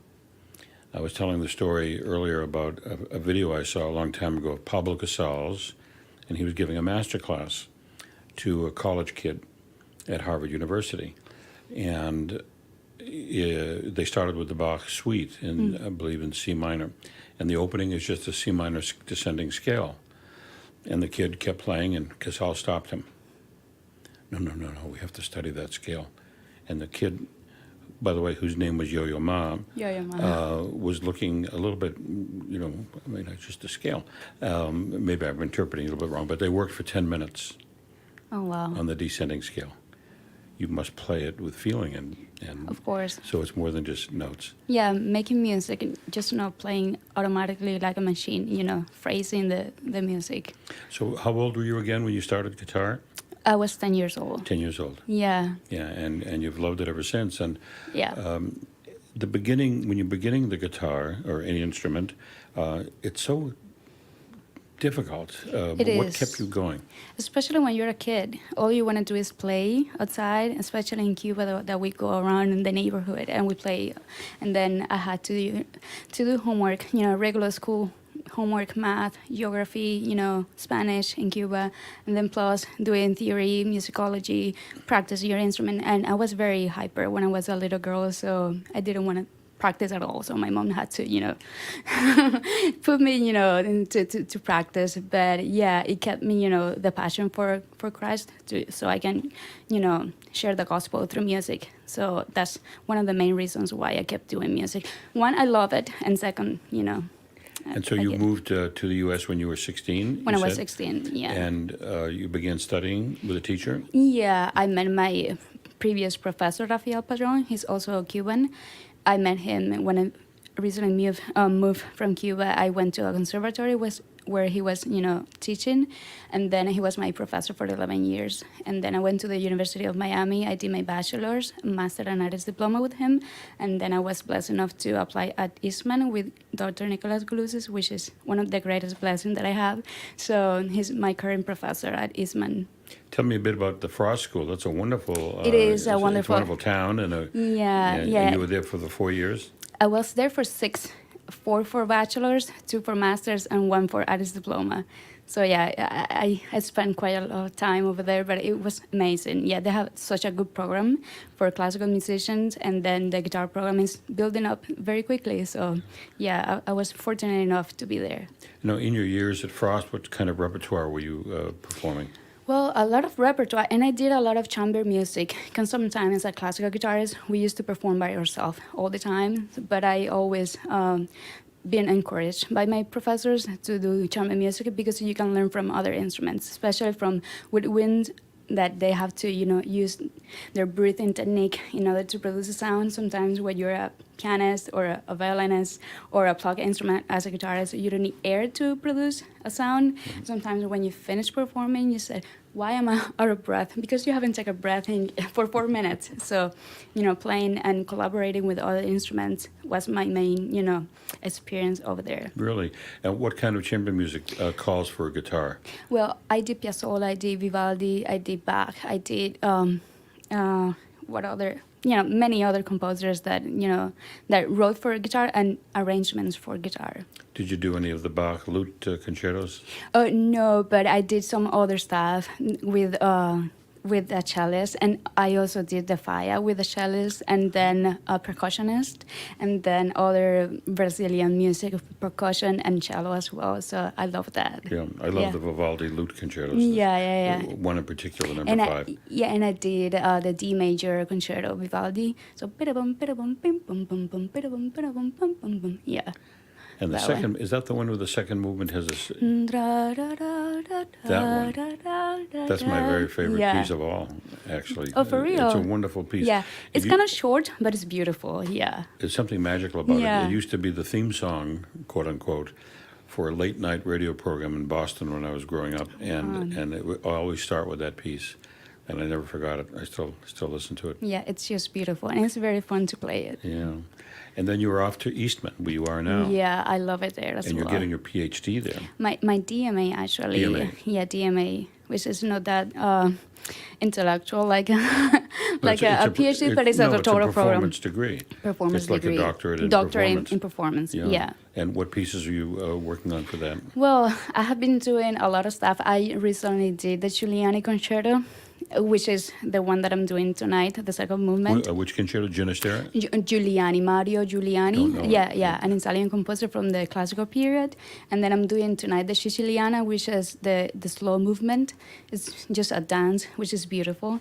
And then the first and the third movement are more like upbeat, a little bit faster. But yeah, it's just a beautiful concerto, very demanding, very, very demanding. It's just like Mozart, that it sounds very easy for pianists. Sounds easy, but it's very difficult to play because if you messed up, everyone will notice that you messed up. There's no way that you can hide it. And it's with the string ensemble? Yeah. Well, as we just said, nothing's easy. Nothing is easy. Yeah.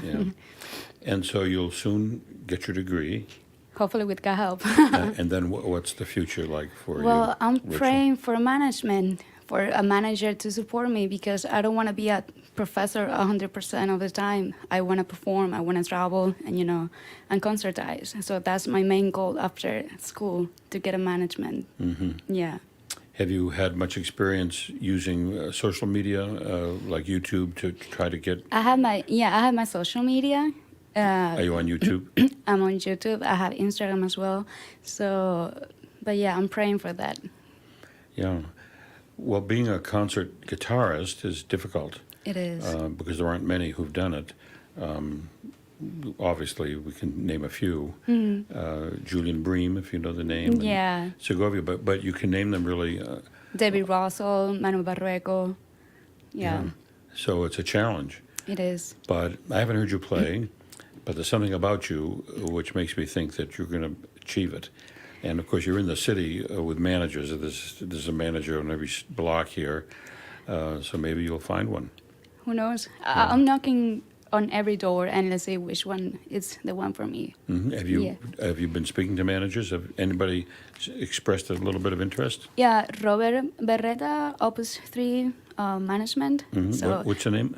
Robert Berreta, I think. Uh-huh. I'm not 100% sure if I'm pronouncing the. But you're still talking with him? I just spoke to him this weekend because, I didn't have the chance to talk to him before. But at the moment there's nothing available, but I don't lose hope because, I always strive for, the impossible because I have the God of impossible things. So he can open the door for me if he wants to. Have you put together in your own mind recital programs that you would do? Yeah, I've been... If someone said to you, well, you're on in Detroit tomorrow night for a full-length recital, do you know what you would do? Yeah, I just did my last DMA recital at Eastman, October 21st, and I did some Spanish music, plus the concerto, the full Giuliani concerto, and I did a hymn with a wonderful singer as well. So, I'm ready. I think I'm ready. So, whether I'm not, who knows? But I believe that I'm ready to do that. Good. Well, you have a spark, and I think you'll find somebody to ignite it. And I wish you the best of luck. And I can't wait to see you tonight. Thank you. Thank you so much for your time. It's been a pleasure being here and meeting you. Thank you very much. I think the pleasure was all mine. Thank you.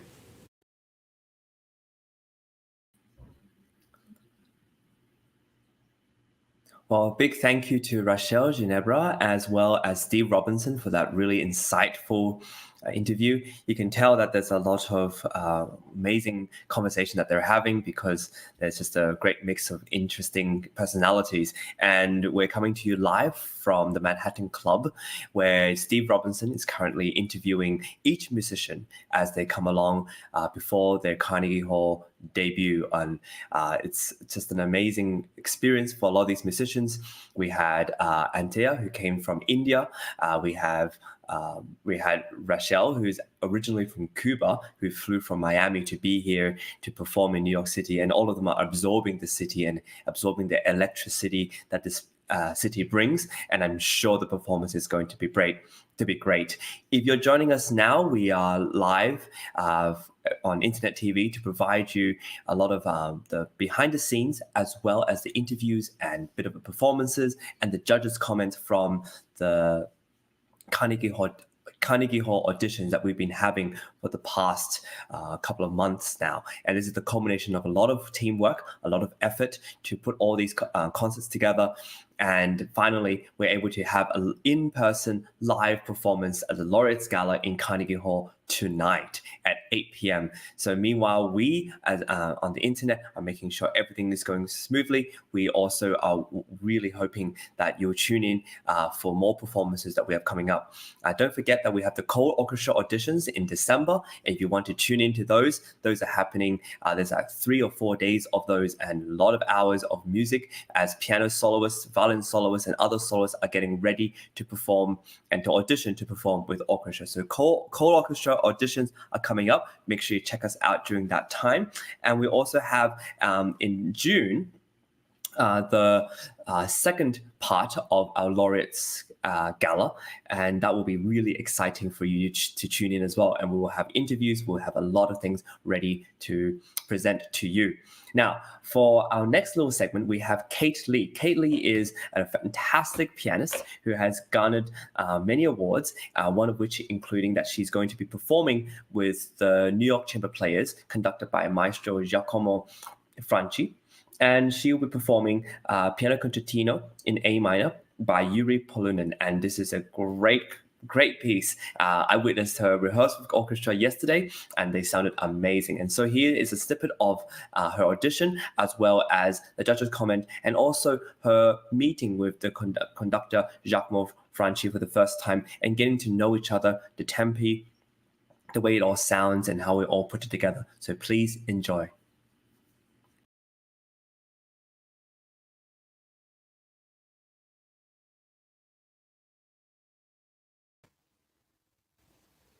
Hello, I am Kate Lee. Today I will play Polunin Concerto in A minor.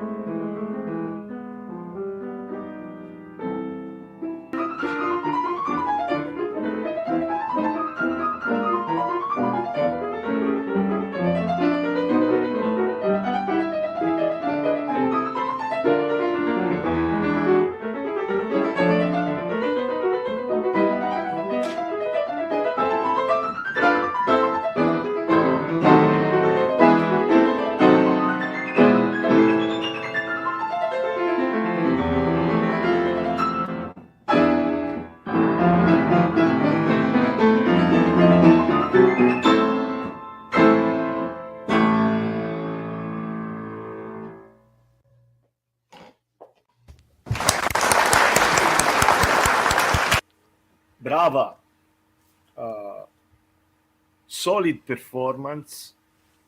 So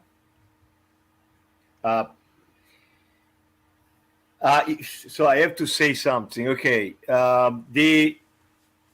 sometimes the passages they were not completely clean, but I love. I'm quite honestly, I'm not very familiar with this concerto, but I can feel that you have a good range of dynamics. You have nice fire to it.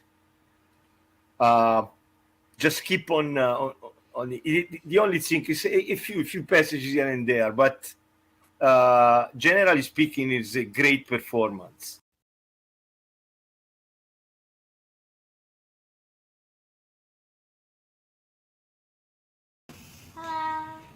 If you can just do the beginning, so in order to understand the tempi, yeah.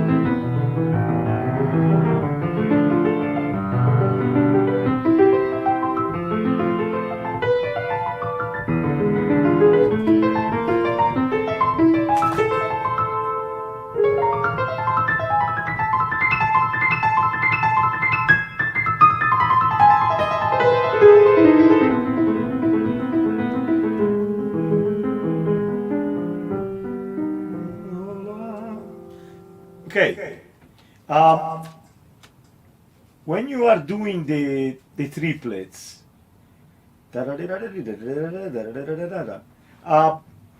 if you give just a little accent to each triplet, that's probably better. I don't know if you want to start right there or you want to. Do you have measure number?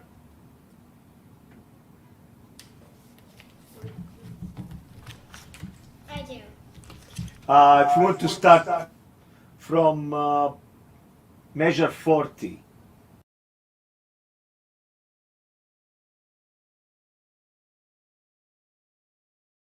Have you here at Carnegie Hall? You'll be playing tonight at the Weill Recital Hall. Yes. Are you excited? Yes, I am. Uh-huh.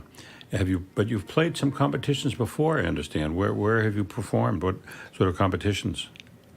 I have done the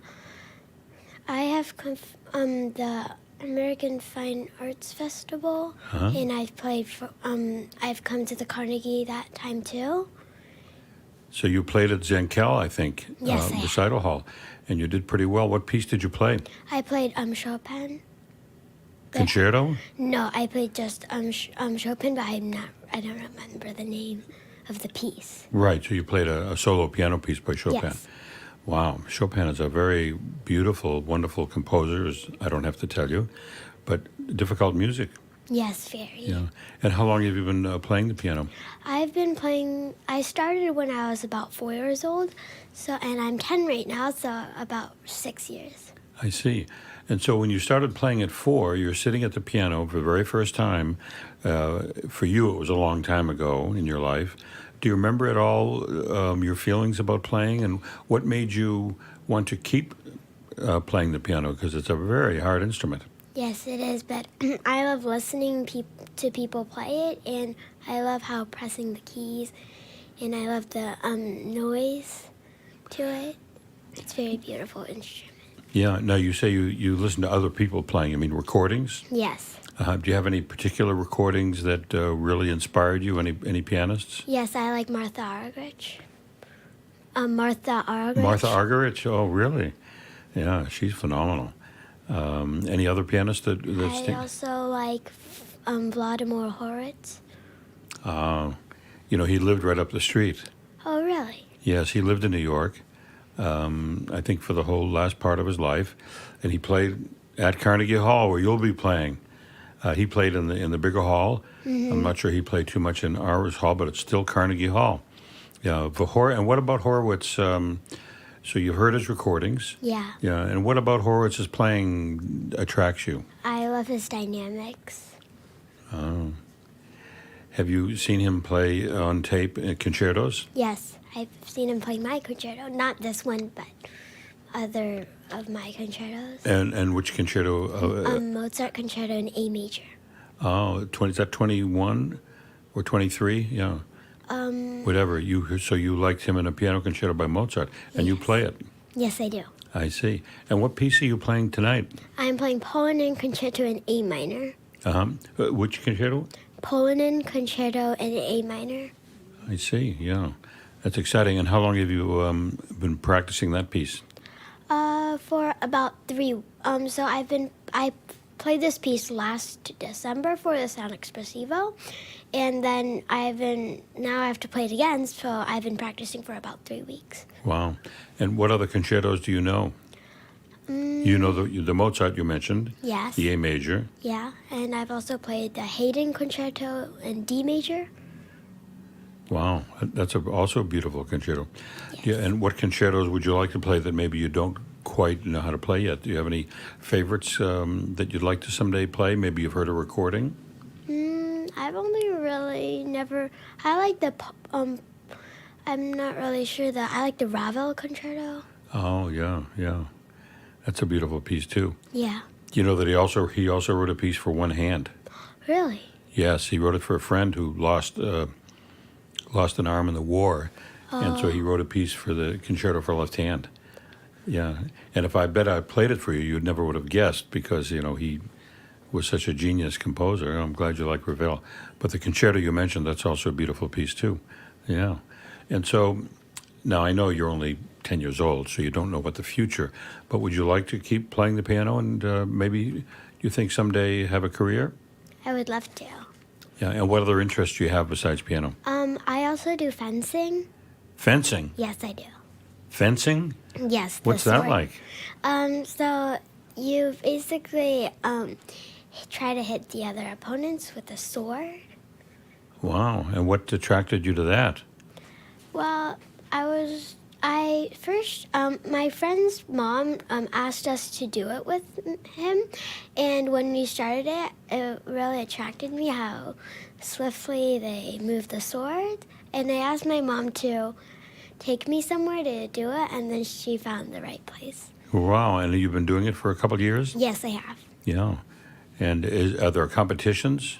Yes, I've been to competition. Yeah, and you have to wear that helmet, right? Yes, I do. So you protect yourself. Mm-hmm. Yeah. What other interests do you have besides fencing? I don't know. I usually stick with piano and fencing. Piano and fencing. Well, that's enough to keep any 9-year-old busy, I think. Yeah. So, and not to mention, you have school, and you have to practice every day. I'm sure you practice 10 to 15 minutes a day. No.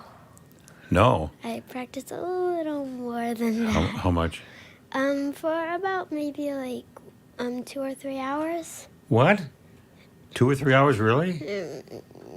Yeah. Yeah, you're a serious young lady. And the fencing, I'm sure you have to do a little practice with that. Yeah. Well, you're a busy young lady. And what grade are you in? I'm in 4th grade. First grade? No, 4th. Oh, 4th. Yeah. And so do they give you homework? Yeah, a lot of homework. A lot? So you have to go home, you have to do the homework, you have to practice the fencing, and you're practicing the piano. Oh, my goodness, such a busy young lady. Well, I wish you the best of luck. I can't wait to hear you tonight. Thank you. And thank you for coming by, and we wish you the best of luck. Keep it up. Thanks.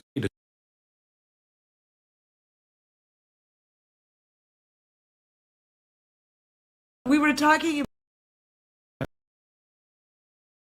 for the modern artists and developing young musicians not to burn out, not to quit before they actually reach the success. And it takes more than 2 aspects, but we are focusing on 2: developing as an artist, developing your own unique voice as an artist and the experiences which musicians need for that. And the one Giacomo brought up is the business part of it, the business aspect. And I want to ask you about your own journey. You're a fantastic pianist and you're performing and you're recording, but you're also music director of a chamber orchestra, the New York Chamber Players Orchestra in New York.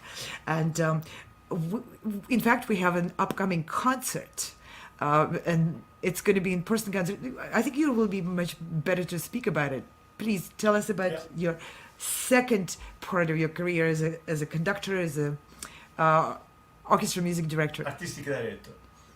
Artistic director, pardon me. We have a concert on October 23rd, in a few days, featuring the 4 winners of the 11th annual Concerto competition, Prodigies. So we have this fantastic 4 winners. I call them stunning. I don't know if I find the right English word to describe them. They are incredible. And they are performing several pieces from Mendelssohn Violin Concerto, first Tchaikovsky Rococo variations, then what else? So what we see on the screen is the actual announcement of the concert. Yeah. Go ahead, Giacomo. Tell us more about the program. Yes, there is one pianist performing first movement of Mozart Piano Concerto number 17. And then we have a 9-year-old performing from Australia, performing a violin concerto with the Lalo Symphony Espagnol first movement. That's, you cannot get any better than that. Yeah, that's a fabulous program. Yeah. And you're going to have a live audience in there, is that right? I'm both going to have live audience, and then also there will be live streaming, so people That's can right. attend, live streaming. So you're pioneering the hybrid production of your concert. There's not a lot of orchestras which are doing it currently, but it's moving in that direction. So you're able to provide this fabulous concert for those people who are able to attend in person, and for a much larger audience of those who can watch it in real time online. And later, are you offering also replays for people to watch the concert after it's done? Yes, we'll keep the link on YouTube, and so people can watch it also later. Yeah. Fabulous. And from your experience, do you think are you reaching more with the hybrid production when you have live audience? And of course, a lot more. And I was surprised that I did that in a previous concert, because my philosophy is always to try to turn a negative experience into a positive. So what happened was COVID, and so COVID say, what we do now? So and then we started doing live streaming concerts, and I was very surprised to see that we were getting so many clicks on the video. Say, whoa, let's do that again. So now we will do that again. So, that's incredible. So that's the positive part about the COVID. Well, that's new way. That's not so much a positive part of the COVID itself as that's you applying your attitude towards, okay, what do we do with it? How can we turn it into something positive? Let's find a direction where we can move the situation and make open new horizons, new opportunities, because that situation makes it available to us now.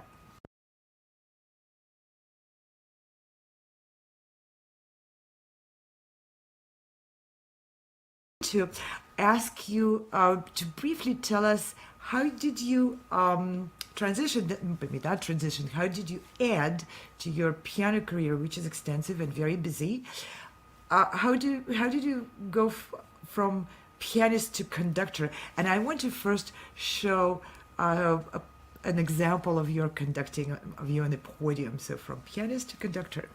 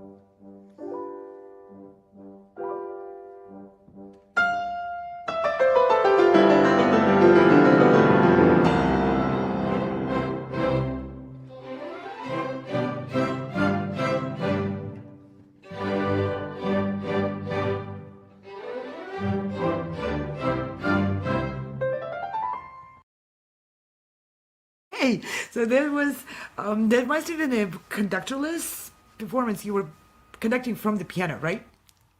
Yes. So tell us about your path to the podium.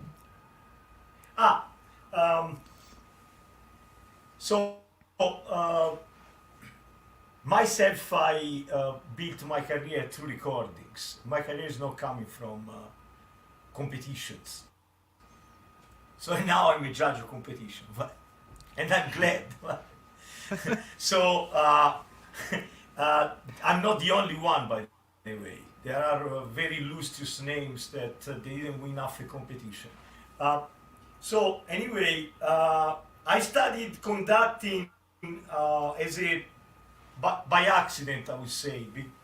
I was in Italy and I was not doing much there when I was younger and when I was in my 20s. So I say, let's study conducting. And then I had this desire, of course, to solo with orchestras. And I contacted the conductor. I said, why you don't form an orchestra? So can solo with this. Actually, I wanted to solo with the same piano concerto that we just, the Beethoven first piano concerto. And his conductor said, no, it's too much work, I don't want to do it. So then I say, okay, why I don't do it then? Because I studied conducting, so I will do it. So that's how we started the story. So then I formed the New York Chamber Players. That's how. Amazing. Amazing. That's how it was in 2004. Yes. So being and then we got open-minded in and no- asking yourself a question: why not do it? Why I have my expertise, I have my time. I'm going to do something good with it. That's very Right, encouraging. that's That's what I was so- your signature.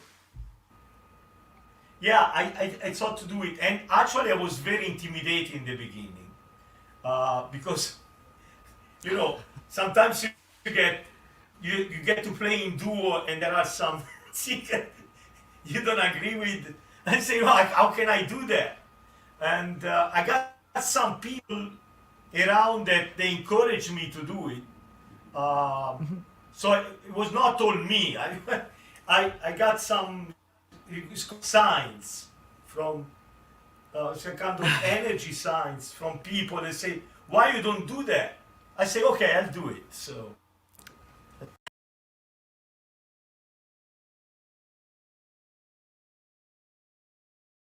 ending to play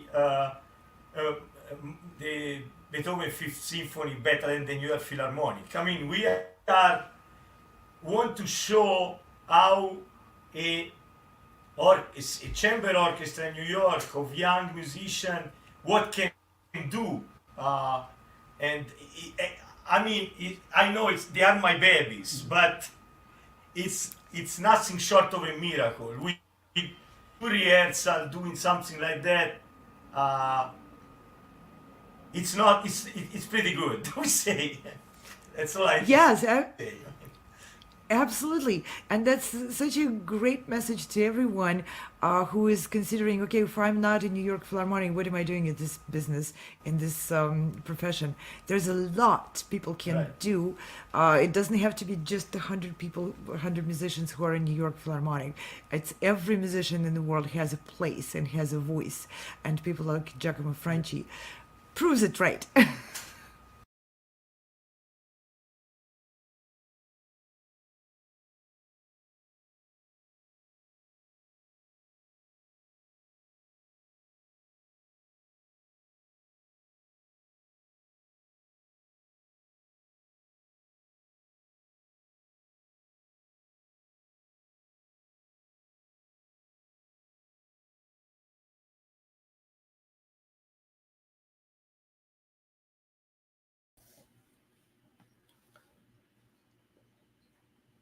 Well, that was a really interesting perspective by Giacomo Franchi, the maestro behind the New York Chamber Players, who was, and he co-founded this ensemble that plays music across New York State. And we're really pleased that he's able to conduct soloists and conduct the orchestra to play with the soloists at Carnegie Hall this evening.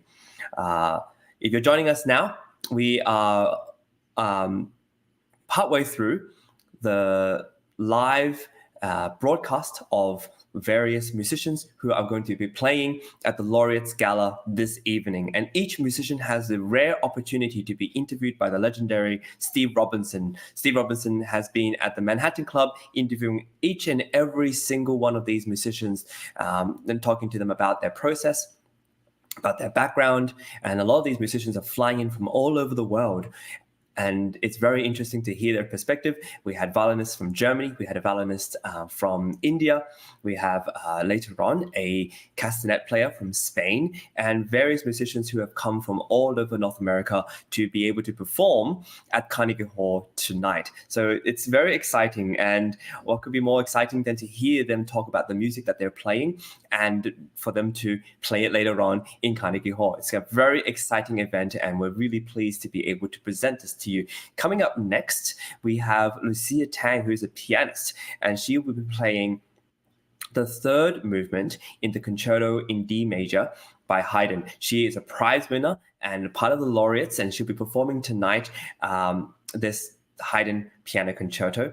And this is the third movement. We'll witness the preliminary round, audition round, as well as some judges' comment and her first sort of meeting with Giacomo Franchi. This is a really interesting insight to see what this is all about and how one prepares to be able to play with orchestra. Please enjoy.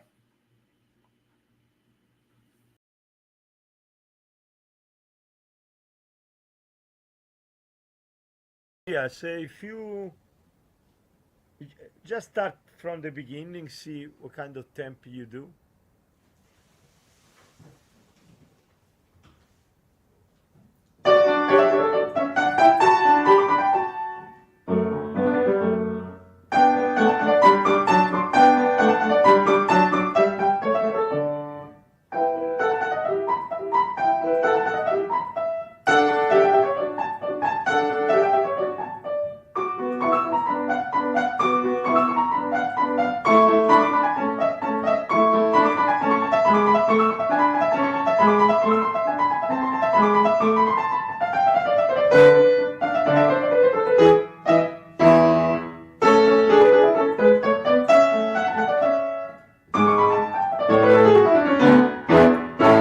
Yeah, okay, good.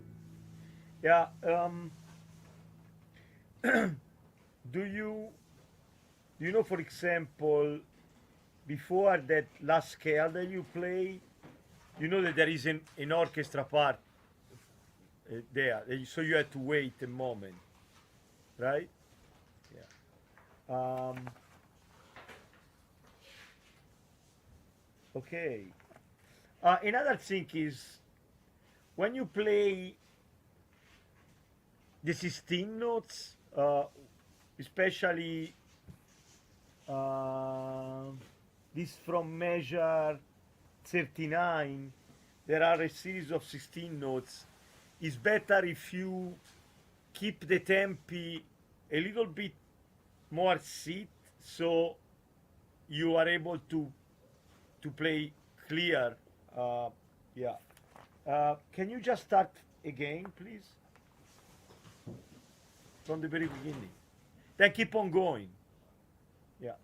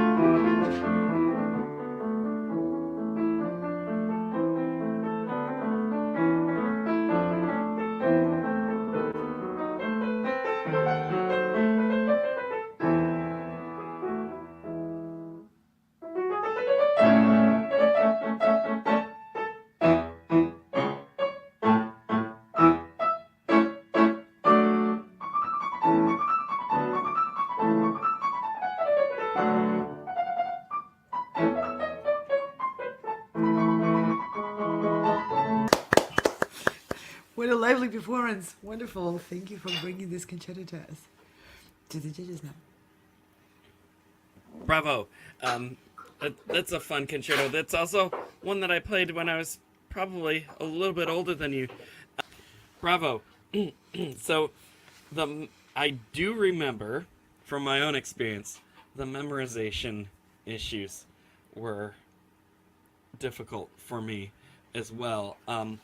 One wrong note or one wrong finger, and you're in a completely different key in a completely different section, and it happens just before you realize it. So, I sympathize with that little slip that you had there. What I can tell you now, for just going forward, prepping that, is I would spend a lot of time working each transition just a little bit slower. You brought great spirit to the piece, and I look forward to hearing the improvements that you make, because I'm sure it's going to be wonderful.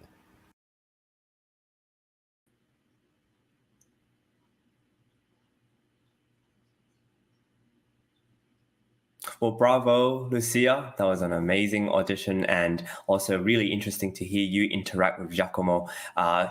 Lucia's interview is going to be coming very soon. We're getting a notice that it's going to happen very soon, and we're going to get it to you right away as soon as we can. For now, we're going to go straight to Alexander Kirby. Alexander Kirby is one of our laureate in this gala that we're having tonight. For those who are just joining us now, tonight in Weill Recital Hall at the Carnegie Hall in New York City, there's a Laureates Gala hosted by Progressive Musicians and Sound Espressivo competition. And what is Sound Espressivo competition? It is a competition born out of the pandemic that is completely live streamed, but we are in conjunction with Progressive Musicians, able to offer more opportunities, not just to play online, but also in person. And this is why, for the first time, we've been able to host concerts in Carnegie Hall, thanks to all of your support, as well as all the competitors and teachers and contestants who put all this time together. We've been giving a lot of thanks to the judges who have done so much to help us throughout the years. We had Pierre Baudry and Donna Wang Freeman, who's been there from the beginning. We've also had many other people like Steve Robinson, who have really been a great partner and collaborator throughout this whole thing. We are really pleased to have New York Chamber Players alongside the maestro Giacomo Franchi, who have been rehearsing for the last couple of days with soloists who have won, and they are laureates, and they are playing concerti with the New York Chamber Players. The judging process throughout all this has been live. Everything is transparent. In the Sound Espressivo competition, you get to see what happens throughout this whole judging process and all the kind of comments and behind the scenes. We want to give you a snippet of that. So this is why we're putting all this together, and we hope that it gives you a chance to appreciate how much there is behind the scenes of a musician's life. These interviews that we are having, and feel free to go back and have a look at the interviews we've been having with these great musicians, young musicians who sometimes are really well spoken and eloquent. They've come from all over the world, and they've come to New York to present their music, but also to present themselves to you. And so if you're interested, please check out our website. We have many things left to come. We have our co-orchestra auditions coming up very soon. And this is another very exciting part of being a part of the Sound Espressivo competition and Progressive Musicians. This is really, really great because we get to present more young musicians to play with orchestra. And this is a very great experience because accumulatively, musicians who are able to play with orchestras have more experience and are able to feel more comfortable with a large ensemble. It's one thing to play with a second pianist, but it's a very different thing to be able to play with a much larger ensemble. When you have different wind instruments coming in at different times, you have a conductor who's waving his arms at you, it can be intimidating. And as you can see in some of the dress rehearsals from yesterday, some of the young musicians don't really know what to say or how to express that they want things a little bit faster.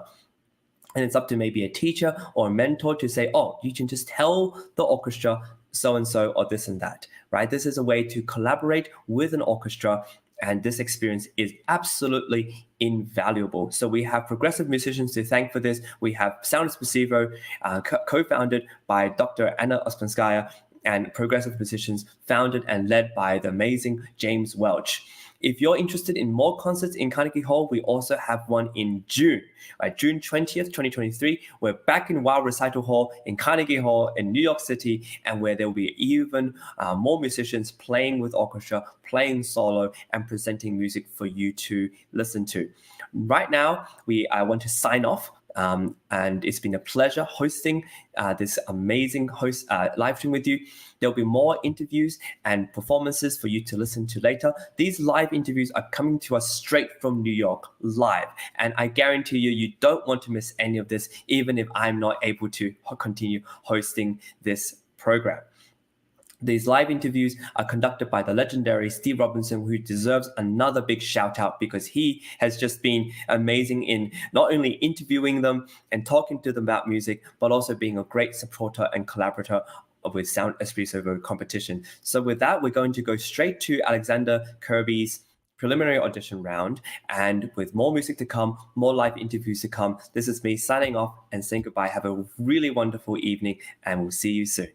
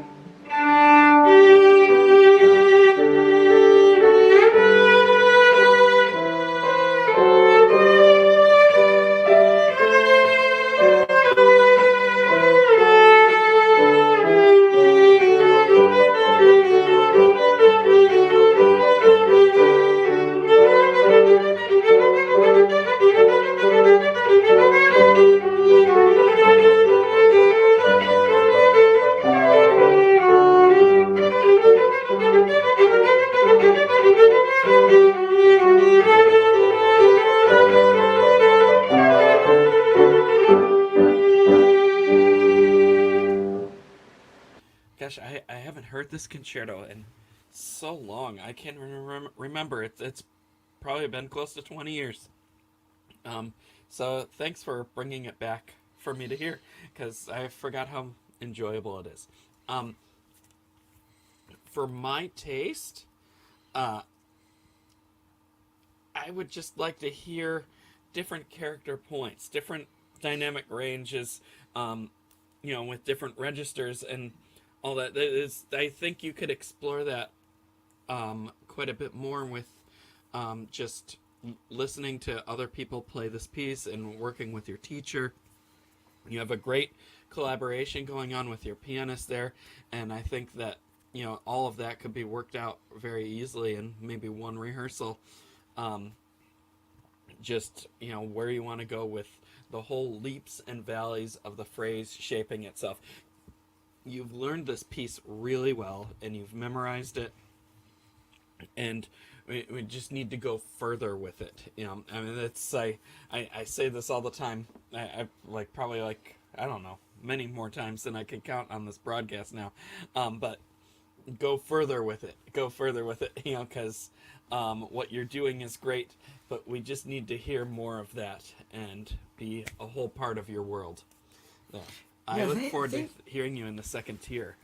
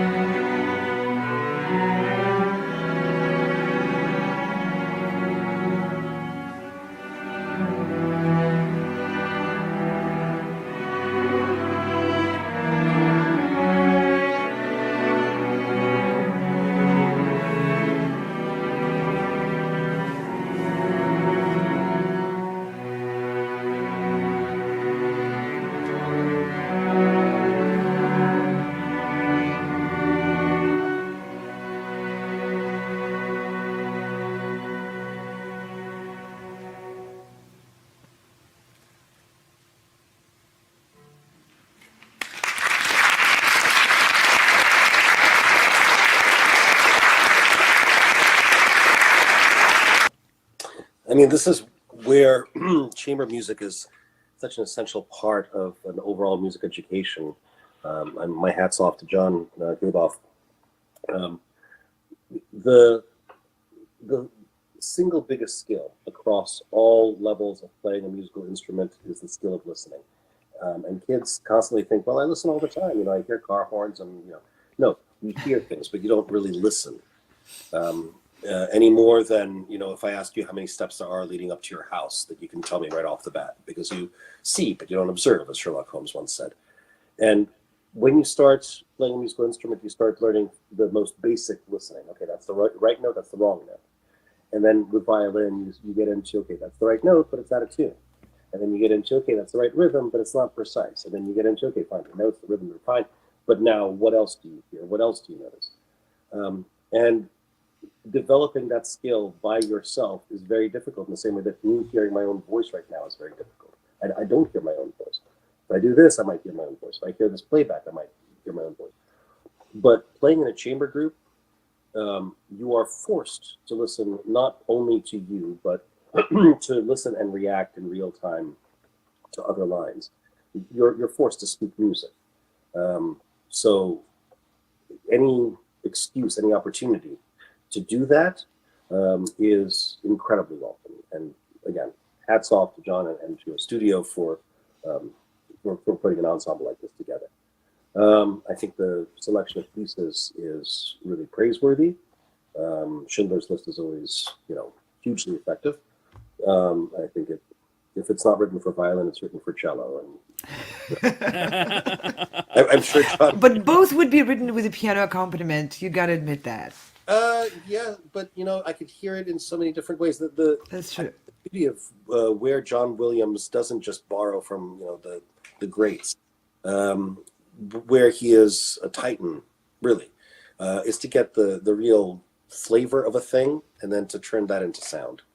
The flavor of this could be choir with a soloist. It could be violin with orchestra, string or you know, full. It could be violin and piano. It could be you could do it on piano, but it does seem to need something a little bit more organic than the piano's cleanliness, you know. But I was especially tickled to see the Schindler's List follow the Vivaldi. That's right. So also compliments on the choice of program. I think these pieces actually surprisingly work rather well together. You know. I agree completely, yeah. They work really well together. They bridge across the centuries, but they live in the same realm of very organic and very emotional and very accessible music.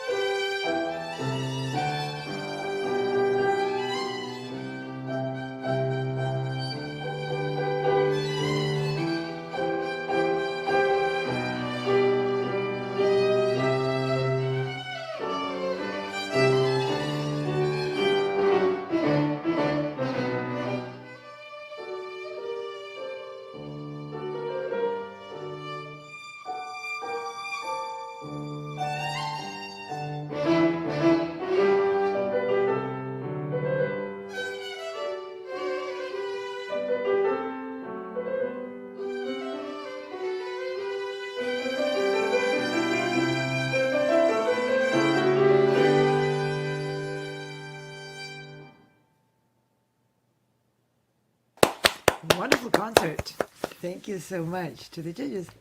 The experts. It's a funny thing, whenever you have professionals, without consultation one with another, they will come to many of the same conclusions. James, what I wanted to start with is what I heard the tail end of your commentary touching upon, the sort of metronomic nature. So first of all, again, I want to start by complimenting Ryan. The basics are really, really good. The sound, intonation, rhythm, all very good. Especially intonation. Haydn is already not a little kitty piece. But yeah, I want to start by saying exactly what Master Webb was saying. If you play da dee da da da da da da da da da dee da da da, people might wonder why this piece has been played for 250 years. But if you play dum dee da dee da da dum bum da da da dee dum ba da da dee bum dum ba da dum, it's like 2 or 3 pulses. If you think in terms of phrases as you would in terms of sentences, if someone talks to you like this all the time, you can't listen to them for longer than a few seconds. And if they keep talking like I'm doing right now, you want to punch them in the face. So don't be that guy. The other things, there's a thing that we musicians sometimes snarkily refer to as emergency rallentando. Emergency rallentando. So what it means is we're going along nicely in a tempo, and all of a sudden you hit a difficult spot, and oh, look at that. He's decided to make an artistic choice to play slower. It wasn't an artistic choice. So where specifically you need to be careful to not slow down, and the way to do that is to practice everything at one tempo, perhaps slower, but you are more than capable of playing everything at your starting tempo. The first time you hit 16th notes, not triplets, or 30 seconds, I forget, but the first time it's quadruplets, it was noticeably slower. Fortunately, your wonderful pianist followed you no matter what you did, so that was great. But in any kind of a competition setting, it makes it seem like things are difficult for you that I happen to know are not difficult for you at all. Other things, anytime that you have, one final thing, anytime that you have anything that is sustained a little bit, even a dotted rhythm, bum, ba bum, ba bum, in an orchestra, you want to make sure that you don't go da da da da da, because an entire section like that will sound ragged. But as a soloist, it sounds dry, like a pork chop that's been cooked too long. Da, da, da, da, da, da, da, da, da, da. So you might want to think about the lyricism of Haydn rather than his pork choppiness.